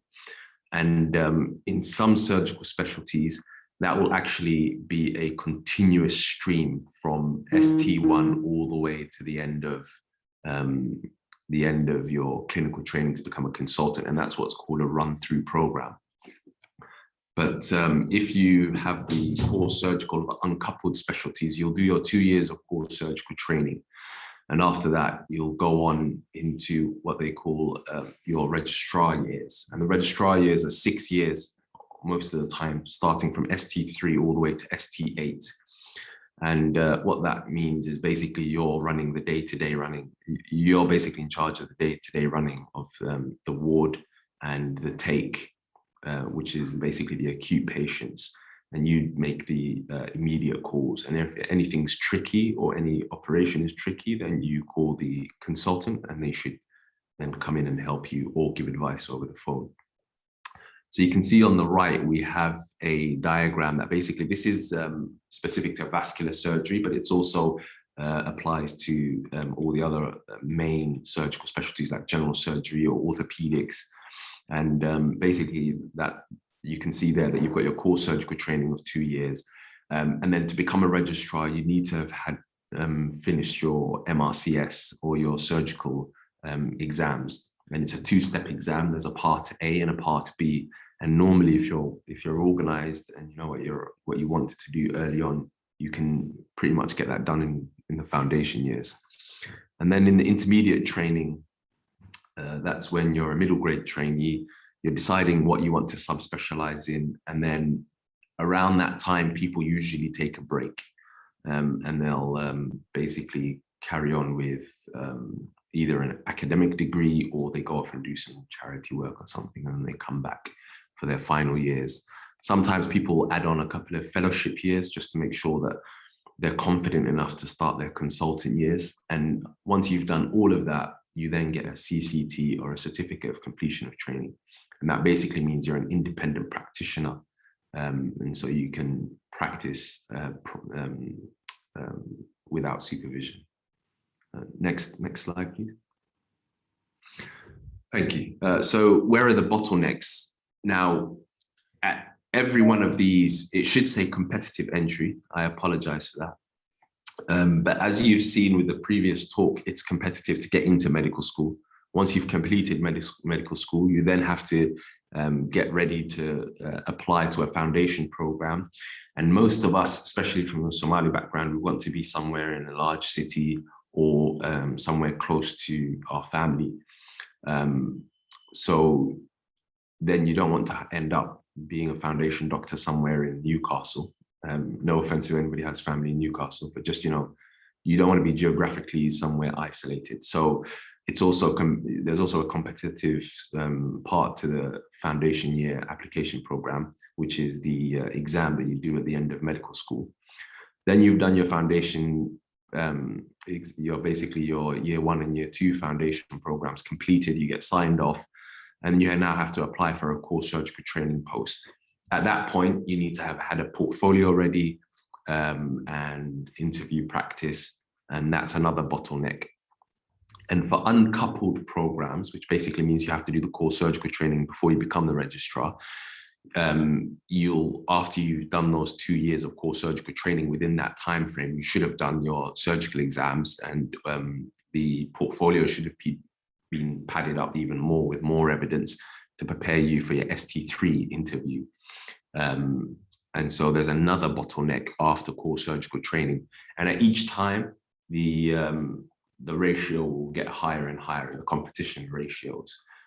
So you may start off with a guaranteed foundation program if you've graduated in this country, and then core surgical training maybe 1 to 2 sort of competition ratio.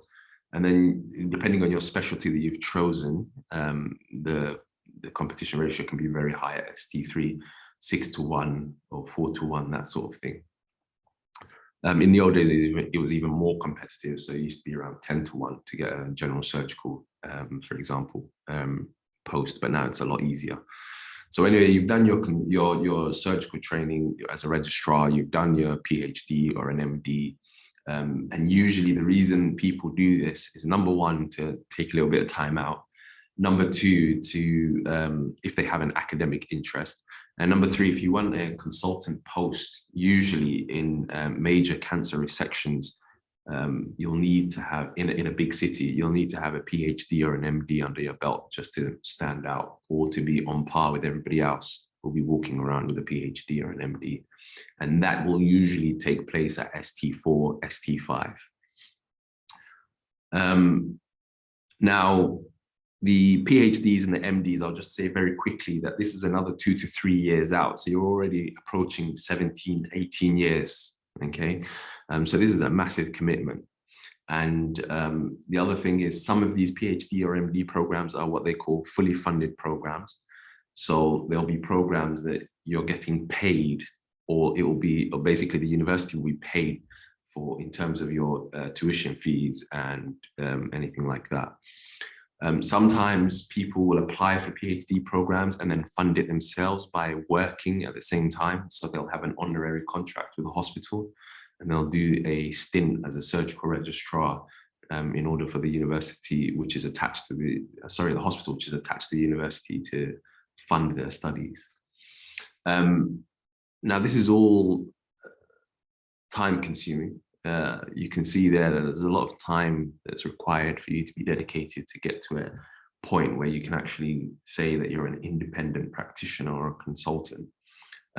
So I would say that if you do think that surgery is for you, then make sure that you have a list of foundation programs that have surgical rotations in them, and try and get varied surgical specialties. So make sure that you have a general surgical rotation or an orthopedic rotation or ENT. And that will show you basically a little glimpse of what it means to be a surgeon. But the caveat to that is that as a foundation doctor, you'll be the ward doctor primarily. So you're going to be expected to have looked after all of the ward patients and make sure that everything is stable on the wards before you find your way into theatres.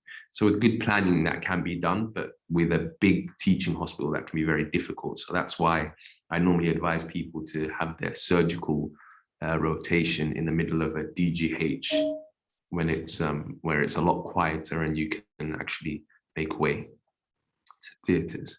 Next slide, please. So at each of those bottlenecks so anything after F1, you're basically going to be padding this portfolio. And ideally, it would be great for you to start well before you're at F1. So if you think that you want to be a surgeon and you're in the last 2 years of medical school, make sure that your student selected modules, or basically the modules that you get to choose, are with a surgical specialty. And go around and see what they do on a day-to-day basis. Try and hang around with a registrar or experienced SHO and see if you can make your way into theatres. The reason I say that is because that will give you a good idea if you really want to do the specialty. And secondly, it will give you a chance to talk to the people who have actually gone down this path. And so you can try and fill in this portfolio. And it will have a multitude of sections. So you can actually see, so I've got this picture of this layout from this website called coresurgeryinterview.com. And it's actually a very good website that a lot of people use in order to prepare for their core surgical interviews. And you can see that there's around 8 or 9 subcategories there that you're going to get scored on.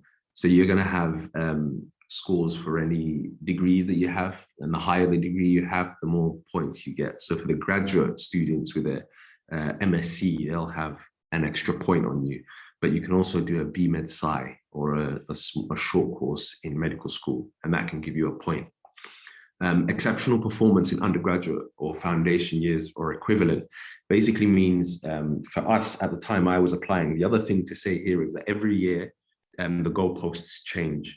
So within audit, previously, for example, they used to say that you need to do 1 full cycle audit. And now I hear that some of the juniors are saying that they need to do a couple of full cycle audits. So things do change. So be wary of that.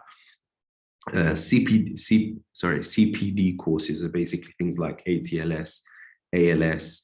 If you want to be a surgeon, you need to have some experience in trauma. So there's a course, a very good course that they'll expect you to attend called ATLS, and another one for inpatient or hospital-based emergencies called ALS. And there's also other ones called such as basic surgical skills. And you can find a whole list of these courses on the Royal College of Surgeons website.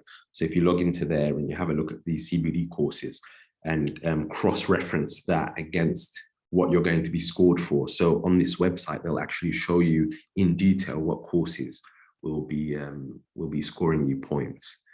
Any clinical or procedural experiences. So basically what this means is, do you have a surgical logbook? And so in this country, or across the whole world actually, every time you step into theatres, you'll be expected to, if you've assisted, or if you've done the operation under supervision, or you've done it independently, that you should make a log of that. So some patient identifying sort of information along with what the operation was and your role in the operation. And the earlier you can set up an e-logbook, the more impressive it will look when you get to interviews. Now, audits are things that can be quite either time consuming, or if you're smart about it, can be quite short and sharp. And basically what this means is it's you basically look at standards. And so if there's, for example, a policy in your hospital or across the country that people should have an antibiotic within an hour, that would be the standard. And so you have to test your local practice against that standard. So you'll look to see, okay, let's check the last 50 patients that came in that required antibiotics. Did they get it within an hour? And so that's your first arm of the audit.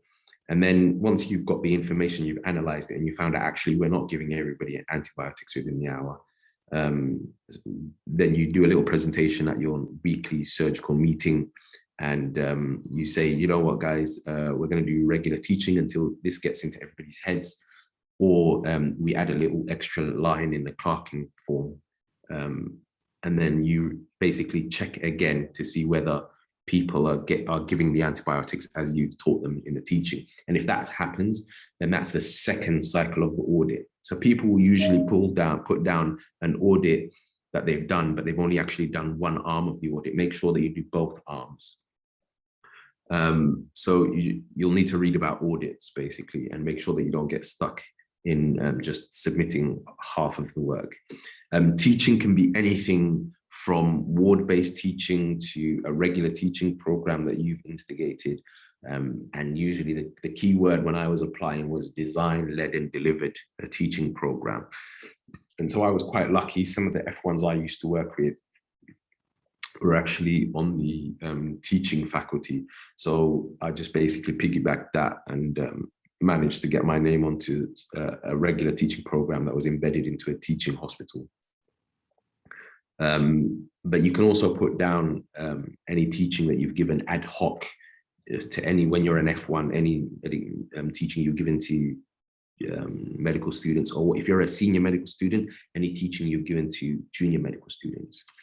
And presentations and abstracts and publications. So basically, if you've done your audit and you want to present at your local meeting, or you want to present at a surgical conference, that will be a presentation. So you've done a poster presentation or an oral presentation, and oral presentations are normally scored higher. For you to submit to the conference, you'll normally be asked to submit an abstract and detailing what you've done and what you found. And publications are full papers that basically you've done an observational study to see how well you've managed COVID patients that have required a major operation like a laparotomy. And you said, these are our findings, and you've submitted it to a journal and it's been peer reviewed. Then that means that you've got yourself a publication. But another caveat here is that you need to make sure that you have a PubMed ID. So make sure that the journal you're submitting to will offer you a PubMed ID. And why do I say that? Is because there are some journals that are online only that will allow you to publish if you pay, and their threshold or their bar for acceptance is quite low, so they won't give a PubMed ID. Demonstrating leadership. So what this means is basically you'll have become a rota coordinator, you're a captain of the football team, you were head boy at your school, anything that shows leadership, okay? And don't think that you're bothering people by asking for these sort of things. I used to find it really uncomfortable approaching people and asking them for these sort of things, but my brother used to give me some really good advice, which was the worst they can say is no. Okay, and so this is going to hold you in good stead for your application, so you might as well just get it over and done with. And then commitment to specialities, any associations you've joined, any publications that you have, and there's multiple evidence that you can put in different categories. Okay, so all the courses you've done, all the audits you've done, the teaching you've done, or presentations can all go into commitment to specialty, because that shows that you're dedicated to general surgery or orthopedics or ENT, whatever it is that you choose to do. Okay, so there's a lot to go into these portfolios, and it's quite dense, and you can do a whole talk just on this. But I thought I'd just, give you a little taste of it now. Next slide, please. Now, once you've got through all of that, and you've got your ST3, you're a registrar in surgery, so I'm a general surgical registrar. What does your day-to-day look like? So you'll get to what they call a work schedule. And in most hospitals, what that will mean is that there'll be for example, let's say there's 8 registrars, or in the case of this picture here that we've got on the right, let's say you have 11 registrars. And so you can see week 1 down to 11, each registrar will have allocated a particular week along that schedule. And once you've gone all the way from 1 all the way down to 11, it will just repeat itself. And so your duties are basically going to be split into what they call acute or emergencies and elective or planned. And so the planned activities will be clinics, where you'll see patients either face-to-face or, because of COVID now, speak to them on the phone. You'll do ward rounds with juniors. And so the house officer will tell you any issues with the patients. And most surgical specialties, a patient will be seen every day by a surgical registrar. Elective theatres means that any patient we've seen in clinic that we think needs an operation, we'll bring him in on the days that we're doing planned operations, and we'll do their operation. An endoscopy is basically a colonoscopy, or what you might have heard of OGD, which is basically a camera either going down the throat or up the bum looking for any pathologies. The emergency side of things includes emergency theatres. So sometimes, for example, you'll be what they call the CPOD registrar. And so you'll be sitting in theatres all day, every day for a week in some places, or a day for other places. And you'll be coming in at 8 and you'll be operating until 8 or 7. And then you just hand over to the night team. The on-call means that you'll be in A&E, battling. I say battling because usually it's a game of chicken to see who's going to accept a patient. But basically you're stuck in A&E and taking referrals, and people want a surgical opinion. You'll be directing those calls. Either they require a surgical review and surgical admission, or they don't. And then you do that again, either on the weekends or on nights. And so you can see from that timetable, this is not my actual one. This is one that I got off the internet, but my one is an 8-week schedule. And in that will be 4 nights where I'm doing all nights, 8 to 8, Monday to Thursday, and then I'll be off Friday, Saturday, Sunday. I'll be back the next week, and then I'll do nights again, Friday, Saturday, Sunday. So I'll do a month of nights in a year, a month of on-calls in a year as well. So it can be quite intensive. And during all of this as well, you need to figure out all of your extracurricular stuff. So all of your audits, all of your presentations, all of your publications, because that doesn't stop, it just continues. Every year you need to get signed off as a surgical registrar. They'll be expecting you to have done all of this, logged your operations, and done all of the audits and publications. So it's quite heavy. Next slide, please. So what are the surgical specialties? So you can see here that there's quite a few. So there's 10 recognized surgical specialties in the UK. And all of them are standalone except for general surgery. General surgery basically means that you can cover anything in the abdomen, going down from the esophagus in the neck all the way down to the bum in the anus and everything in between. You can do the breast, you can do endocrine, which means thyroid, or also liver stuff. Cardiothoracic is basically chest and heart. Urology is predominantly the prostate, bladder, the urinary system, sorry. Plastics and neurosurgery, I think, is self-evident. Orthopedics, the same. Max Fax, you need to have a dentist's degree before or after you do the medical degree. So you'll need 2 degrees to be a Max Fax surgeon. ENT is basically ear, nose, and throat. Pediatrics is a standalone now, and vascular is branched off from general surgery. There is also a very few academic placements. And on the right, you can see a list of the surgical specialties with the number of applications and the competition ratios. So you can see that plastics, for example, is quite competitive. And the cardiothoracics and neurosurgery basically don't have many training numbers because the need isn't there. Obviously, this is centrally planned by the government. It's a free service. So they have to plan according to what the service needs. Next slide, please. The last thing to say is it worth it? That's really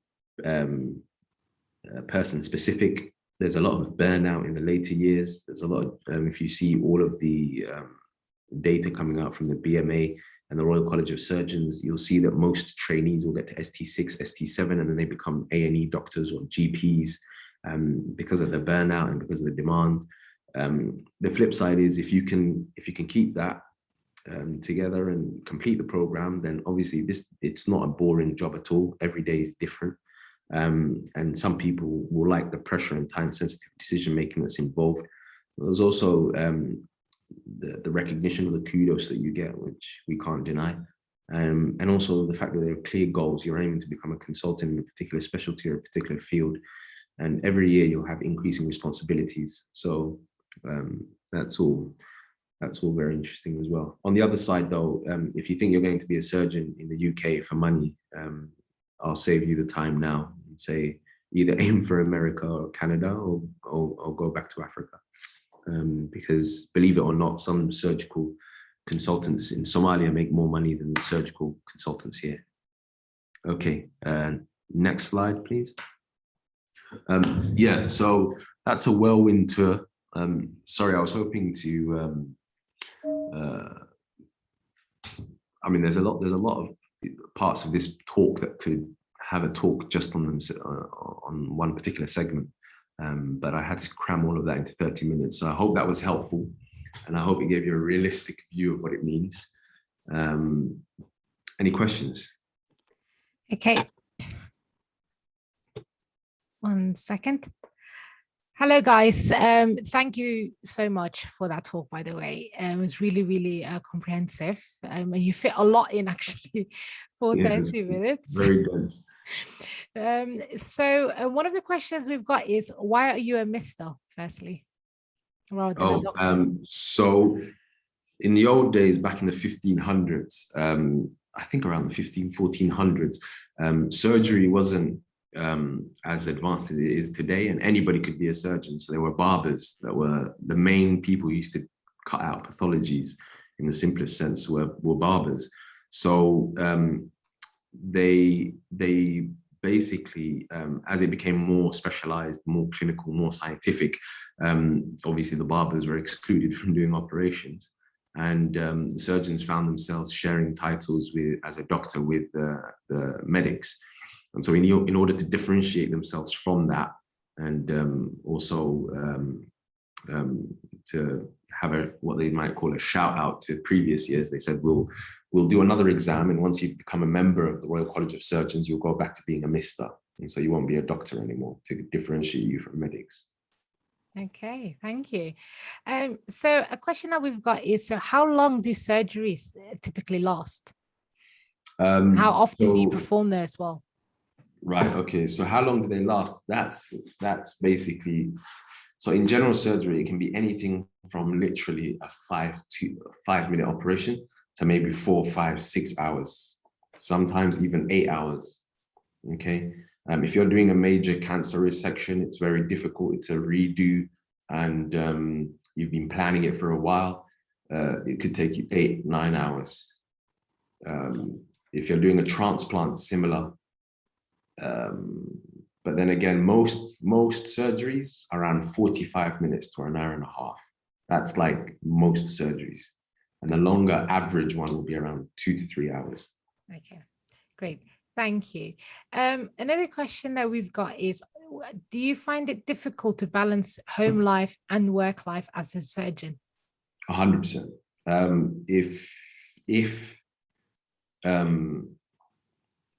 I'm very grateful in that I have a very supportive wife, so who basically does most of the household part of life. So because I spend a lot of hours in the hospital, and so I can't be in 2 places at once. When I'm at home, obviously you do help out, but you have to be honest, this is a vocational job. You're only going to get good the more you do it.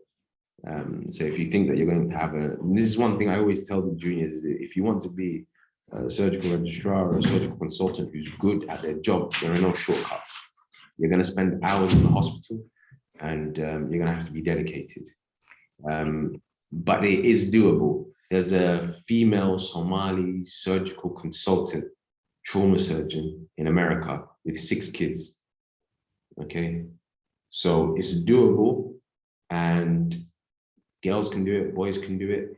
But the one thing I find, I'll be honest with you, is that having a sense of deen and being pivoted in your deen will help you, because it gives you an anchor.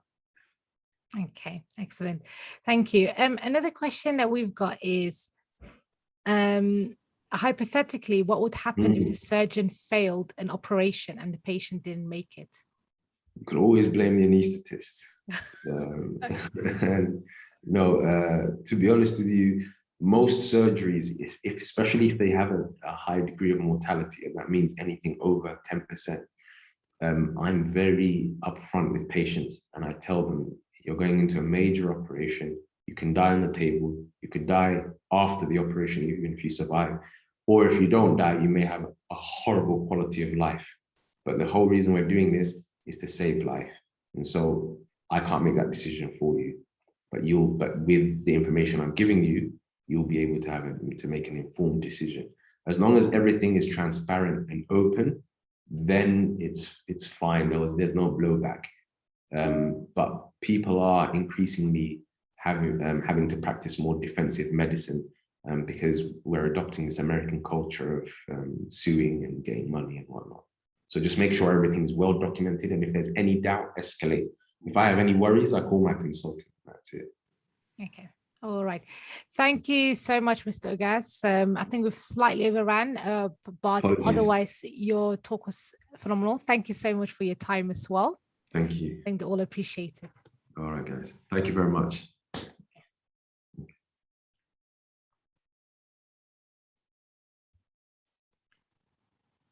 Okay, guys. Continue posting your questions. We're just going to move on to the next section. I hope you guys find that helpful. So I'm just going to introduce our next speaker. I'm just going to make the pin. Yeah. Okay, great. So our next speaker is Dr. Samira Hassan. So she is a general practitioner working in the East Midlands. So I'm going to give it to her now. Thank you, Sumaya. Assalamu alaikum, everybody. It's been really interesting being with you all this morning, today, listening to all the really interesting talks. And mashallah, you guys have covered so much. So I hope you're not getting a lot of information fatigue. I will be talking about life as a general practitioner, as a GP, also known as family medicine or family physician in other parts of the world, because GP does mean something slightly different in different parts of the world as well. But we are considered family medicine consultants or family physicians as equivalent to a UK GP. So I'm just going to start off by sharing my screen. Give me a moment.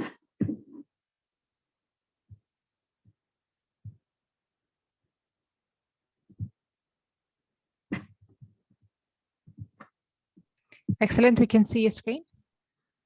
Fantastic. All right. So I'll just dive into my talk.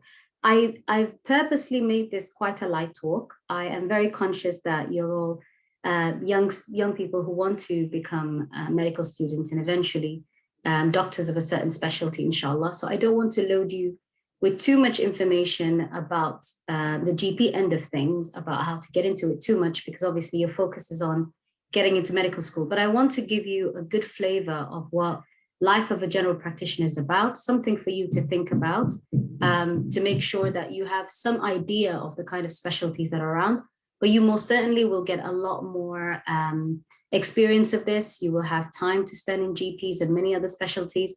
So you have plenty of time to make this decision. So you do not need to go into medical school knowing that you want to be a GP or a surgeon or a psychiatrist or a cardiologist. It is good to know what you're getting yourself into, because that's eventually going to be the career you're going to be following. So I'm going to work backwards. I'm going to start off by describing what the role of a GP is in a very basic form, because GPs have several different hats that they wear, and no two GPs are the same in their work pattern. And then I'm going to talk about the working life and give you an idea of what my working life looks like, and talk about the different careers within general practice, because like I mentioned, there's several different hats that GPs can potentially wear. And then I'll talk about how to get into general practice, and that would involve the training program as well as the recruitment and selection part of GP. Okay, so I know many of you, or almost all of you, would have met your GP by now. I know GPs have a lot of bad press at the moment, and that is obviously because of the way the work involves with the pandemic. Prior to the pandemic as well, there's been a major crisis even within general practice, simply because we have a massive shortage of GPs, and therefore the demand for patient appointments far outweighs the actual number of appointments available because of the number of GPs available. And so it's always been a problem trying to get through to the GPs, and we all know that, so they don't have a good reputation as such, particularly amongst the Somali community. But I will explain to you what GPs do, because like I mentioned, we do wear a lot of hats. We are usually your first point of contact. So we are your first point of contact when it comes to getting access to medical care. And because the work of a GP involves an understanding and clinical skills in specialties across obviously the entire range, we are usually the first people to consult with you, find out what the issues are, get an idea of how it's affecting you, not only medically and physically, but also how it's affecting you mentally, how it's affecting you as a father or a child or as a student, how it's affecting your work, how it's affecting your everyday life. And accordingly, we help to manage this by devising personalized, individualized management or treatment plans. So it's not just about prescribing that medication or treatment, it's also about ensuring that we're referring you to the right and the relevant specialties and making sure that you get the right support. So we provide what we call holistic care. So for example, a patient could come into me one day coughing, and he could be a 70-year-old pensioner who's coughing, and I discover that the cough is caused by pneumonia. So I will prescribe antibiotics. However, I also find out that because he's very unwell, he's unable to care for his wife, who's got dementia, for example, and he's somebody who's her full-time carer. So I need to ensure that the social care is involved to make sure they look after the wife while he's getting the rest he needs. I may also find out that he's struggling with difficulties financially because of his care, because of his physical health. So he's unable to pay for the bus, for example, or unable to get to his hospital appointments. So I'll also make sure that he gets that support from the social care in terms of a bus pass, or get age concern involved to make sure he gets the respite that he needs, so on and so forth. So each consultation is an opportunity to see the person as a whole and not just treat the pneumonia. We're here to treat the person. So that's why GPs oftentimes are, at least in the olden days, used to be considered another member of the family, because oftentimes GPs would have seen patients from the time they were born and will continue their care well into their adult life, as well as the care of their family, their children, and people within their community. So they were often considered great pillars of the community because they knew the patients intimately very well. A huge burden of our work obviously involves chronic illness management. So making sure that we manage and treat illnesses such as diabetes, chronic heart disease, hypertension, thyroid, cholesterol, so on and so forth. There are many things that we cannot fully cure. And these are the kind of illnesses that we call chronic illnesses. So it's making sure that we empower our patients through our discussions, consultations, referrals, and treatment plans. We make sure that they are able to optimize their health to the best of their ability. So for example, a lot of my diabetes follow-up will involve checking if patients understand the care of the diabetes. Do they understand the medications they're taking? Are they taking their medications well? Are they following the dietary changes that they need? Are they following the exercise regime that they need to make sure they lose weight so their diabetes is better? I'm also checking their blood pressure, because we know blood pressure can also be affected by diabetes. I'm making sure that their cholesterol levels are low, because that's also forms part of their diabetes care. And I will make sure that they're also having access to the support they need within the community. So I may refer them to a dietitian. We often give them healthy lifestyle referrals where they get 50% off in gyms, for example.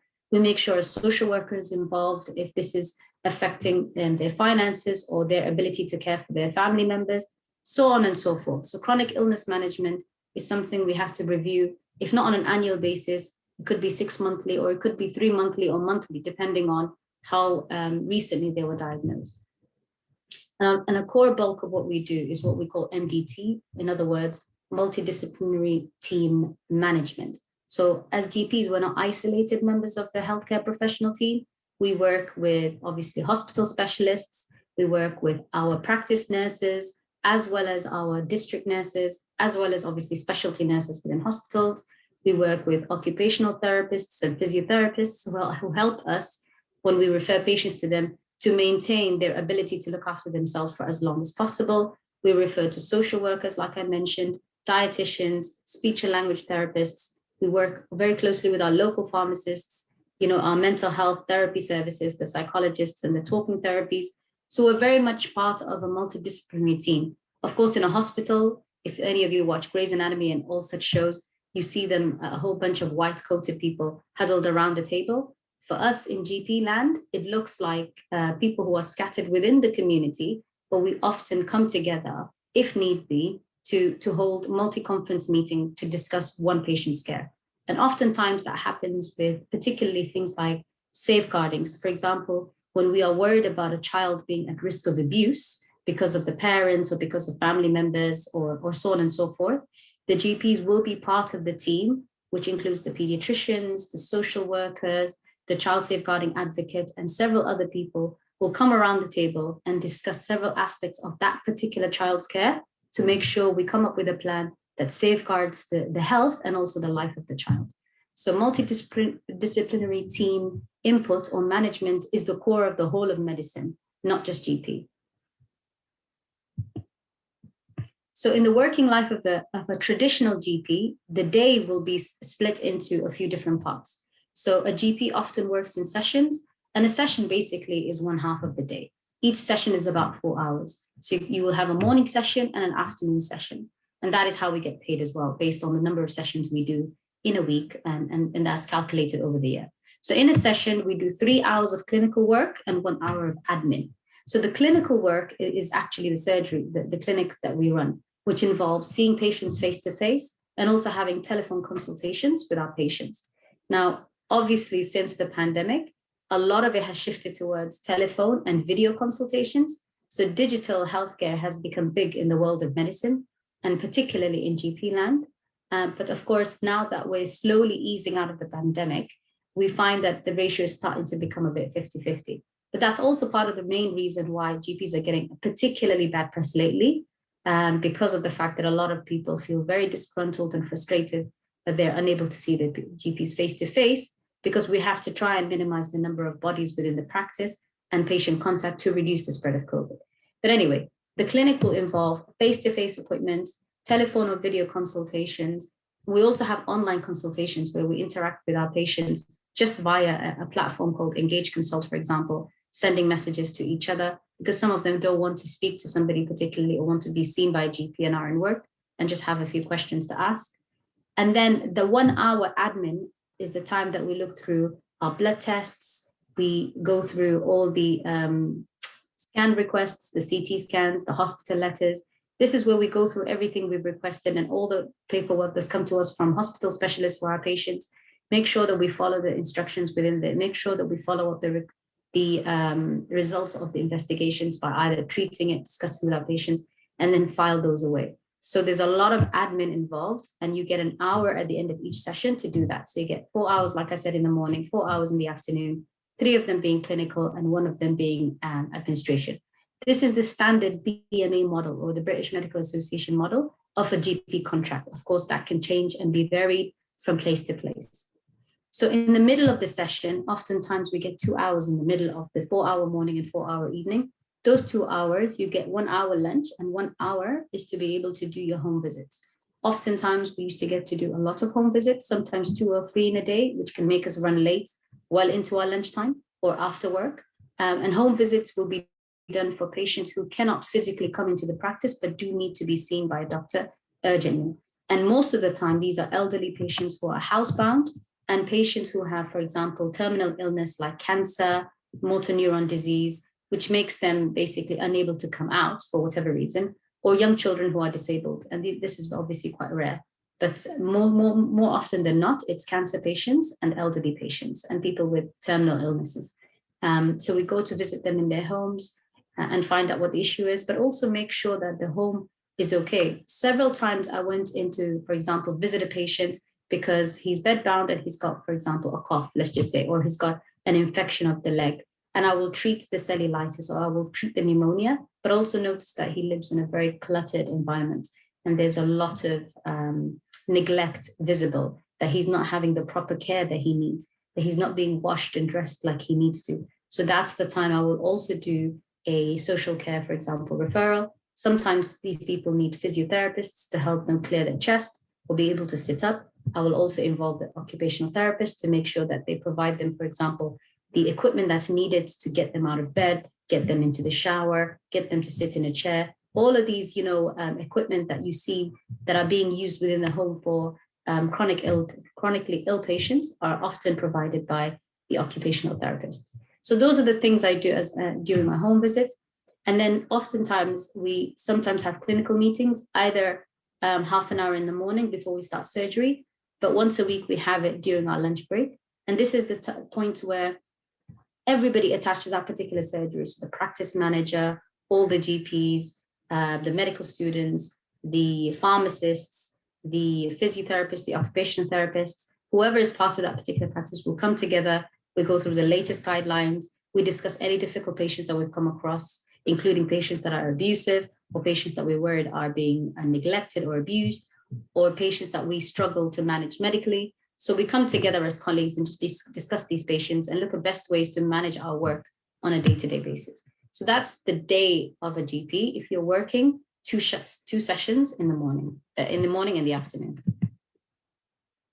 But like I said, careers within general practice can be very varied. And the core of GP work is obviously the sessional work, where you see patients, you do your paperwork and your admin and your blood results and everything else, as well as your home visits. But you can also be a GP that works in out of hours, which is the type of GP that do, you know, the 111 service. Normally GPs work within hours. So Monday to Friday, between 8:30 and 6:30 p.m. is usually the working day, but everybody has slightly different starts of the day or ends of the day. But there's also out of hours GP, who would be the GPs that work after the regular GPs go home and work in the evenings and weekends and Christmas holidays and bank holidays and so on and so forth. And they essentially do very similar to what we do, but they also work telephone consultations, they do home visits, or they will see you in the urgent care centers. So, you know, the urgent care centers or the walk-in centers, a lot of the time are manned by GPs who are out of hours GPs, but they're exactly like me or any other GP. They just chose to do extra shifts or chose to do their whole career in out of hours. You can be a GP clinical tutor, where you are also involved in training young GP trainees or medical students or foundation doctors. You could be a GP with specialist interest. Now, this is the interesting one. A lot of GPs like to branch out from the core of general practice. So for example, I do my day-to-day general practice work, but I'm really interested in women's health.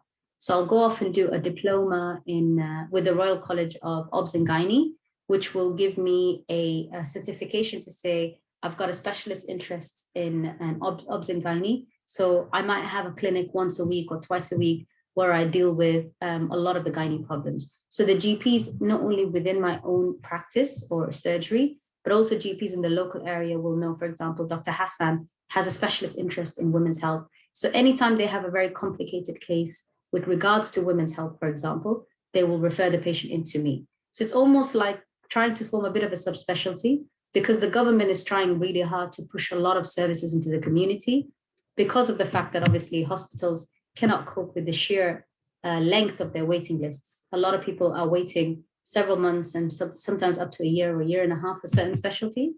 So they're trying to train up and entice more GPs to take on some of these specialty roles. One of my colleagues, for example, is a specialist interest in ENT. She's done extra training to manage with issues of the ear, nose, and throat. So she is actually skilled in some of the microsurgical procedures that you can do to remove wax or put in grommets or remove polyps or treat, more complex cases of ENT. But obviously she's not going to be like the ENT consultant as such, but she can deal with a lot of the difficult ENT cases the regular GPs, for example, can't deal with. So this is what a GP with a specialist interest is. And it varies from ENT. It could be a GP with a specialist interest in cardiology, women's health, children's health, mental health is a big one. There are lots of, especially male GPs who are with specialist interest in minor surgery. So they remove and cut off a lot of the lumps, bumps, skin tags, and certain other issues like nail issues and other bits and bobs. So they can have, for example, a couple of sessions a week just dealing with minor surgery. What other specialist interests out there? Specialist interest in allergy, all sorts, basically. And then there's prison GPs. So I've never worked as a prison GP. I keep hearing about it. So I don't particularly know exactly what it looks like. However, I'm pretty sure the work involves seeing patients who are inmates in prison, and they have their own set of issues. So a lot of it is going to be substance abuse, drug abuse, alcohol abuse, mental health issues, of course.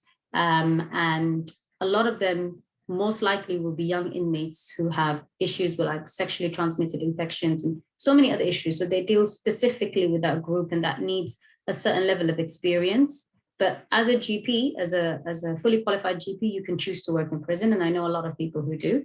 You could also be a forensic medical examiner. So you could be somebody who's part of the crime scene team who looks at some of the medical issues. For example, if a young woman is raped, for example, one of the examiners could be you as a forensic medical examiner GP trained in that. And you could give some of that evidence to court if need be. So many different hats they can wear.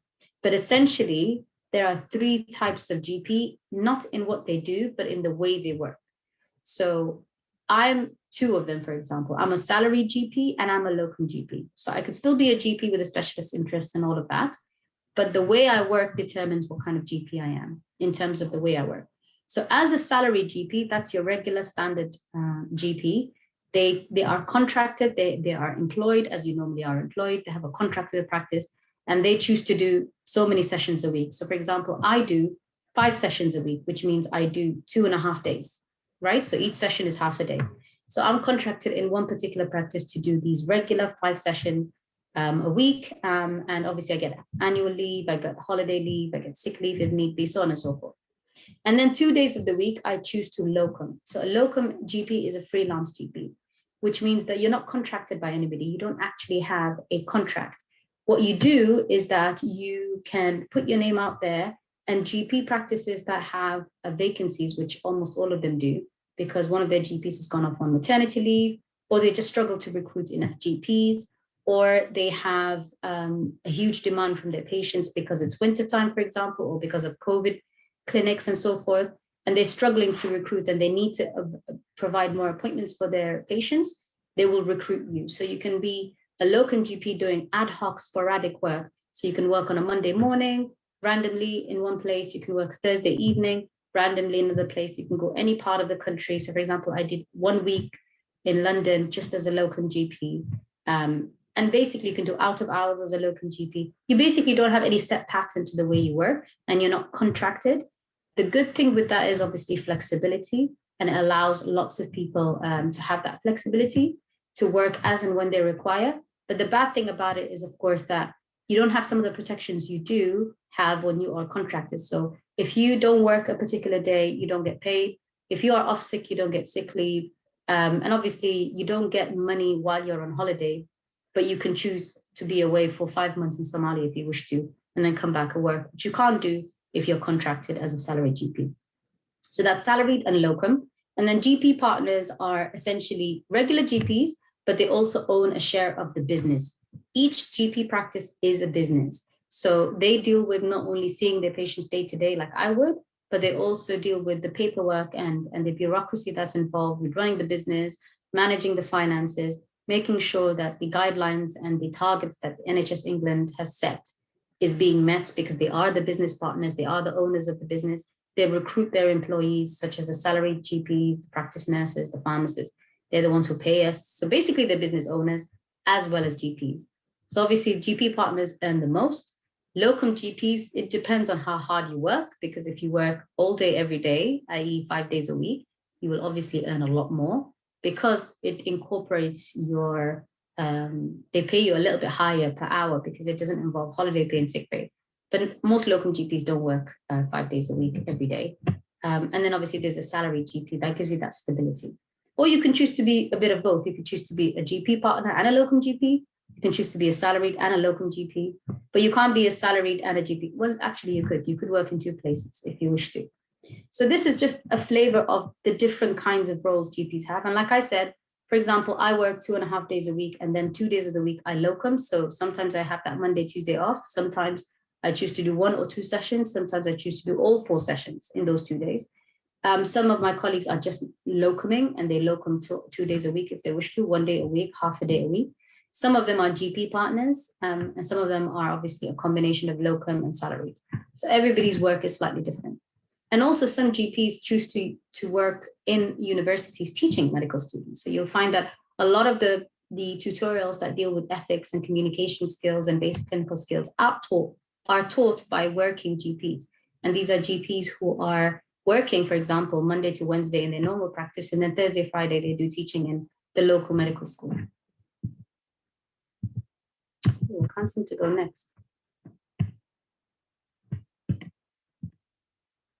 So like I said, that is the work of a portfolio GP. So if you keep hearing about the word portfolio GP, it means these are GPs who do several different things in their working week or in their career, which, like I mentioned, includes medical education, a GP with a specialist interest, prison doctor. You could be doing local management and CCG work where you deal with the local guidelines and things like that.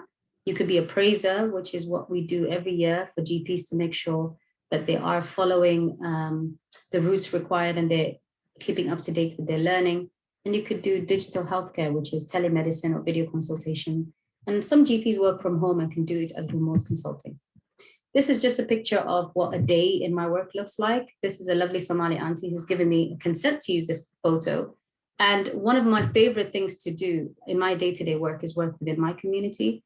And it's nice to be able to have that ability to speak, for example, my language, share my culture with her, because what often happens is they come to the GP with one particular issue, but when they find that they're struggling to speak the language or they're struggling to understand, because even if they do speak English, oftentimes, if you're the kind of GP who uses complex medical language, they won't be at your level. So oftentimes you will tend to see within that 10-minute appointment, a lot of issues that the patient has, not just, for example, the cough and the cold that they come with.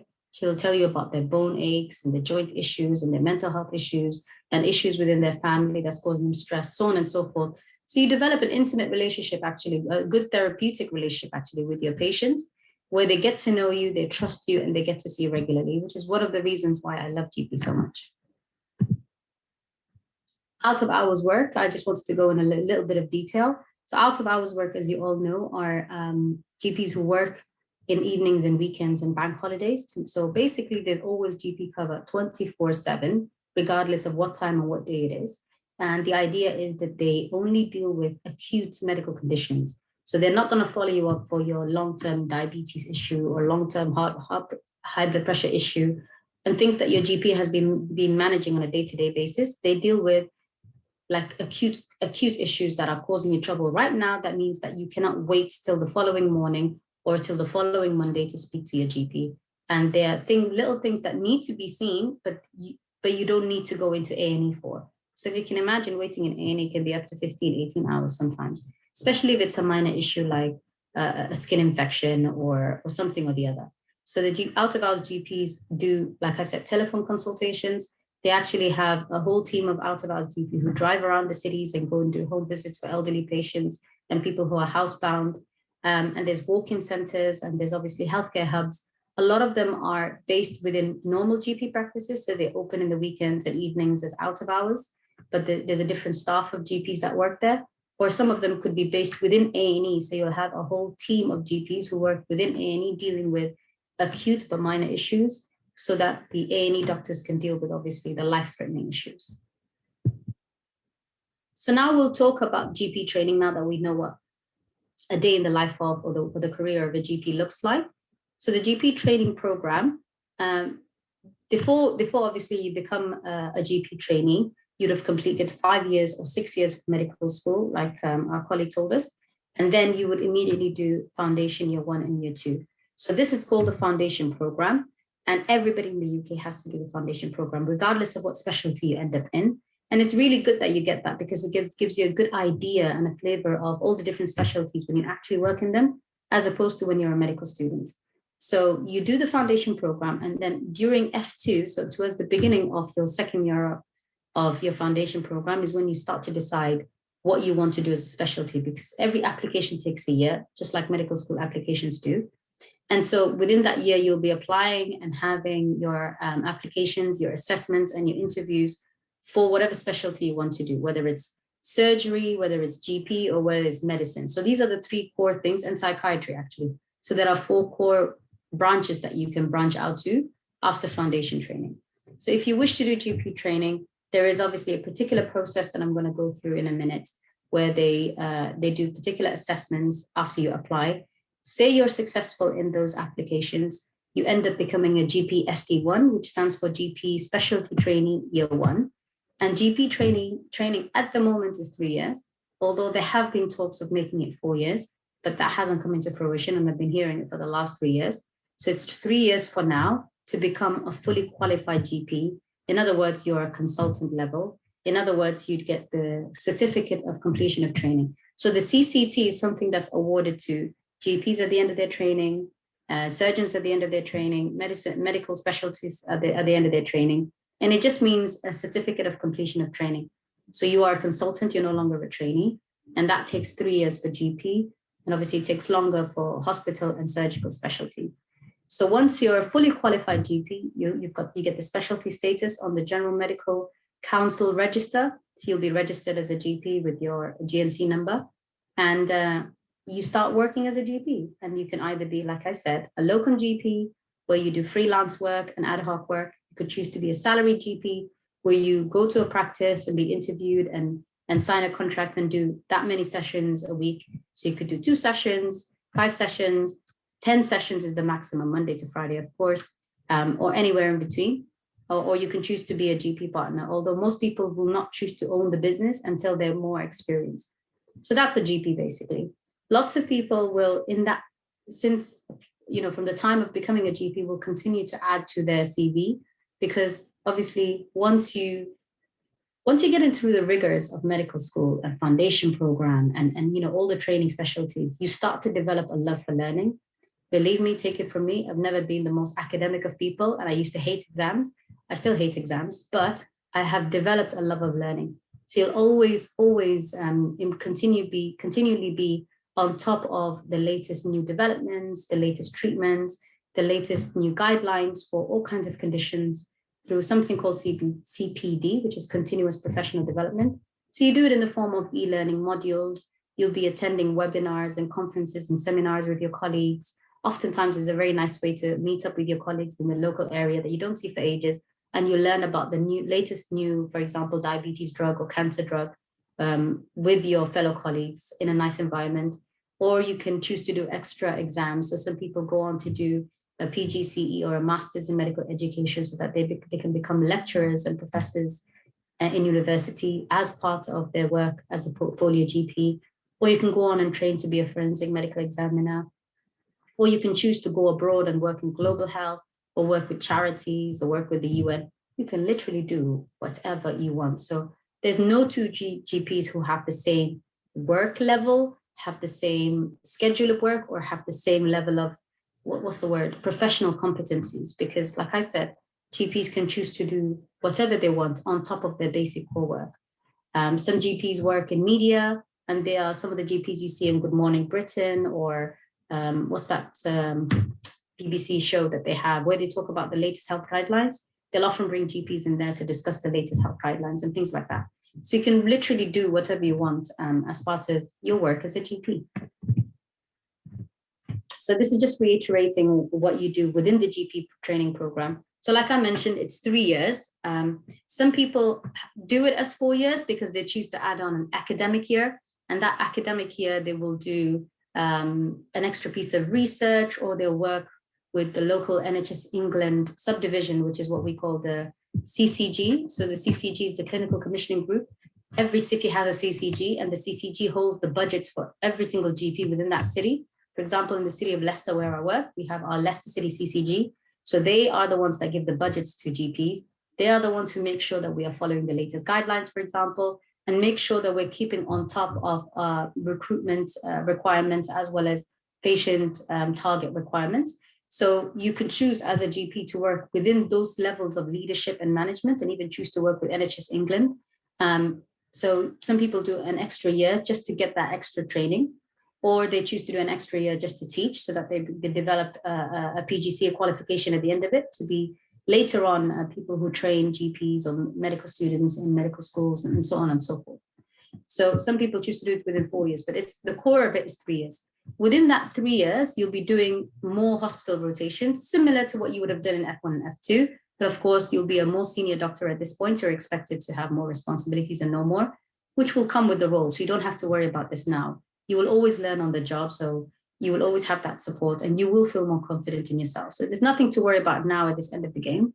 So you will have some regions in the country will do it as 6 monthly rotations. So within those 3 years, you will have each year might be 6 months in psychiatry, 6 months in cardiology, and then another 6 months in pediatrics, or 6 months in A&E. But always the final year of GP is you're going to be based in a GP practice for an entire year, just so that you know what it feels like to work as a GP day in, day out, and you get better and better at your job, and your time shortens, so it gets easier for you. So you do a combination of hospital and GP rotations. You'll always have an educational supervisor and a clinical supervisor, two different people who help you develop your education and help you develop your clinical skills, and will supervise you as well. And we always maintain an e-portfolio, because the way they assess that you are a competent GP, before they give you that final CCT and say, Khalas, yani you're a consultant and you finished your training, is going to be exams, but also a third of it is going to be based on assessments on your e-portfolio, where you basically log your reflections. It's an online portal with your own username and password, and everything you've learned. For example, if you went to an e-learning module, or if you've done an online course, or if you've went to a seminar, everything you've learned, you'll put it in there, upload your certificates, and you will reflect on it, because it's all about the reflections and the learning. Every time you've done clinical skills that you need to tick off, because you need to have certain clinical skills that you need to tick off within your training, you'll put it in your e-learning portfolio. And every 6 months or every year, your trainer will look into this. So this is something you maintain throughout your 3 years of GP training. So the e-portfolio is going to be key, but there's also going to be 2 extra aspects to it. So the e-portfolio is one of that, and that's the bottom bit, the workplace-based assessment bit, where you record your learning on the e-portfolio. But there's also going to be 2 exams. Some people choose to do the first exam in the second year and the second exam in the third year. I've done both in the third year, because clearly I like to stress myself out. So the first one is an AKT-based exam. So it's the applied knowledge test. It's literally a computer-based exam where you are answering questions on a computer, and it's just literally testing your knowledge. And this is the knowledge you would have accrued not only in medical school, but as a foundation program doctor, a junior doctor, but also as a GP trainer. And obviously you will study for this. So this is a knowledge-based exam. And then the second exam is a OSCE style exam. So we went to the Royal College of GPs based in Euston Square in London. They had paid actors, and they basically are pretending to be patients of different varieties, and you are timed, and somebody will be sitting in the room watching how you deal with them. So you're basically acting like you are a real GP dealing with their case, but also making sure that you pick up on things like, oh, are they looking low? Do they have mental health issues? Do they look disheveled, or they're bleeding? Are they being abused? Like, not just looking at their cough or their cold, for example. So these are the kind of things also you get trained for. And then based on these 2 exams and your portfolio, they will decide whether you are a competent GP. And almost always, most people will pass, except a few, and then they get extra support if need be. So the recruitment and selection is based on, that's changed actually since my time. So to get into the GP program, you need to apply, of course, and you normally will apply in foundation year 2. And when you're applying in foundation year 2, you fill out a basic application form that doesn't ask for much. But then once you do that, they will send you details, because there's 2 exams that you need to do. One is a computer-based exam called the multi-specialty recruitment assessment. A lot of specialties use that, including ophthalmology and other specialties like psychiatry, but also GPs do. And it's just very much asking, they're not expecting you to know everything about how to become a GP, because obviously you're just getting into it, but they will check how you're applying your medical knowledge. So it's nothing you guys need to worry about now. I'm just giving you an idea of what happens. So this is almost like a test that you do in a driving license center. So it's computer-based. And then after that, you have a selection center assessment where you have face-to-face assessments, again, in the style of OSCEs, which by this time you'll be familiar with, because you would have done multiple OSCEs throughout your medical school. And basically an OSCE is where you have somebody pretending that they have an illness or a mental health problem or whatever, and you're acting and you're showing people that you know how to deal with this. So this is what the face-to-face was involves. And it's mainly looking at things like, how good are your communication skills? Are you a complete robot who cannot read people's feelings? Or are you good at being able to convey and listen and also pass on information in a very basic, non-jargon, non-medical language way? They're checking to see if you've got empathy and sensitivity. You'll be surprised how many doctors lack that, which is why it's very important for them to find out if you're somebody who's actually caring and compassionate before they even let you into the GP program. And they want to see that you've got some problem-solving skills and conceptual thinking, which obviously you would have if you got into medical school, and you would have continued to develop throughout medical school. And professional integrity. Are you somebody who knows what your limitations are? Would you lie about the fact that you don't know how to treat, for example, menopause and pretend to give a patient a drug that could potentially harm them? Would you tell people that, yes, I can see this is troubling you, for example, but this is not something I'm very familiar with. Let me discuss this with my colleagues, discuss with the specialties, and I'll come back to you. That sort of thing, that kind of professional integrity, that you're also a human being, you know your limitations, you're not lying, and you are fit to practice, in other words. But anyway, not something you need to worry about at this stage, but these are the kind of things they assess before you are allowed into the GP training program. And this slide is just a bit more information about the different stages, like I mentioned. The application is just an online form where you put in your GMC registration, the fact that you've completed Foundation Year 2, and just basic eligibility criteria, which really is, are you of the right age limit? Do you have the residency and the correct status to work in this country? They don't want people who don't have the right documents, for example, that kind of basic stuff. The real meat of it is, like I said, the multi-specialty recruitment assessment, which is an exam. And you'll see there's different parts to it. And obviously there's the selection-based face-to-face one. And then they rank you based on how you score nationally. And then you get your offers based on that in either your local region or other regions. So it's not necessarily guaranteed that you'll be where you want, depending on obviously the competition in that area. And then other than pre-employment checks that they do every time, everywhere you go anyway, you'll start your GP training. And these are just some references of where you can get further information about the recruitment, but also understanding what the work of a GP also involves in the medicalcareers.nhs.uk. And a really good book for those who want to read basics of what GPs and some of the dilemmas. It's quite a humorous read. If you want to read more into it, is this really nice book. It's nothing medical whatsoever. It's just a guy who has a humorous take on his work as a GP. Any questions? And this is the end of my talk. Fantastic. Thank you so much, Dr. Hassan. Thank you for giving us such an in-depth overview of life as a GP. It's really amazing. Guys, any quick questions? I know that we've overrun a bit, but if you have any quick questions, we can answer one or two now. If not, we're going to have to continue on to the next one. So do you mind just stop sharing your screen? Yeah, amazing. Great. So we've got one question, which is, what is the average salary to be expected? Somebody who went to the heart of the whole thing. Okay. Again, it's not an easy answer to give because, like I said, the variety of what the GPs do is different. And obviously, because of that, the salary will be different. But if I give you a vague idea, like I said, GPs are paid on a sessional basis because GPs work different sessions in a week. So you can work 5 sessions a week, 4 sessions a week, 2 sessions, whatever, right? So if you're a salaried GP, and if I'm being honest, and you are working sessional work, then one session, for example, a Monday morning session, if you continuously work that regularly, will earn you in the region of 9,000 to 10,000 a year. So that's one session. So if you're working 5 sessions and it's 10,000 per session, it's about 50,000 a year. And that's pre-tax. And then if you are working as a locum, it's not based on sessions, it's hourly rates. So you are paid based on how many hours you're working.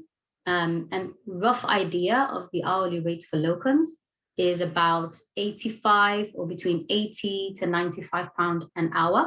And obviously that really depends on where you're working in the country. Places like London, for example, tend to pay less because there's so many GPs around. So obviously the demand, the competition is fierce, so they will take people with less pay.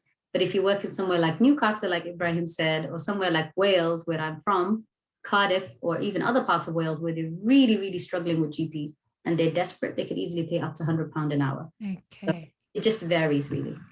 And with GP, can you be more than one interest? Yeah, so there's lots. So can you be like lots of different specialists interests? You wouldn't want to be 10 different specialists. You could if you wanted to. So for example, many GPs tend to have at least one, if not 2 specialist interests. There's no limit really to how many specialty interests you can have. So for example, most female GPs will have the DRCOG, which is the Diploma in Royal College of Obs and Gynae, which is women's health. And then they could have a diploma in the mental health. And then they could also have the diploma in the family planning, which is coils implant, as well as minor surgery, as well as joint injections. But you wouldn't want to do so many, because obviously if you want to say you're a specialist interest in something, some of them will ask you to keep a logbook of the fact that you've done several injections per year. And you can't do that if you are having clinics in so many different things. So you can have whatever you want, really, but most people tend to be one or two.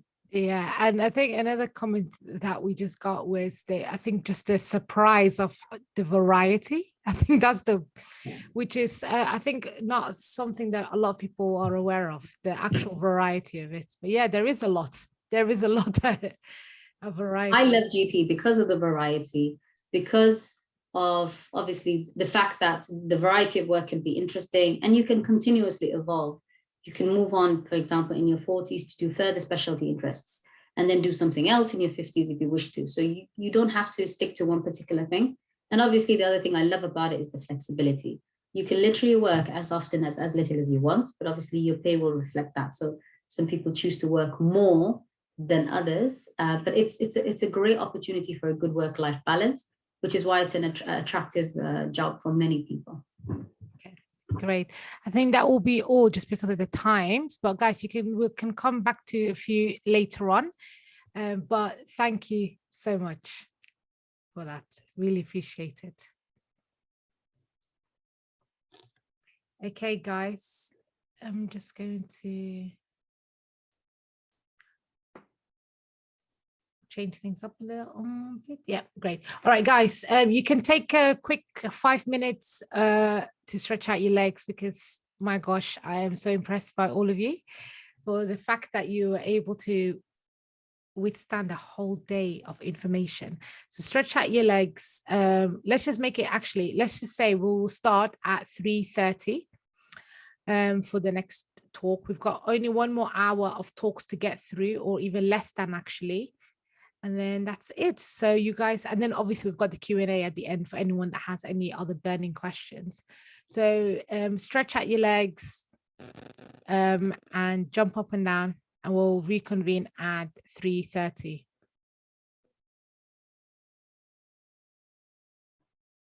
Okay, and just also, guys, just to remind you, for anyone that's still sitting down and not jumping up and down, to please follow us on our social media handles. I'll just quickly share that.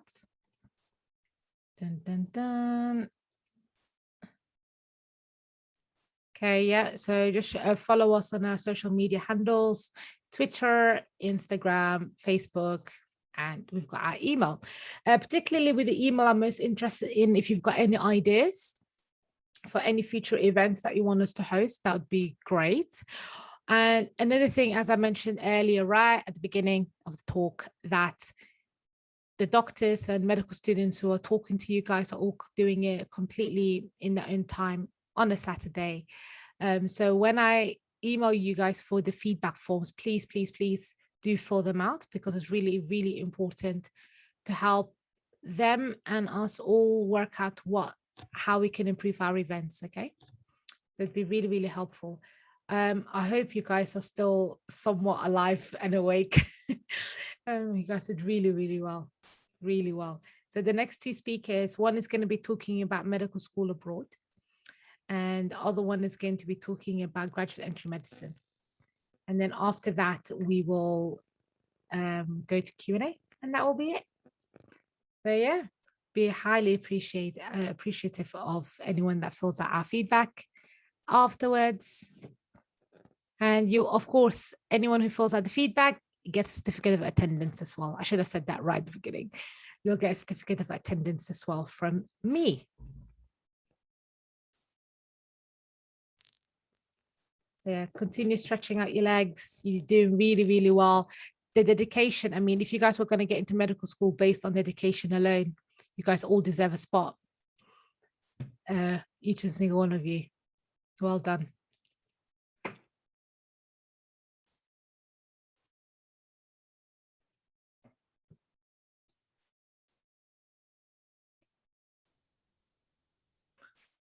We will start in 5 minutes.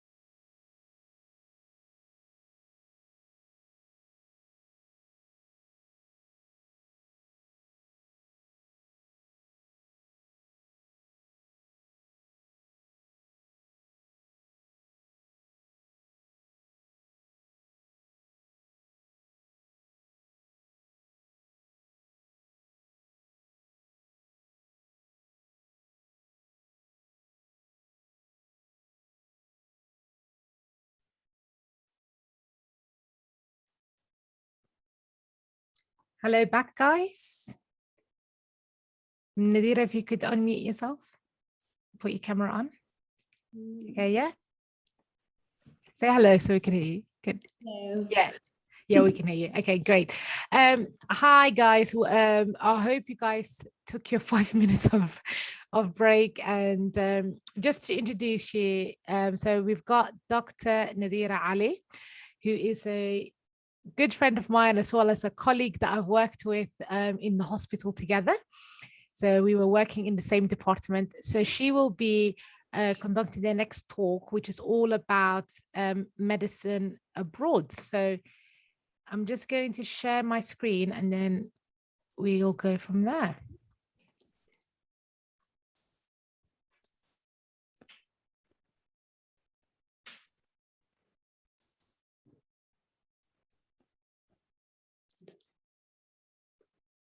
So, can you see my screen?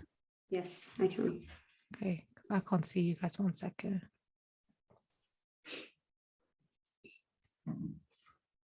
One second.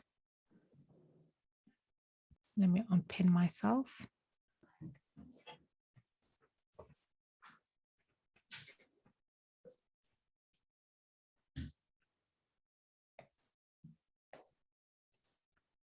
These guys have been working really hard all day today. Good job, guys. Because they did We're really almost good. done. Almost. Okay, excellent. All right. So, off you go. Okay. Hi, my name is Nahira. I'm currently working as an SHO in medicine at University Hospital Coventry. Sumaya asked me to give this talk because from the title you can tell, medical school abroad. So I've studied in China. I'm from Canada. So I'll go a bit of explain everything based on what the slides say. So bear with me. Sumaya, can you? It's a bit stretched out. Just know how to. 1 sec. I'll just use mine then.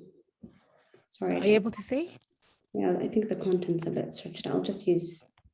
Okay. Give me a sec. Okay. So I'll give you guys an overview. So I studied in China, particularly a city that was up in the north. So my university was called Jilin Medical University. There are plenty of universities in China, and they all have different criteria of getting into them. The way I found out about this was obviously I had a friend that was there who kind of gave me the information, and for multitudes of reasons, I chose to go to China. In terms of eligibility, obviously, I think it's similar to any medical school. They expect that you have certain subjects, and different universities have different cutoffs. So that would vary depending on the university. In regards to the duration, my university was 6 years, and the way that was broken down was that the first 2 years were like basic sciences, so anatomy, pathology, we did chemistry. Once you get through those 2 years, the next 3 years were the ones where they focused on the clinical side of medicine. And that's also when we were able to go to the hospitals and kind of, see these, for example, if you go to peds or obs and gynae, those 3 years mainly focused on that. And then the last year is what they call internship. So you do a whole year of internship where they divide it. So you do 4 months, for example, in surgery, 4 months in peds, 4 months in surgery. They would break it down depending on, the departments. But different universities, like I said, have different ways of doing it. Sometimes it'll be 6 years or 5 years, it depends. The medium of instruction is English. However, you are expected to learn Chinese. So in medical school there, every single year you have one subject of Chinese. So as you go along the years, the intensity of the Chinese increases because they expect by at least 4th or 5th year that you are able to speak enough Mandarin to speak to patients, because although the professors and everybody speaks in English, when you get to the hospitals, a lot of the patients don't speak English. So you would have to kind of, push yourself not only to learn medicine, but also learn Chinese in the way Mandarin, because they speak in Mandarin mainly up in the central part of China and northern part. And then when you go further down, you would get Mandarin or Cantonese. I was in the north of China, so I had to learn Mandarin. So especially with internship, it comes in handy because a lot of the times, like I said, with the patients, you would have to kind of take history in Chinese, and some of the doctors actually in the hospital might not know English either. So to interact with different people in just day-to-day life, you would have to actually know Mandarin. But in the university, you'd get away with your English. Tuition fee varies depending on which university you go to.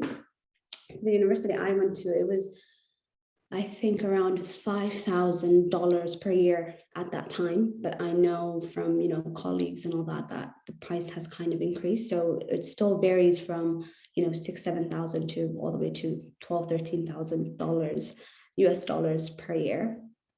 And one of the main things that you need to look out for if you do decide to study abroad, is to make sure that the university is accredited or recognized in the World Directory of Medical Schools, because later on, majority of the people don't end up staying in China to practice in China. So if you are, depending on where you want to go, a lot of people want to go back to Canada or America or the UK, you'd have to make sure that your university is recognized. So moving on to the next slide. Where's the next slide? I don't know. Yeah. So the pros and cons of this is just China, but there's people who study in Europe, people who study, all across the world, but pertaining to China. Obviously, experience a different culture is a major pro. You will obviously deal with cultural shock in the beginning. With China, for example, I really suffered with the food, especially trying to get halal food was extremely hard. But we did, alhamdulillah, have places where we could get halal food and all that. So after that, it got a bit easier, and I guess I got used to some of the Chinese food after a while.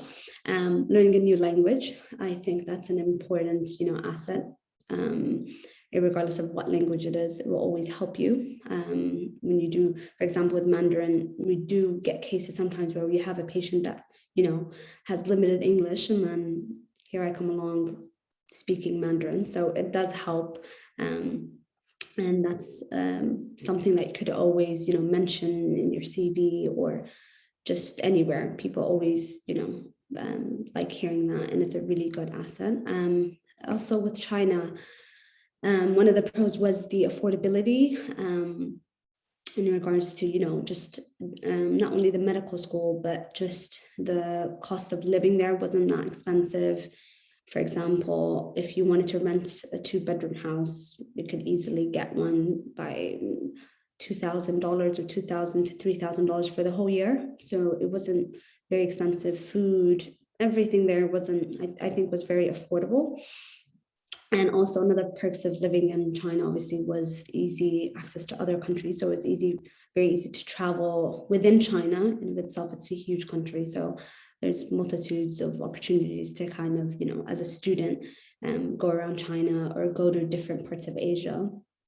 The cons, obviously, would be the language barrier. Initially, the first 2-3 years, I would say, I really, really struggled, especially considering I lived up north. And it was more, I wouldn't say a village because there was like 28 million people there, but compared to other places in China, that was considered a village. So people didn't speak English. People didn't see, weren't used to seeing foreigners. So you stick out like a sore thumb, and people point you out, and people stop you, people take your pictures. So there's a lot of things that you kind of go through that you're just like, oh my God, you struggle with that. But so the language thing initially was a barrier. Some people weren't able to adapt. So in our cohort, there was about 120, no, it was 100, I would say, at least, and then we dropped down to at least 50. So a lot of people either couldn't adapt or people struggled. with different things. So they ended up dropping out or transferring to another university abroad. As well as number 3, quality of education varies between universities, so it's not really standardized. You would sometimes have teachers in certain, subjects who their English is not, it's not that good. So you would struggle with you would have to put in the work yourself. So it's not only our university. I'd had friends from different universities, so I would try to get information. So some people had it worse. So it's not standardized in terms of the education system over there. And then the lack of guidance for postgraduate training or different medical licensing exams, because obviously all the doctors we had, the professors, everybody we had were Chinese, and they obviously end up studying in their country and working in their country. And a lot of us are, international, and we have our aspirations are to go back. So trying to find out information of the syllabus of what's expected from you was really hard. It was a lot of, pushing yourself to go on the internet, speak to your seniors, getting information from different people. Sometimes it's not the right information. So it was really hard in that regard. But it is something obviously was able to overcome. So that's just a bit of the pros and cons. The next thing would be, there's a slide before that called the PLABs. So medical licensing exams, each country has a different one for people who have studied abroad. So like I said, I'm Canadian, so we have a different type of exam, but decided to come to the UK. So I'll be focusing on the PLAB. The PLAB basically stands for Professional Linguistic Assessment Board Test, and it helps JMC basically make sure doctors who qualified abroad have the right knowledge and skills to practice medicine in the UK.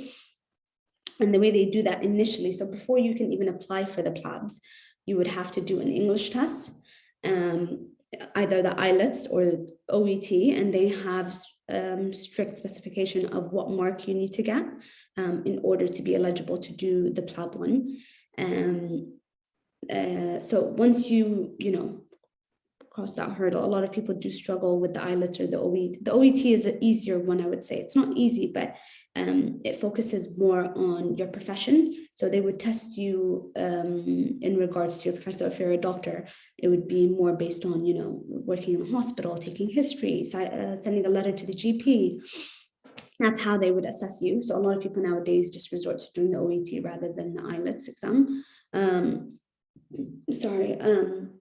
In regards to the PLAB, so the PLAB consists of 2 parts. The first part is a multiple choice exam, which tests your clinical knowledge. So anything from internal medicine to peds to surgery, etc. It's 180 questions.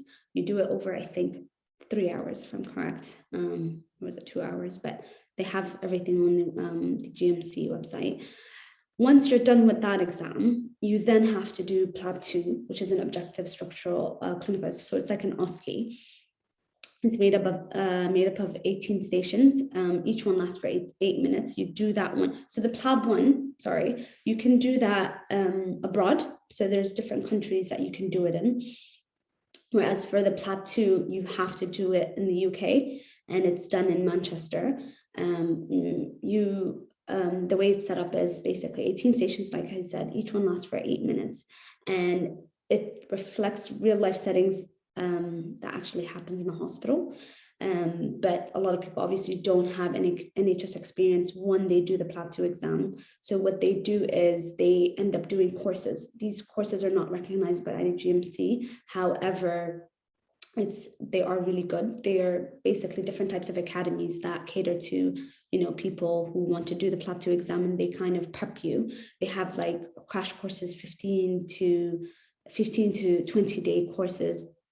And they set up mocks also for you to kind of get through these exams, because these exams not only have to do with your clinical knowledge, it also has to do with your interpersonal skills. So they care a lot about how you speak to people and how you carry yourself, if you're able to pick up on, verbal cues or non-verbal cues. So once you are done with those 2 exams, and it can easily take you 6 months if you are very, disciplined and resilient, or some people it takes them a year or even more, but as long as you get through them, that's fine. With the PLAB, I think each one you're allowed to, they let you have 4 chances of, if you do fail, you can redo them. Once you are done with these exams, you then apply for GMC registration.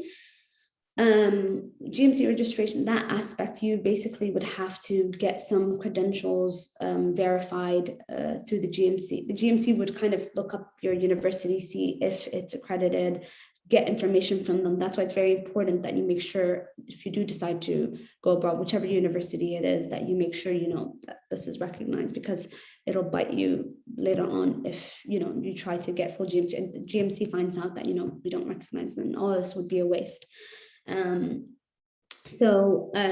Once all that is done, you can get full or partial GMC registration depending on completion of internship. And what that means is, for example, I did 6 years, and I mentioned that the last year was my internship year. So GMC recognized that, and I was able to get full GMC registration, meaning I wouldn't have to do an F1 year. I could directly work as an F2 or just an SHO. And the partial one would be basically, if you didn't do internship, you would have to do F1. So you'd have to either apply through the foundation program or find a way to do internship back home. And there's going to be changes to the PLAB exam from 2025. They're planning to introduce something called UKMLA. Sounds like USMLE, but that's the American one. So they're going to do one called UKMLA, which will be a requirement for all doctors. So right now the PLABs are just for international graduates, whereas this one is going to be for international graduates and also UK doctors. Moving on to the next slide. Next one would be integrating into the NHS. So once you get all this done, you start applying for jobs through the NHS. I use the NHS job website. There's 2 types of jobs: non-training posts and getting through the foundation program, which I mentioned. If you didn't do your internship, you'd have to apply through that. So one thing that I found very confusing was with the non-training posts, they have a lot of terminology. So F1, F2, we all know, but then there's SHO, trust grade, JCF. All those basically fall under the same thing, which is your junior doctor. So you can start applying. It does take time. People used to say, oh, it takes a few months, a few weeks, but nowadays it does take, at least 2-3 months to get a job, if not more. I was at least applying for 5 months, and eventually I did end up finding something. And the second one would be the foundation program. And another way I think that it's important for you to kind of integrate into the NHS is try to ask for a shadowing period once you do get a post, because it is a different system, and you do need to kind of get used to, everything, basic things, even like how to use their computer system. That takes time. So if you could ask, a lot of times, if you do, during the interview, when they ask you if you have any questions, be like, would it be possible for me to have a shadowing period? Ideally a month. If you get 2 weeks even, that's fine. That would help you. So getting that would help. Another thing I found was you work, I think other doctors mentioned it, but it's a type of MDT type of aspect. Multidisciplinary team. So you're not working alone. You would have to resort to, working with different specialities, different people, for example, physiotherapists, occupational therapists. They use a lot of abbreviations here too that you'd get used to eventually, but initially it's very hard. So you keep asking what's SALT, what's MFFD, which is medically fit for discharge. So you use a lot of abbreviations. That's another thing that kind of, you would struggle with initially, but you'll eventually get used to it. So you work with different people just as a holistic approach when managing patients.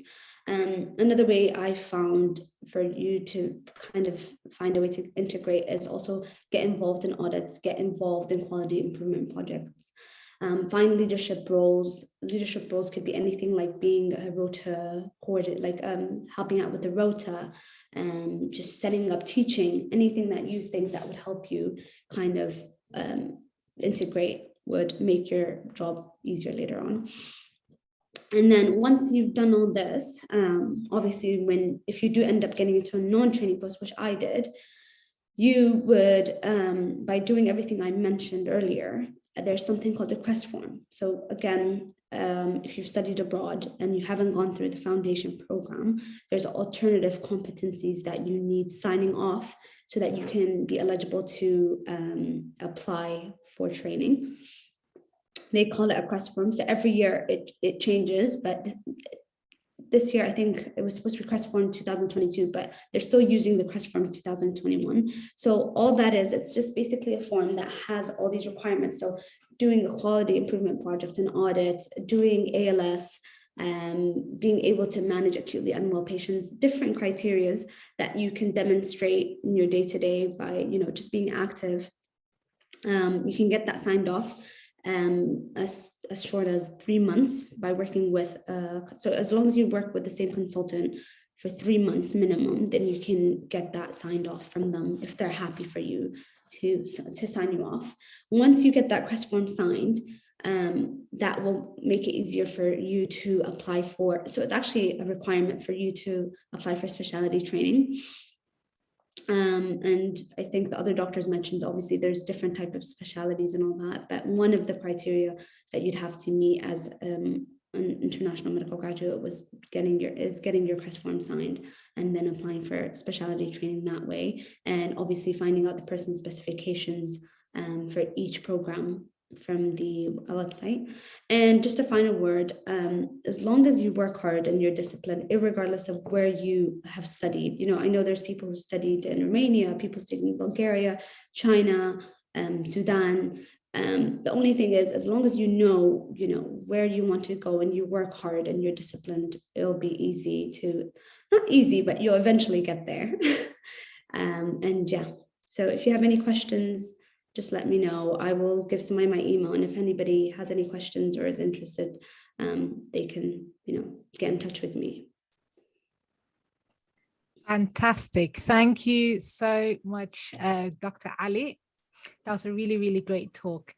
So guys, put in your questions in the chat. So the first question we've got is, so as an international medical graduate, did you choose where you wanted to study? Did you pick China specifically, or was it a case of where you wanted to go to? I didn't want to go to China. Yeah. it just happened. I had different options. So I did my research into different countries, and yeah, I think eventually the reason why I did choose China, it was because of the fact that firstly, I had a friend who was already there, so I felt like there's somebody that I trust that could kind of give me inside information. okay. And obviously the fact that financially it was something that we could afford. So those were the main reasons why I chose China. But with the medical school, it's more like a direct application, isn't it? It's yes. not, so I think it's more direct applications, whereas with the UK, we've got one like national system. Yes. So it's very different. You apply directly to that university. You do your research on the university, and then you apply directly to that university. Okay, excellent. Any other questions, guys? It's great. So they said great and informative lecture. That's what you got. Excellent. Yeah, no, it's really, really informative, especially as it is an option that a lot of people look into, but it's often really difficult to find information. Yeah, it is. And then I think another thing that people worry about is in terms of how to then integrate. But I must say, you might, because I met Nadira on her first job when she came and joined, and we were working on the same job, and honestly, phenomenal is all I can say. Thank you. Any other questions, guys?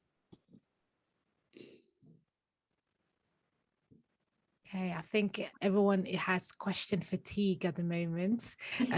But genuinely, thank you so much. It was really and I really liked your last comment as well. So that's great. All right. Thank you, guys. Okay, then take care. Bye. Bye.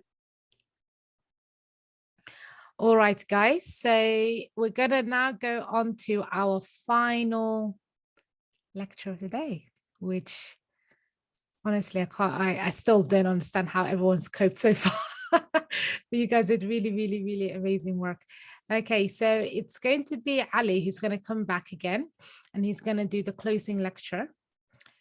The topic of his lecture is going to be all about the graduate entry to medicine. Now, the reason why it's really important to talk about this is that not all of you will go to medical school through the undergraduate pathway, okay? So some, it will be by choice. So for example, they want to do an undergraduate degree and explore something else before they do medicine.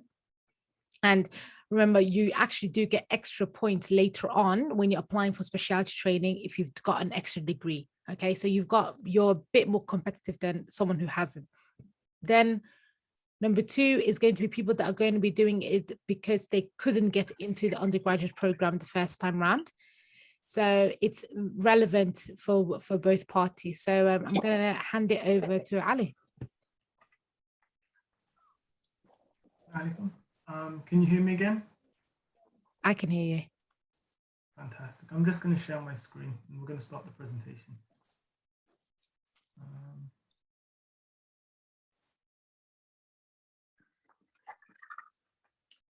Okay, so can everybody just see the screen as well? Yeah, we can see. Fantastic. So for anybody who wasn't here for the first presentation, my name's Ali. I'm currently a graduate entry medical student, and I'm going to be giving this talk on the graduate entry route into medical school. So just to start off with, the graduate entry route into medicine is essentially a 4-year accelerated course as opposed to the 5-year course that most people will do. And some people do sometimes get worried when they hear like 4-year course. They might think that you might miss something out, like there's something basically might be wrong with the course, or something along those lines. But the course is exactly the same in terms of the content and also the progression. So the only difference really is what they'll usually do is they'll combine the first 2 years into one, and you'll just basically just rush through that first year because you'll already had some background as a graduate usually. So that's mainly the difference between them two. Another thing that's quite important to note is the fact that even though it's called graduate entry medicine, in terms of how the degree is classified, it's still classified as an undergraduate degree, and that's important for when it comes to things like funding as well. In this talk, I'm really going to be going over some of the differences in entry requirements, the differences in the course structure, and also a couple of other things as well. As Sumaya mentioned earlier, there are several different reasons why people might want to go into the graduate entry medicine route. So some people might not get the results the first time around, and as a result, they still want to do medicine, and this is just another way to get into medicine. Some people might basically go away, study something else because they're interested in it, and then later on decide that they want to do medicine and then come back to do it. So one thing you will notice is if you do basically go on the graduate entry medicine route, that there are a wide variety of different people. And some people, when I say wide variety of people, I mean in terms of the backgrounds they might have had, their ages and what they've studied. So it is quite an interesting course to study as well. So if you're going to go down the graduate entry medical route, there are many different things that you really need to consider. One of these things is the entrance requirements for each particular university. And then I've listed a few of the different ones which we're going to go over. And then also a second thing, which I've just made like a second category of things, which are just the other considerations.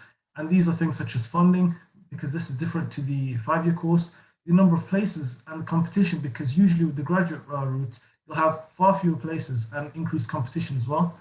Teaching styles, because this can differ between the graduate and the undergraduate courses, even at the same university. Time off or holidays once you're actually at university, and also the type of student you are. And the only reason I put that last line over there in terms of the type of student is because many universities will only allow applications from home or EU students for the graduate courses, so won't allow international students, or they'll only take on a few international students, restricting the number on the course. So I'm just going to start off with a couple of the entry requirements, and one of the first entry requirements is essentially the degree that you will have got. So for the graduate entry, you have to have a degree when you're applying, but the degree you hold like essentially can vary. So the first thing the university will look at is the subject that you've studied at undergraduate level. So some universities will only accept students that will have a life sciences degree, so that's things like biochemistry or physiology. Some will accept other people who've done healthcare related degrees such as paramedic science, nursing, and things like that. But there are many universities which will actually accept any degree. So you can go do something along the lines of history or art or something along those lines, and then decide to come back and do the 4-year graduate entry medicine route. And I will basically go over which universities allow this. The second thing that they'll look at is the degree classification, or essentially what grade you will have achieved on your degree. So the way that degrees are marked here in the UK are first class degree is generally the highest you can get, followed by a 2-1, followed by a 2-2, and you can also basically get like a pass as well. So the majority of universities will want like a 2-1 or above, and some will actually give you extra points if you do get a first class degree, but it's not something you need. But that doesn't necessarily mean you shouldn't aim for it. You should always aim to get the highest possible mark you can. And lastly, the last thing we can take a look at is the degree type. So some people will only do a bachelor's or an undergraduate degree and then apply for the graduate entry route, whereas some people will go on to do a master's degree or a PhD even. And some universities will give them extra points or extra weighting when they're trying to select people for interview as well. So these are some of the things you have to consider in terms of the degree type you hold. The next thing you need to consider is what type of entrance exam these universities will actually allow. And again, a lot of these will basically be the UCAT. And I've listed a couple of the UCAT universities which use the UCAT for the graduate entry medicine course. The second most common one is one known as the GAMSAT. I didn't speak about the GAMSAT in the previous talk, so I'll be speaking about it in this presentation. And finally, the BSMA is only used by the University of Oxford for their graduate entry course. And lastly, the University of Cambridge doesn't actually have any entrance exam for the graduate entry course. So so right now, I'm going to spend a little bit of time talking about the GAMSAT, which is a very common entrance exam on the graduate entry medicine course. So the GAMSAT is actually quite a long exam compared to some of the other ones we've talked about today. And I've put down that it takes about 6 hours. And the reason I've put about 6 hours is because, again, this has changed because of COVID this past year. So we're not quite sure when it's going to go back to its original time, but I've got all the timings on the next slides as well. So the GAMSAT consists of 3 separate sections. A section in reasoning in humanities and social sciences, a section on written communication, and then lastly, a section on biological and physical sciences, which makes up the majority of the paper. This test is taken at specific test centres, and there are 8 different test centres in the UK, which are in Belfast, Birmingham, Cardiff, Edinburgh, Liverpool, London, Sheffield, and also Derry in Northern Ireland. So you'll have to basically come to one of these test centres in order to take it. This used to be a paper-based exam, but it's now digital also because of COVID. And unlike the BSMA or the UCAT, the GAMSAT results are valid for 2 years. So if you do the GAMSAT and you did particularly well on it, but you didn't get in that year, you can use the same results the following year again. In terms of the scoring for the GAMSAT, you're given individual scores for the 3 sections between 0 and 100. And also you are given an official overall score. So what they do for this one is they'll basically take the section 1 score and add it to the section 2 score. They'll multiply your section 3 score by 2. So if we take a look again, that's going to be the biological and physical sciences. And after that, they'll just divide it by 4. So essentially what they'll do is they'll just total up your score and just give extra weighting to the biological and physical sciences. And some universities will actually calculate their own overall score, which they use. So for example, Nottingham, they'll just take the average of all 3 without actually giving the biological and physical sciences any extra weighting. And one more thing to keep in, one more thing to note is the fact that there is no negative marking with the GAMSAT as well. So again, if you're ever unsure with questions, you can basically just guess. There are 2 tests that happen every single year, and these occur in March and September. Again, you're going to have to double check with the university to see basically which ones they consider to be valid. And the registration typically opens about 5 months prior to when the exam takes place. And it also closes around February or July, depending on whether you're going for the March or September one. The reason I haven't given any specific dates is because they do change every single year. So these are just rough dates. The test does basically cost £268. And if you basically register late, and they do have like a late registration for like 10 days after normal registration, they will charge an extra £60 as well. So that's just something to keep in mind. So now I'm just going to quickly go over the different sections of the GAMSA. So the first section is a section known as Reasoning in Humanities. And in this section, what they're trying to do is see how well you can basically understand and critically evaluate different things in different contexts. So what it is they'll give you 47 different questions, and each of these questions, basically, they'll give you a prompt. A prompt can basically be a text, so it could be nonfiction or fiction, it could be poetry, it could be like a cartoon, and by cartoon, I mean, some of those ones you might sometimes see in like newspapers, so satirical kind of cartoons or something along those lines. It could be a diagram or it could be a table. And then what they're going to do is they're going to ask you a question about that. And this section requires a lot of critical thinking, and it is quite similar to the verbal reasoning or decision-making section of the UCAT as well. In this section, they'll also give you 6 minutes of reading time just at the beginning before you start, and you've got 64 minutes to answer all of the questions. The second section is going to be a written communication section.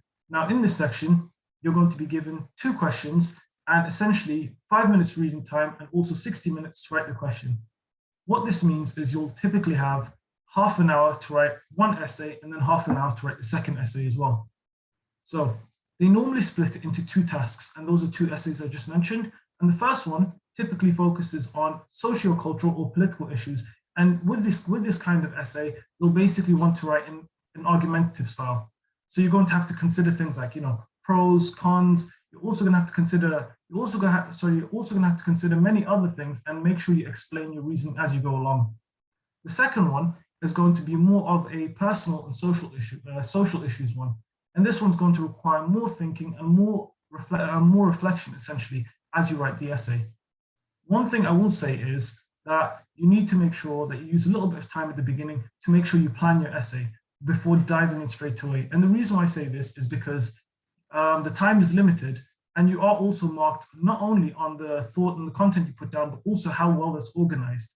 And if you just start writing without having a plan in your mind, it could come across as something that's not very organized or not expressed very well, and that's going to mark you down as well. And this is marked by 3 different assessors before they basically give you a mark based off of it.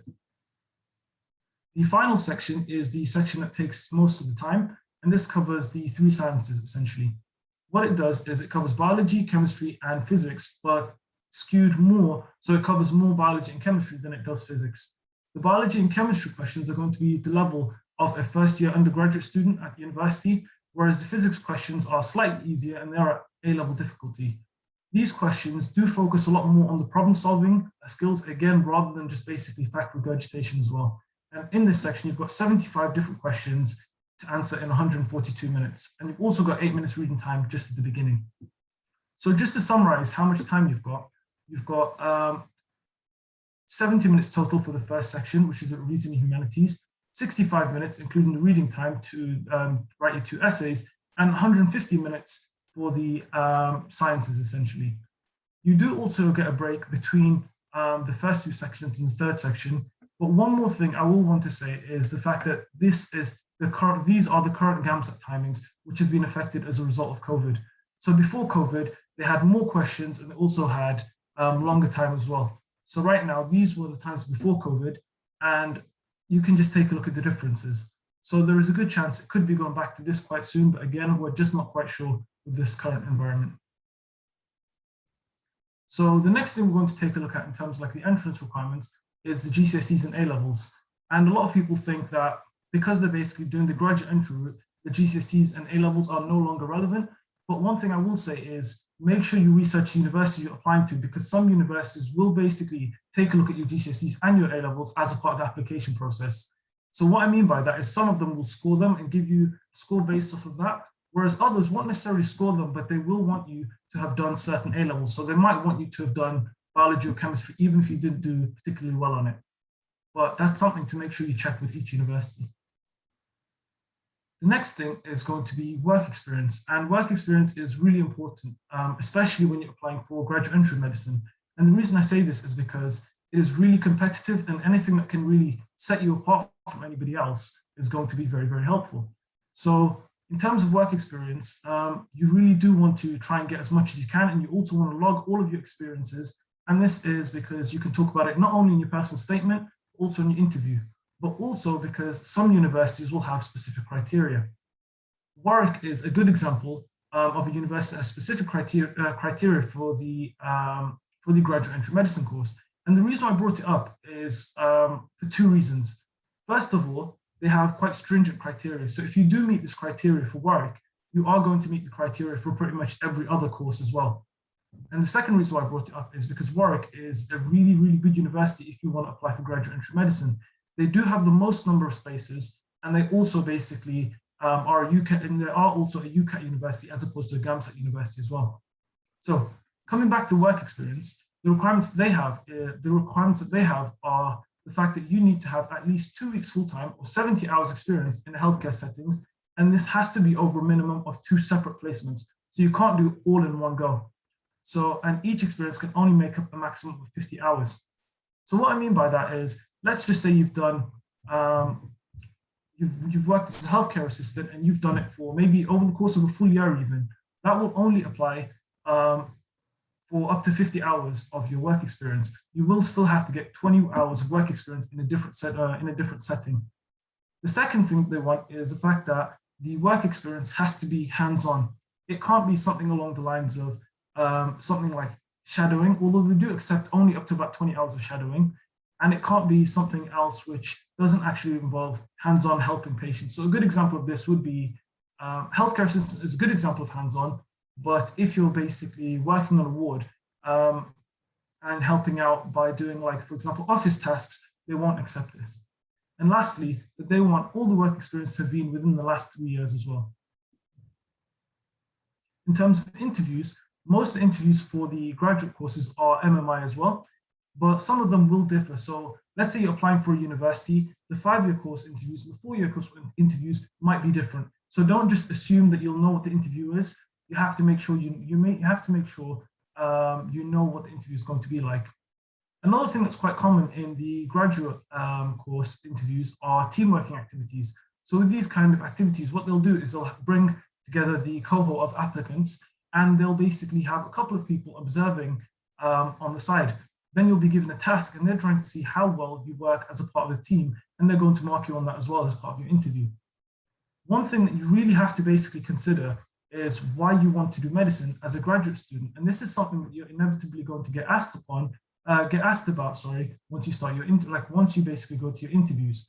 And as a graduate, you will have a lot of different experiences that you will have basically had at university where other people might not have had. And you really need to make sure you capitalize on your experiences as a graduate as well when it comes to this.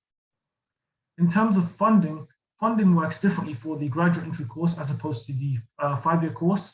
And the reason I say this is normally if you've completed a degree, you're not allowed any additional funding from Student Finance England, but graduate entry medicine is an exception. So if you apply for a 4-year course, you do get a lot of help. And if you apply for a 5-year course as a graduate, you won't get much help at all. So if you apply for the 4-year course, essentially, you'll basically be eligible for a tuition fee loan of up to £5,785. And that won't cover the full £9,250, which means for the first year, you'll basically have to pay £3,465 by yourself. So a lot of people will basically take some time out after finishing their degree to try and save up some money so that they can pay this off. However, in years 2 to 4, you don't have to worry about this, because what happens is you get a loan for the first £5,535, and then the NHS bursary will pay off the £3,715 remaining. So it's not something you have to worry about in years 2, 3, and 4. In terms of the maintenance loan, you are eligible for up to the full amount in the first year, and that does depend on basically a lot of factors as well. So that's the usual factors. So whether you're living at home, whether you're living away from home, whether you live in London, and so on and so forth. But you get only a reduced basically loan in years 2, 3, and 4 as well. However, in years 2, 3, and 4, you basically can get an NHS bursary to help you cover living costs. So just one more thing I want to make clear is the NHS bursary, there's 2 parts to it. There's a part which covers the tuition fee, and there's a part which helps you with living costs as well. So in the first year, you don't get anything from the NHS bursary. In the second, third, and fourth year, they do help basically with the tuition fee, and they also do give you living costs as well. And the living cost and the amount they give you is anywhere between £1,000 up to £4,191. And that's again dependent on a lot of other factors, such as the ones I mentioned earlier, like whether you're living at home or with family, or whether you're basically living in London or not as well. And it is also means tested. If you decide to apply for the 5-year program as a graduate, you're not going to be eligible for any tuition fee loans, unfortunately. So you are going to try and have to fund the £9,250 for basically the first 4 years by yourself. On the 5th year, the NHS bursary will cover that for you, so you don't have to worry about that. But for the first 4 years, it's something you're basically going to have to worry about. You will, however, be eligible for a maintenance loan. And although I did put up to the full amount, it's something you're going to have to check because it does depend on a lot of other criteria as well. So in terms of the application process, it is very similar to the 5-year program. You still need to apply through UCAS, which means you are going to need references. This is something a lot of people forget about until the very last minute. So you're going to need a reference. A lot of people usually use the university academic tutor for the references as well. In terms of the deadline, it's the same deadline as the undergraduate courses as well. And one thing to note is some universities will want you to complete additional forms as well as the UCAS one. So for example, Cambridge will require you to fill out additional forms, to fill out additional references and to note down all your healthcare experience. Warwick also want you to fill out additional forms for your work experience as well. So it's just something to keep in mind. So this again just summarizes all the different universities that you can apply for on the 4-year course. So the first thing you're probably going to notice is that there's not very many of them compared to the 5-year course. And one other thing to keep in mind is the fact that the number of spaces they have is also usually quite small. So most graduate programs will only have about 20 to 40 places each year, which is not a lot. That's why you have to try and apply tactically to try and maximize your chances of getting in. One thing I will basically point out is Warwick has a very large cohort, and that's because they only do graduate entry medicine. Swansea also has quite a large cohort, and so does Nottingham. But other than that, the rest of them have generally very small cohorts as well. If you are applying basically for graduate entry medicine and you've done a science degree, these are the universities you can apply to. And by science degree, it's something you have to check because every university classes science degree as something different. So one might accept biochemistry and the other one might say it's not enough.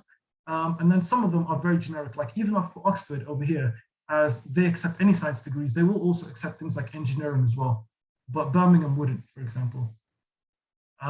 If you take a look at the universities, to try and maximize your chances, you're going to want to do both the GAMSAT and the UCAT, but again, some people might say that's a bit too much because preparing for the GAMSAT is something that's going to take a lot of time as well. So you don't want to spread yourself too thin. So just a quick bit of advice I'd give to anybody is don't basically try and do all 3 entrance exams because you're not going to have the time for it, especially if you're in your 3rd year of your degree, because the 3rd year of your degree is very important and it's not something you're going to be able to retake later on to try and improve as well. So alternative options that you might want to consider are 5-year courses. And if you apply for the 5-year course as a graduate, it's generally very easy to get in compared to the 4-year courses. And the reason for that is, as a graduate, you'll have a lot of things that you can talk about. You'll have a lot more experience, and you'll also have like a degree, which makes it easier to get an interview at the university. And when it comes to interview, again, you're going to have a lot more things to talk about, a lot more experience compared to a lot of people who've come just directly out of school. But the problem with that is the funding. So you are going to have to worry about that yourself. The second option is transfer from a biological science course. So many universities will have biological sciences courses where if you do really well in the 1st year, you can apply to transfer to medicine, but that has a couple of issues which I'm going to talk about very briefly on the next slide. And the last option is medicine abroad. So there are some universities which basically allow you to do graduate entry medicine abroad as well. But again, that's something which you're going to have to search up. So the transfer to medicine schemes, typically you have to complete your 1st year with top marks. You have to generally get like a 1st or 70% above. You also have to take the relevant entrance exam at that current university. So if the university on the 5-year course want the UCAT, you're going to have to do the UCAT as well. And this is typically done through an internal application, not UCAS. If you want more information, you can try emailing universities directly, or you can try putting in something called a Freedom Information Request. And you can search through past Freedom Information Requests to try and get more information as well. And I've just put together a quick list of universities which do have transfer to medicine options.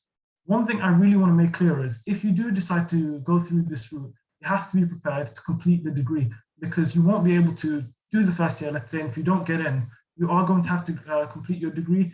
If you quit, you might not be able to continue, and some universities will not consider you when you try applying for medicine later on as well. That was the graduate entry talk. That was, I think, quite quick, but if anybody has any questions, I'd be happy to answer them as well. Thank you so much, Ali. That was really, really, really good.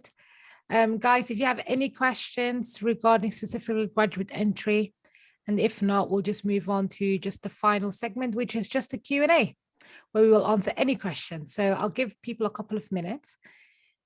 But yeah, so how many are in your cohort then, Ali? So I was at Birmingham, and at Birmingham, they had about 34 people in the first year. Okay, great. Very small compared to the undergraduate programs, isn't it? Very small, yeah. Okay, so we don't have any specific graduate entry questions, but what I'll do is, guys, if whoever, you know, the ones who are presenting, I think Nadira's here, Samira, anyone that wants to join in, I'm just going to ask the questions. We're going to just kind of blast through the questions that people asked, and then we'll call it a day. But if you want to join, let me know. But otherwise, let me just get this ready. Okay, guys, we're just going to quickly go through some of the questions. And if any of the previous speakers who want to join, if you put your camera on, and then I will know that you'll want to answer some of these as well. All right, so I'll quickly answer the first question. So the first question that we got is, so how do doctors deal with loss of life? So I think this question is quite interesting, because it is something that we all will face as doctors. So I've definitely had patients that I've been treating who have died, patients that have died expectedly, patients that have died unexpectedly. But it is just, I think the way that I get through it is just by understanding that death is a part of life, and it's just something that is unavoidable.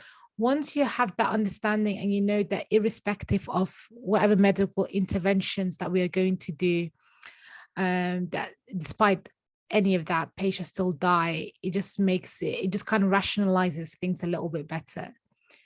Another question that we got was, do you have to deal with a lot of paperwork at work? So it's quite a funny one. Yes, we do. And it comes in all different forms. So whether or not you're recording what you've done with the patient in the medical notes, that can be done by hand or online.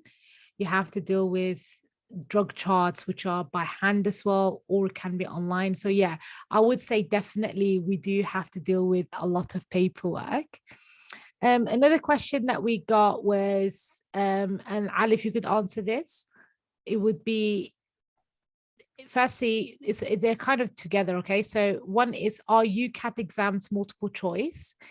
And another question is, the way the BMAT was done this year is computer-based. So for the writing section, do you need to type your answer out? Okay, then. So for the UCAT, it is a multiple choice based question, based exam. So that's for all the sections. And then in terms of the BMAT, yes, for this year, you had to type up the writing section as well. Okay, excellent, thank you. And then another question is, will choosing the UCAT rather than the BMAT make a difference or hinder your chances of getting into top universities? In terms of this question, just so that I can give a bit of caveat. So with medicine, so I think with other degrees, sometimes there's this idea of top university, lower university, Russell Group University, not going to Russell Group University. So whereas with medicine, it is really not like that. Because the thing is, whatever medical school you go to, you're going to become a doctor, and you'll really appreciate that once you're in the medical field and once you're a doctor, how that medicine is medicine, and getting a degree in medicine, irrespective of where you go, is a phenomenal achievement. Okay, so another question that we've got here is, would getting a contextual offer mean that you're less likely to get into medical school? Ali? Sorry, so can you just, for the contextual offer, do you mean basically one such as the like the ATB scheme? Participation ones? Okay, yeah. So if you get a contextual offer, it's pretty much the same as a regular offer. So as long as you get the grades that are a part of that contextual offer, you are going to get the place. It is not something that's going to be seen as anything less than the regular one. Okay, excellent. Thank you very much. So another question is, let me just quickly look through this. Oh yeah. So just to interrupt, sorry. Yeah. Just to interrupt, sorry. Just, the previous question as well, about whether choosing UCAT or BMAT will make a difference into the top universities. I think just for that one, it doesn't. It really doesn't. The university will only look at the entrance exams relevant to them. So if the university wanted the BMAT, they're not going to look at the UCAT, and vice versa as well. So the only way it might hinder it is if you basically don't spend enough time preparing because you're preparing 2 exams. So again, just don't worry about that. Oh, definitely agree. Another question is, so with COVID, a lot more people have achieved top grades. So would therefore getting top grades seem less impressive? It's a very, very interesting question. What's your opinion, Ali? It's a very good question as well, I have to say. I wouldn't say getting top grades is going to be less impressive. It just basically means that there's one less thing that universities can use to differentiate people. So they're going to start looking at other things. They're probably going to start looking at, for example, the UCAT. They're going to start taking a look at the interviews to see what separates you from everybody else. So getting good grades was always something that was required. Right now, they just need some other way to try and differentiate between all the different applicants. So you just need to make sure you strengthen your application in other sections now. Exactly, because your application isn't just one part. Okay, so the academic grades, it's one that is actually, funnily, academic grades is actually harder to differentiate medical student applicants by, just because naturally medical student applicants have good grades. Because that's just what's expected. You're expected to have the great GCSE grades. You're expected to have good, really good A-level grades as well. But there's so much to your application. You've got your personal statement, your work experience, your volunteering experience, your interview, your exam. So it's a whole jigsaw that all comes together. So it's not just about the one aspect. That aspect actually is the most predictable one. It's the most predictable aspect of your application. So I'm now going to go into a few more questions. So when applying as a graduate, Ali, should you actually speak about your dissertation or research that you did in your undergraduate degree within your personal statement, especially if this is medically aligned? I would say so, yes. Personal statement is something obviously that's very personal, so you can talk about anything and everything. However, if you've done something in your dissertation which you think was quite interesting, you could put that in your personal statement. But the important thing is always linking that back to why you're putting it in the personal statement, and also explaining that as well. Are you putting it in to show that you're dedicated towards medicine? Are you putting it in because you want to say, I want to go into academic medicine after I do a regular degree as well? So I would say yes, it is something that could be very useful to put in your personal statement. You just have to understand why you're putting it into your personal statement as well. Excellent. Thank you. A question is so do you face any adversities being Muslim and a doctor in UK hospitals and healthcare settings, and whether or not it's difficult to pray? So I'll answer this one. The answer from my personal experience, and again, this answer comes from my own lived experience, right? It's no. So I've not faced any difficulties in finding time. I've not found any difficulties in being a Muslim and a doctor. That's not been something that I've struggled with at all in my workplace. It's been very much just a professional workplace. I am the doctor treating the patient. what I do in my break time, e.g. if I, in terms of praying, it's my break time. Okay. So I've not found any difficulties in that caveat. But of course, that is not to say that other people's lived experiences is any different. So that's really important to be aware of. So it's all very much individualized. But my personal experience, the answer is no to that. Other questions that we've got is in terms of, let me get back to that question. So one of the students has said they were planning on taking a gap year and wanted to do volunteering or internship related to medicine. Where would I be able to find that? So the amount of, so this is mainly a gap year question. Ali, do you have any suggestions? I've got some as well. Okay, so if you're taking a gap year, in addition to volunteering, I'd say a really good opportunity would be healthcare assistant, because if you start working as a healthcare assistant, it's really good. It's something you can talk about, obviously, in interviews, personal statement, things like that. But in addition to that, it is also a job that you are going to get paid for as well.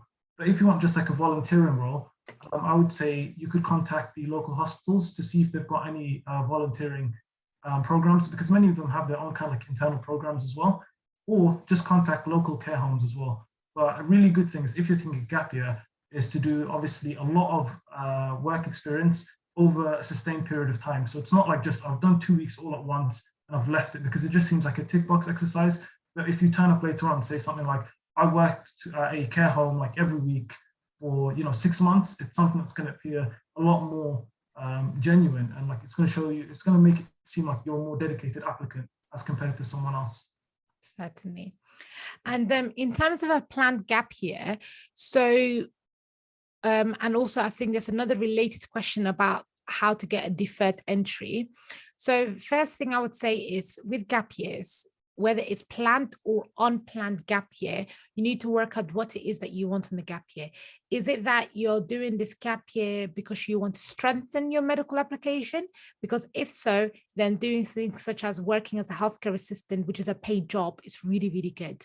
Or getting more work experience in a hospital is really good. Or getting a volunteering role in hospital, such as in my job, for example, we get lots of volunteers that come in, and they do like the particular like young students who want to, in their gap year, strengthen their application. So that's one aspect. However, if you want to do more of a gap year where you're trying to just get a bit more of life experience, there's always things such as where you could do gap year abroad. Okay, so those are like lots of paid, there's so many paid companies. Honestly, if you literally type in volunteering gap year medicine, there's companies that you can pay money to who will organize like a full gap year, like a placement, for example, like a mini elective where you go away for a month or 2 months and you do medicine abroad. Okay, but those are more difficult now in COVID, which is, I think, one of the most restrictive things is COVID. You can't travel, you can't go abroad, you can't experience life as much as you'd want to. But in terms of specifically deferred entry, medical schools are definitely accepting of deferred entry. Just to give you an idea, guys, just because of how many people wanted to got into medical school this year because of the whole A-level COVID fiasco, certain medical schools were even offering people a bursary to defer their entry.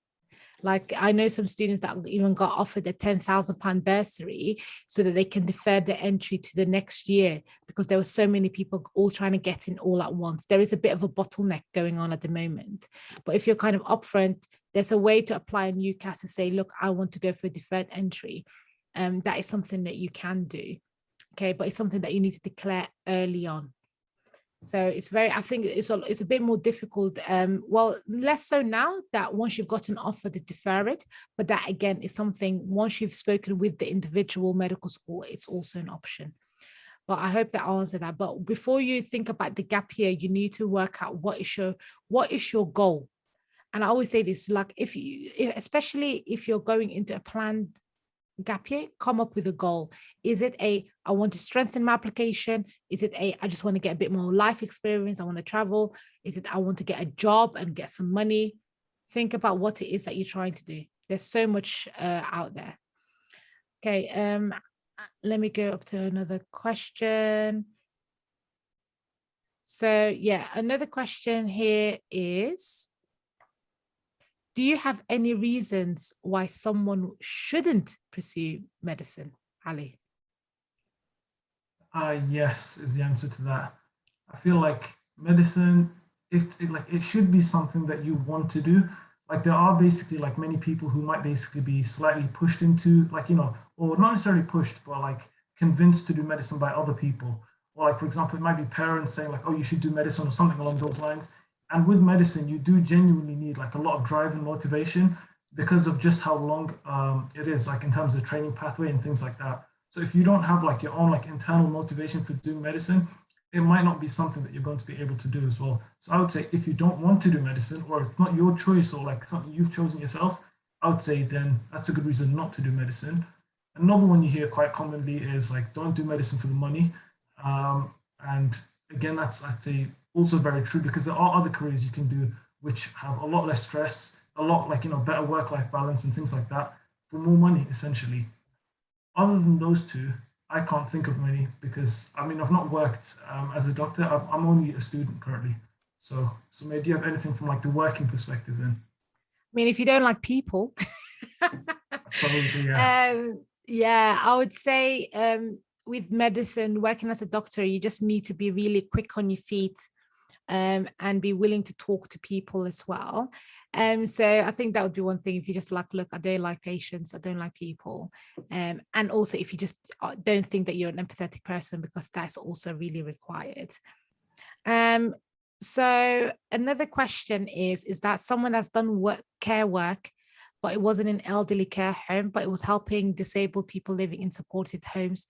Is that relevant, or does it need to be in healthcare assistant or in a care home? Okay, so that question, okay, so it's a really good question, and it's a fantastic example of what I always try to reiterate to people.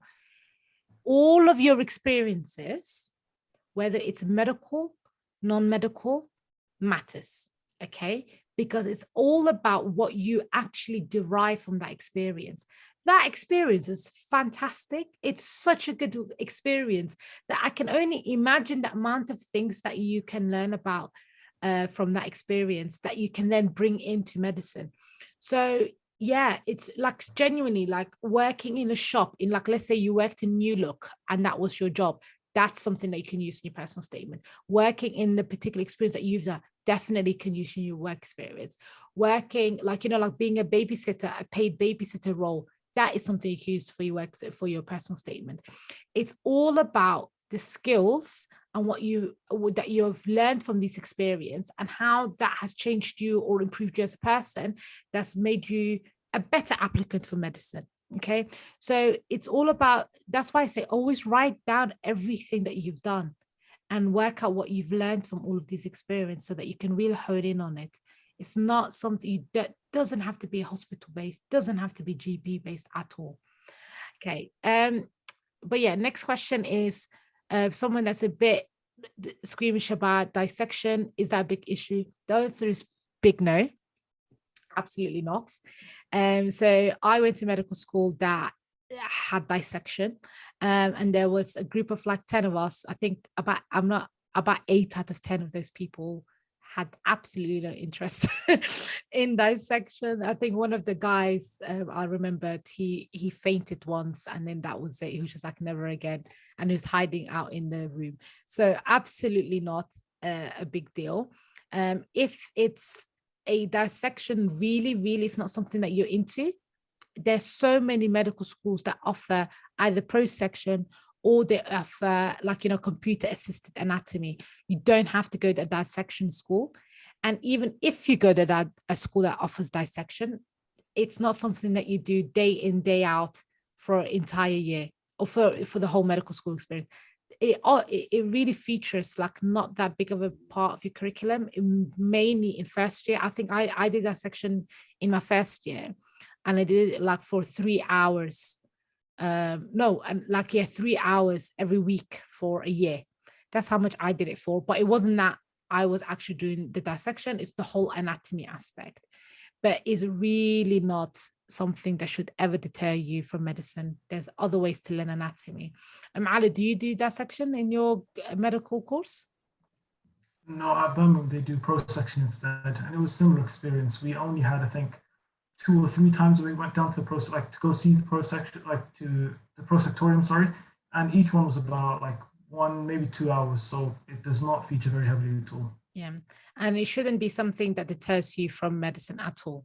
I mean, it's not like now that I'm working as a doctor, I'm doing any type of any of that stuff at all. Okay, so another question that I got is, this is for more directed for me. So the difference between radiography and radiology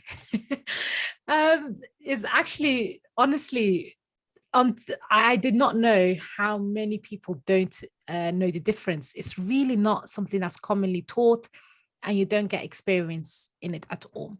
So to become a radiographer, you do a 3-year degree, and the degree is called radiography, right?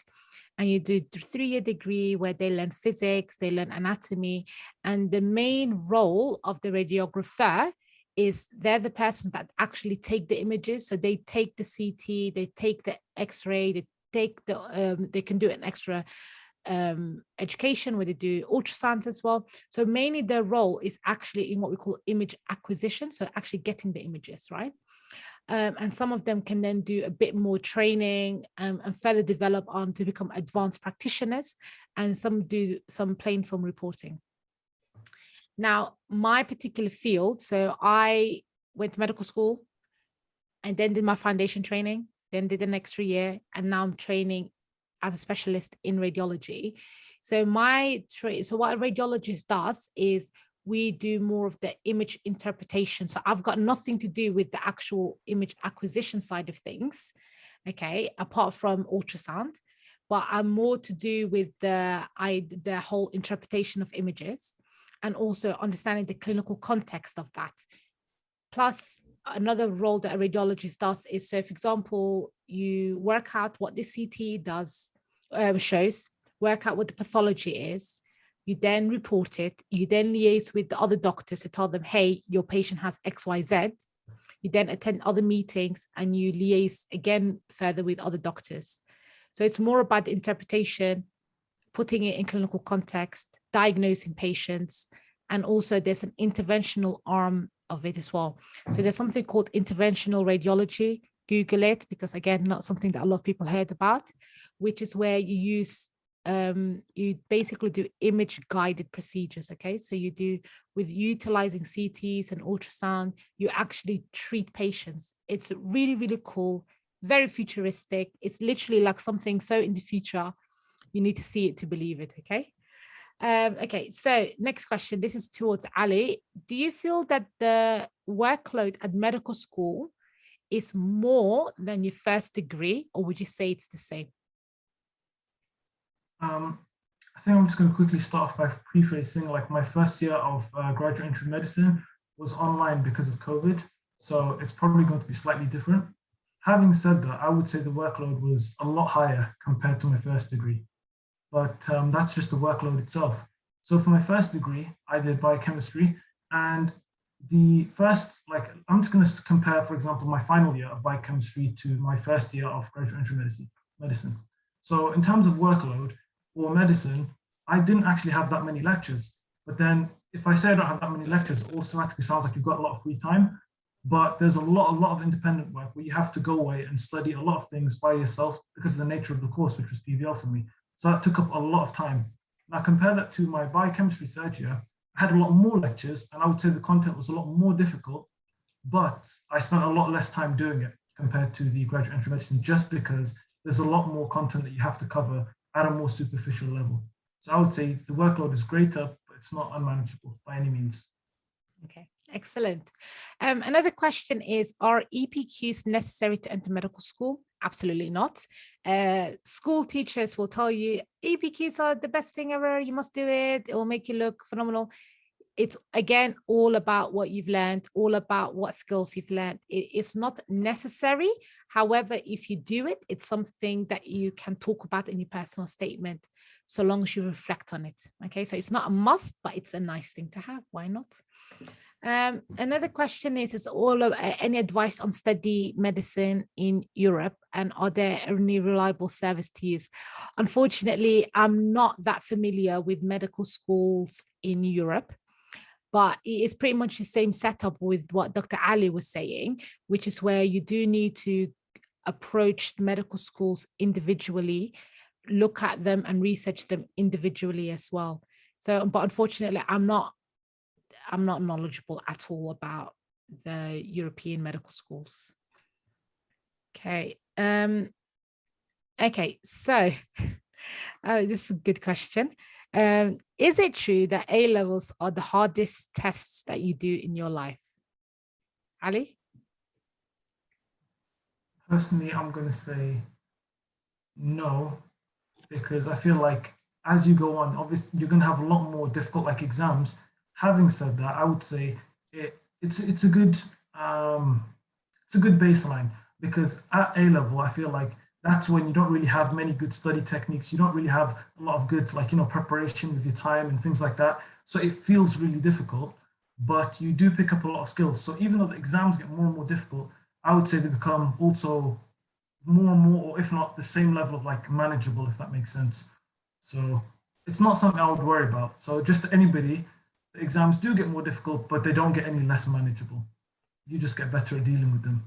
Yeah. And I will also say, unfortunately, no. I really wish that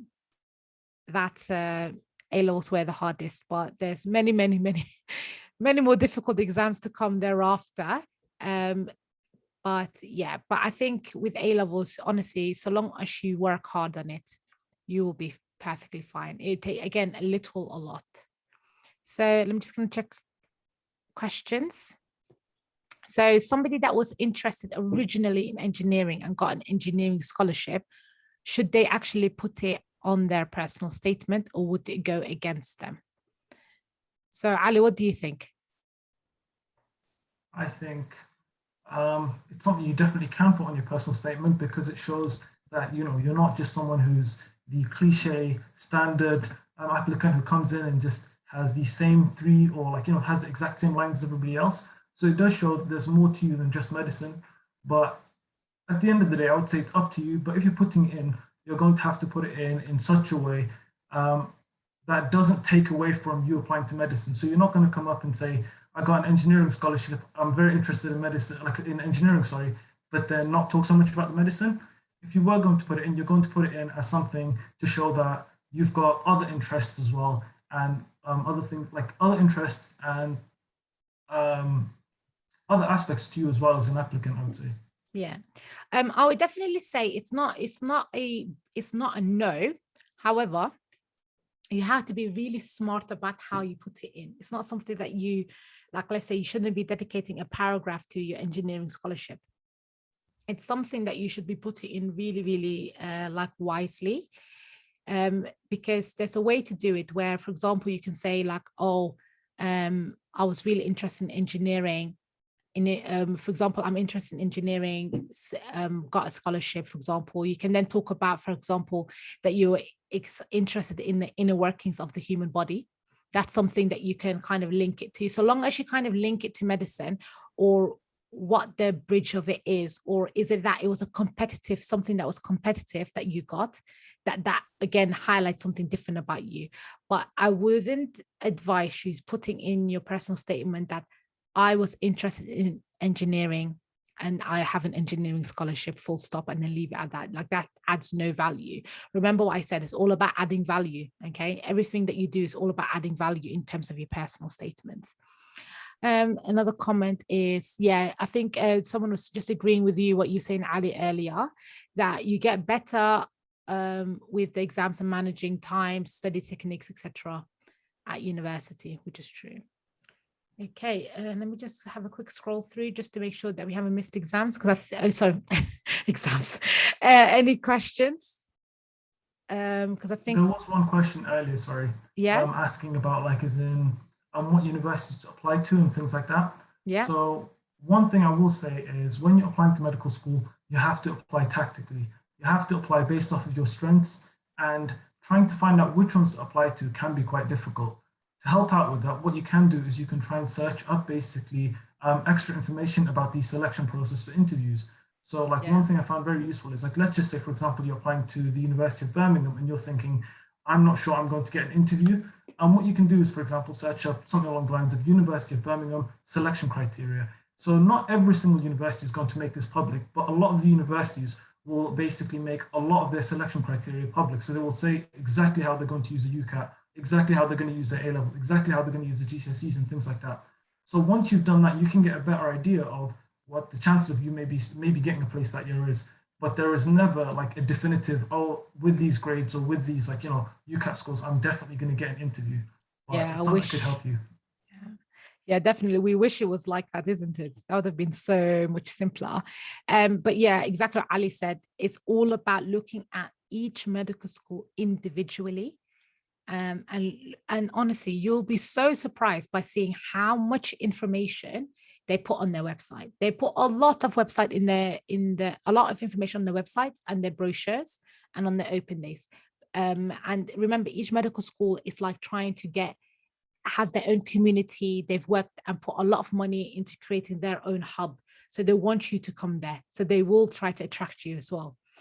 Okay. Another question that I got. Oh, Ali, I think I'm trying to convince everybody to become a radiologist now. So I got a question about how long does it take to become one?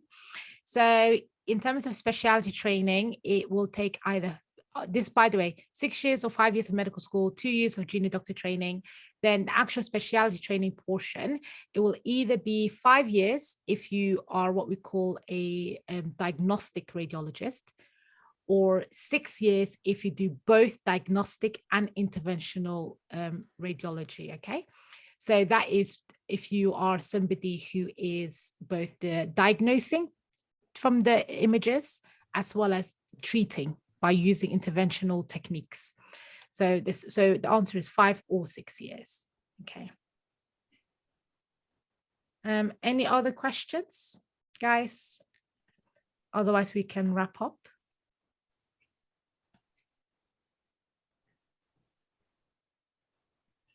Okay, yeah, in terms of the recording, we will try. I'm not going to make any promises just yet because I need to work out the logistics and see what actually has been recorded, but we will try.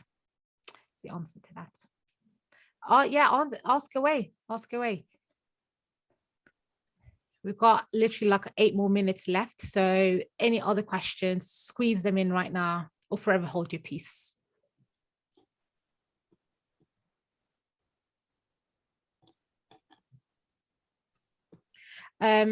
Ali, someone has said that they just want to thank you a lot for responding to questions regarding university selection. That is really, really helpful clearing that up. I think often I would also say, and I say this a lot, actually, funnily enough, I say this conversation more often to parents than I do to students, which is about broadening your scope of medical schools, because often we all want, everyone wants to go to a local university, wants to stay home, go to the university, like something like as close as possible to home. But if the idea is to get into medical school, sometimes it does require for you to move out. Ali, you have not moved out. But he managed to get into medical school locally, but I had to move out. I lived away from my parents for 6 years, and then as soon as I got the chance to come back, I did. So it's an experience. I really loved it, had fantastic time, but it's really important to match your profile to the medical school and making compromise on the location, I would say. So another question is, how difficult is it, I presume, as a doctor to maintain a work-life balance? So in order to answer this question, so I would say honestly, it is really all about you as a person and what you value. Okay, so I value work-life balance a lot. Okay, so I really, really value it. So I, for example, do little bits about myself to make sure that I keep that balance. So every month, once a month, I do something completely for myself without any interruption. So I'll go for like a massage, I will go shopping, I'll do something completely for myself. My social life, I protect at all costs. Like I like seeing my friends, I like seeing my family, I like going to like theaters and all sorts of funny things. And Ali knows this as well. I love traveling. He actually always teases me about how much I travel. Like you blink and I'm gone. I've left the country. I'm going somewhere. So I would say, a really good balance. But then as well, the caveat is I work really hard. Like I work more than my scheduled hours. I pick up extra locum shifts, but it's fine. Like I really enjoy my life, and I think it's good to enjoy your life. So yeah. Another question is, so in the future, where can I get help with medical school application? So in terms of the British Somali Medical Association, so we offer a lot of help, I would say, which I'm super proud of. And especially we've got so many fantastic volunteers. So we will put up a lot of events, essentially. So it's a case of email us, tell us exactly what you need in terms of events, give us ideas, because we want to hear from you guys. I just come up with these events sometimes. So tell us what you want, and then we can help you as well and make events as well. So yeah, that's what I would say. So just email us basically, and send us a tweet, send us a DM, whatever, contact us. Okay. So another question that we've got, let me get him. Okay. So Ali, if you could answer this one. So somebody said that they set up an ISOC at the university and they were a vice president. Can they speak about this in their personal statement, and as well as being a rep, or should I leave extracurriculars out of my personal statement?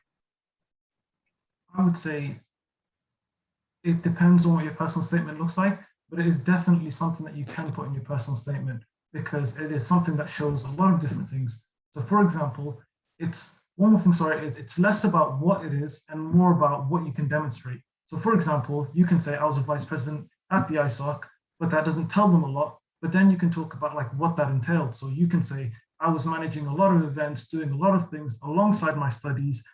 This basically like helped me, like for example, improve my my time management skills or something along those lines. But if you don't link it to something they're looking for, it's not going to be helpful. But if you do basically put it in your personal statement, you have to demonstrate something with it, if that makes any sense. But it is something that you can talk about, not only in your personal statement, but also in your interviews as well. Okay, fantastic. Another question is, with a medical degree from the UK, can you practice medicine abroad? The answer is yes. Definitely. It is such a valued degree. It's a recognized degree. It is really, really, really good. Okay. So now the only thing is that when you go is the question. So do you go abroad straight after medical school?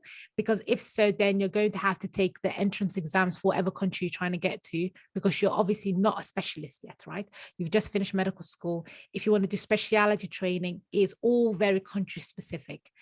If you want to go the other way, which is going as a specialist, it's a lot more simpler, I would say, because let's say, for example, from my perspective, when I finish my radiology training, I'm going to be a qualified consultant radiologist with a qualification with a recognized governing body, right?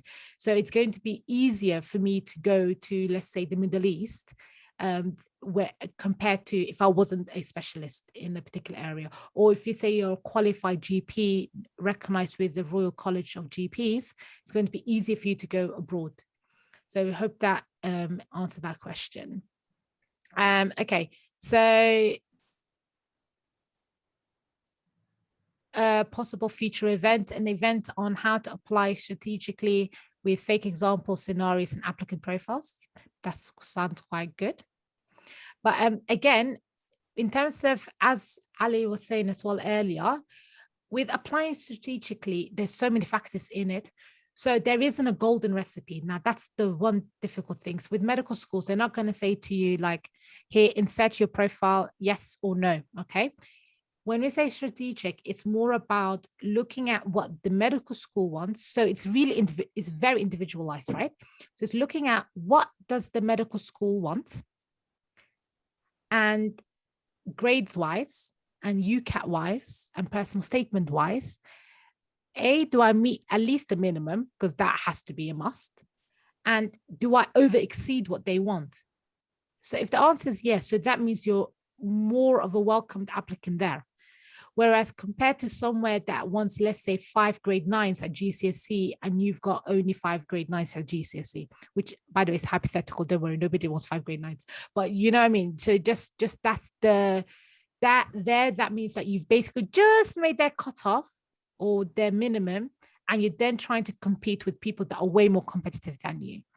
Okay, so it's really all about research. It's all about research. Again, what I'm trying to do with this event is trying to give you guys as much information so that you guys then personally all go off and research and do your own work. I've given you the tools, the roadmap. Okay, so that's 5 o'clock, Ali. So I think that is it. And Dr. Samira Hassan is also here, being typing away, answering questions. Absolutely phenomenal. Thank you so much as well for your time. So to conclude, guys, I want to say thank you to the faculty of today's conference. It was phenomenal. We've had doctors and medical students who've given up their valuable time on a Saturday, which is pretty grim sometimes, to do this completely for free from a good place to help you guys get to your final destination. Okay, so I want to thank all of the faculty, and I hope that you guys can thank them by filling out the feedback forms that I will be emailing you. Secondly, I want to thank the attendees. To see so many young people who are interested in medicine, who then want to give up their Saturday and join for an entire day. And I know this has been a lot. Like, I ummed and ahed about doing it for this many hours, but I thought it's just necessary. But you guys are amazing. And if I could tell you, the mentality that you need to have is medicine is very, very competitive. Yeah. However, you need to flip your mindset of, there is 300 or so seats in a university hall, and I deserve one of those seats. Okay, that's what you're competing for. You're competing for one chair, one seat in a big lecture theatre, in a big cohort, and you have what it takes. Okay, you've literally got the ingredients of what it takes to pull it all together and get that spot that you deserve, right? So just because it's competitive, you can rise up to that occasion. But well done. And I'm gonna end the conference there. Lots of people have said thank you guys, also appreciate it. Please, Twitter, Instagram, Facebook, email, contact us and let me know what you thought about the day. Obviously, I just want to know, and obviously you get the feedback forms. Okay, see you later, guys.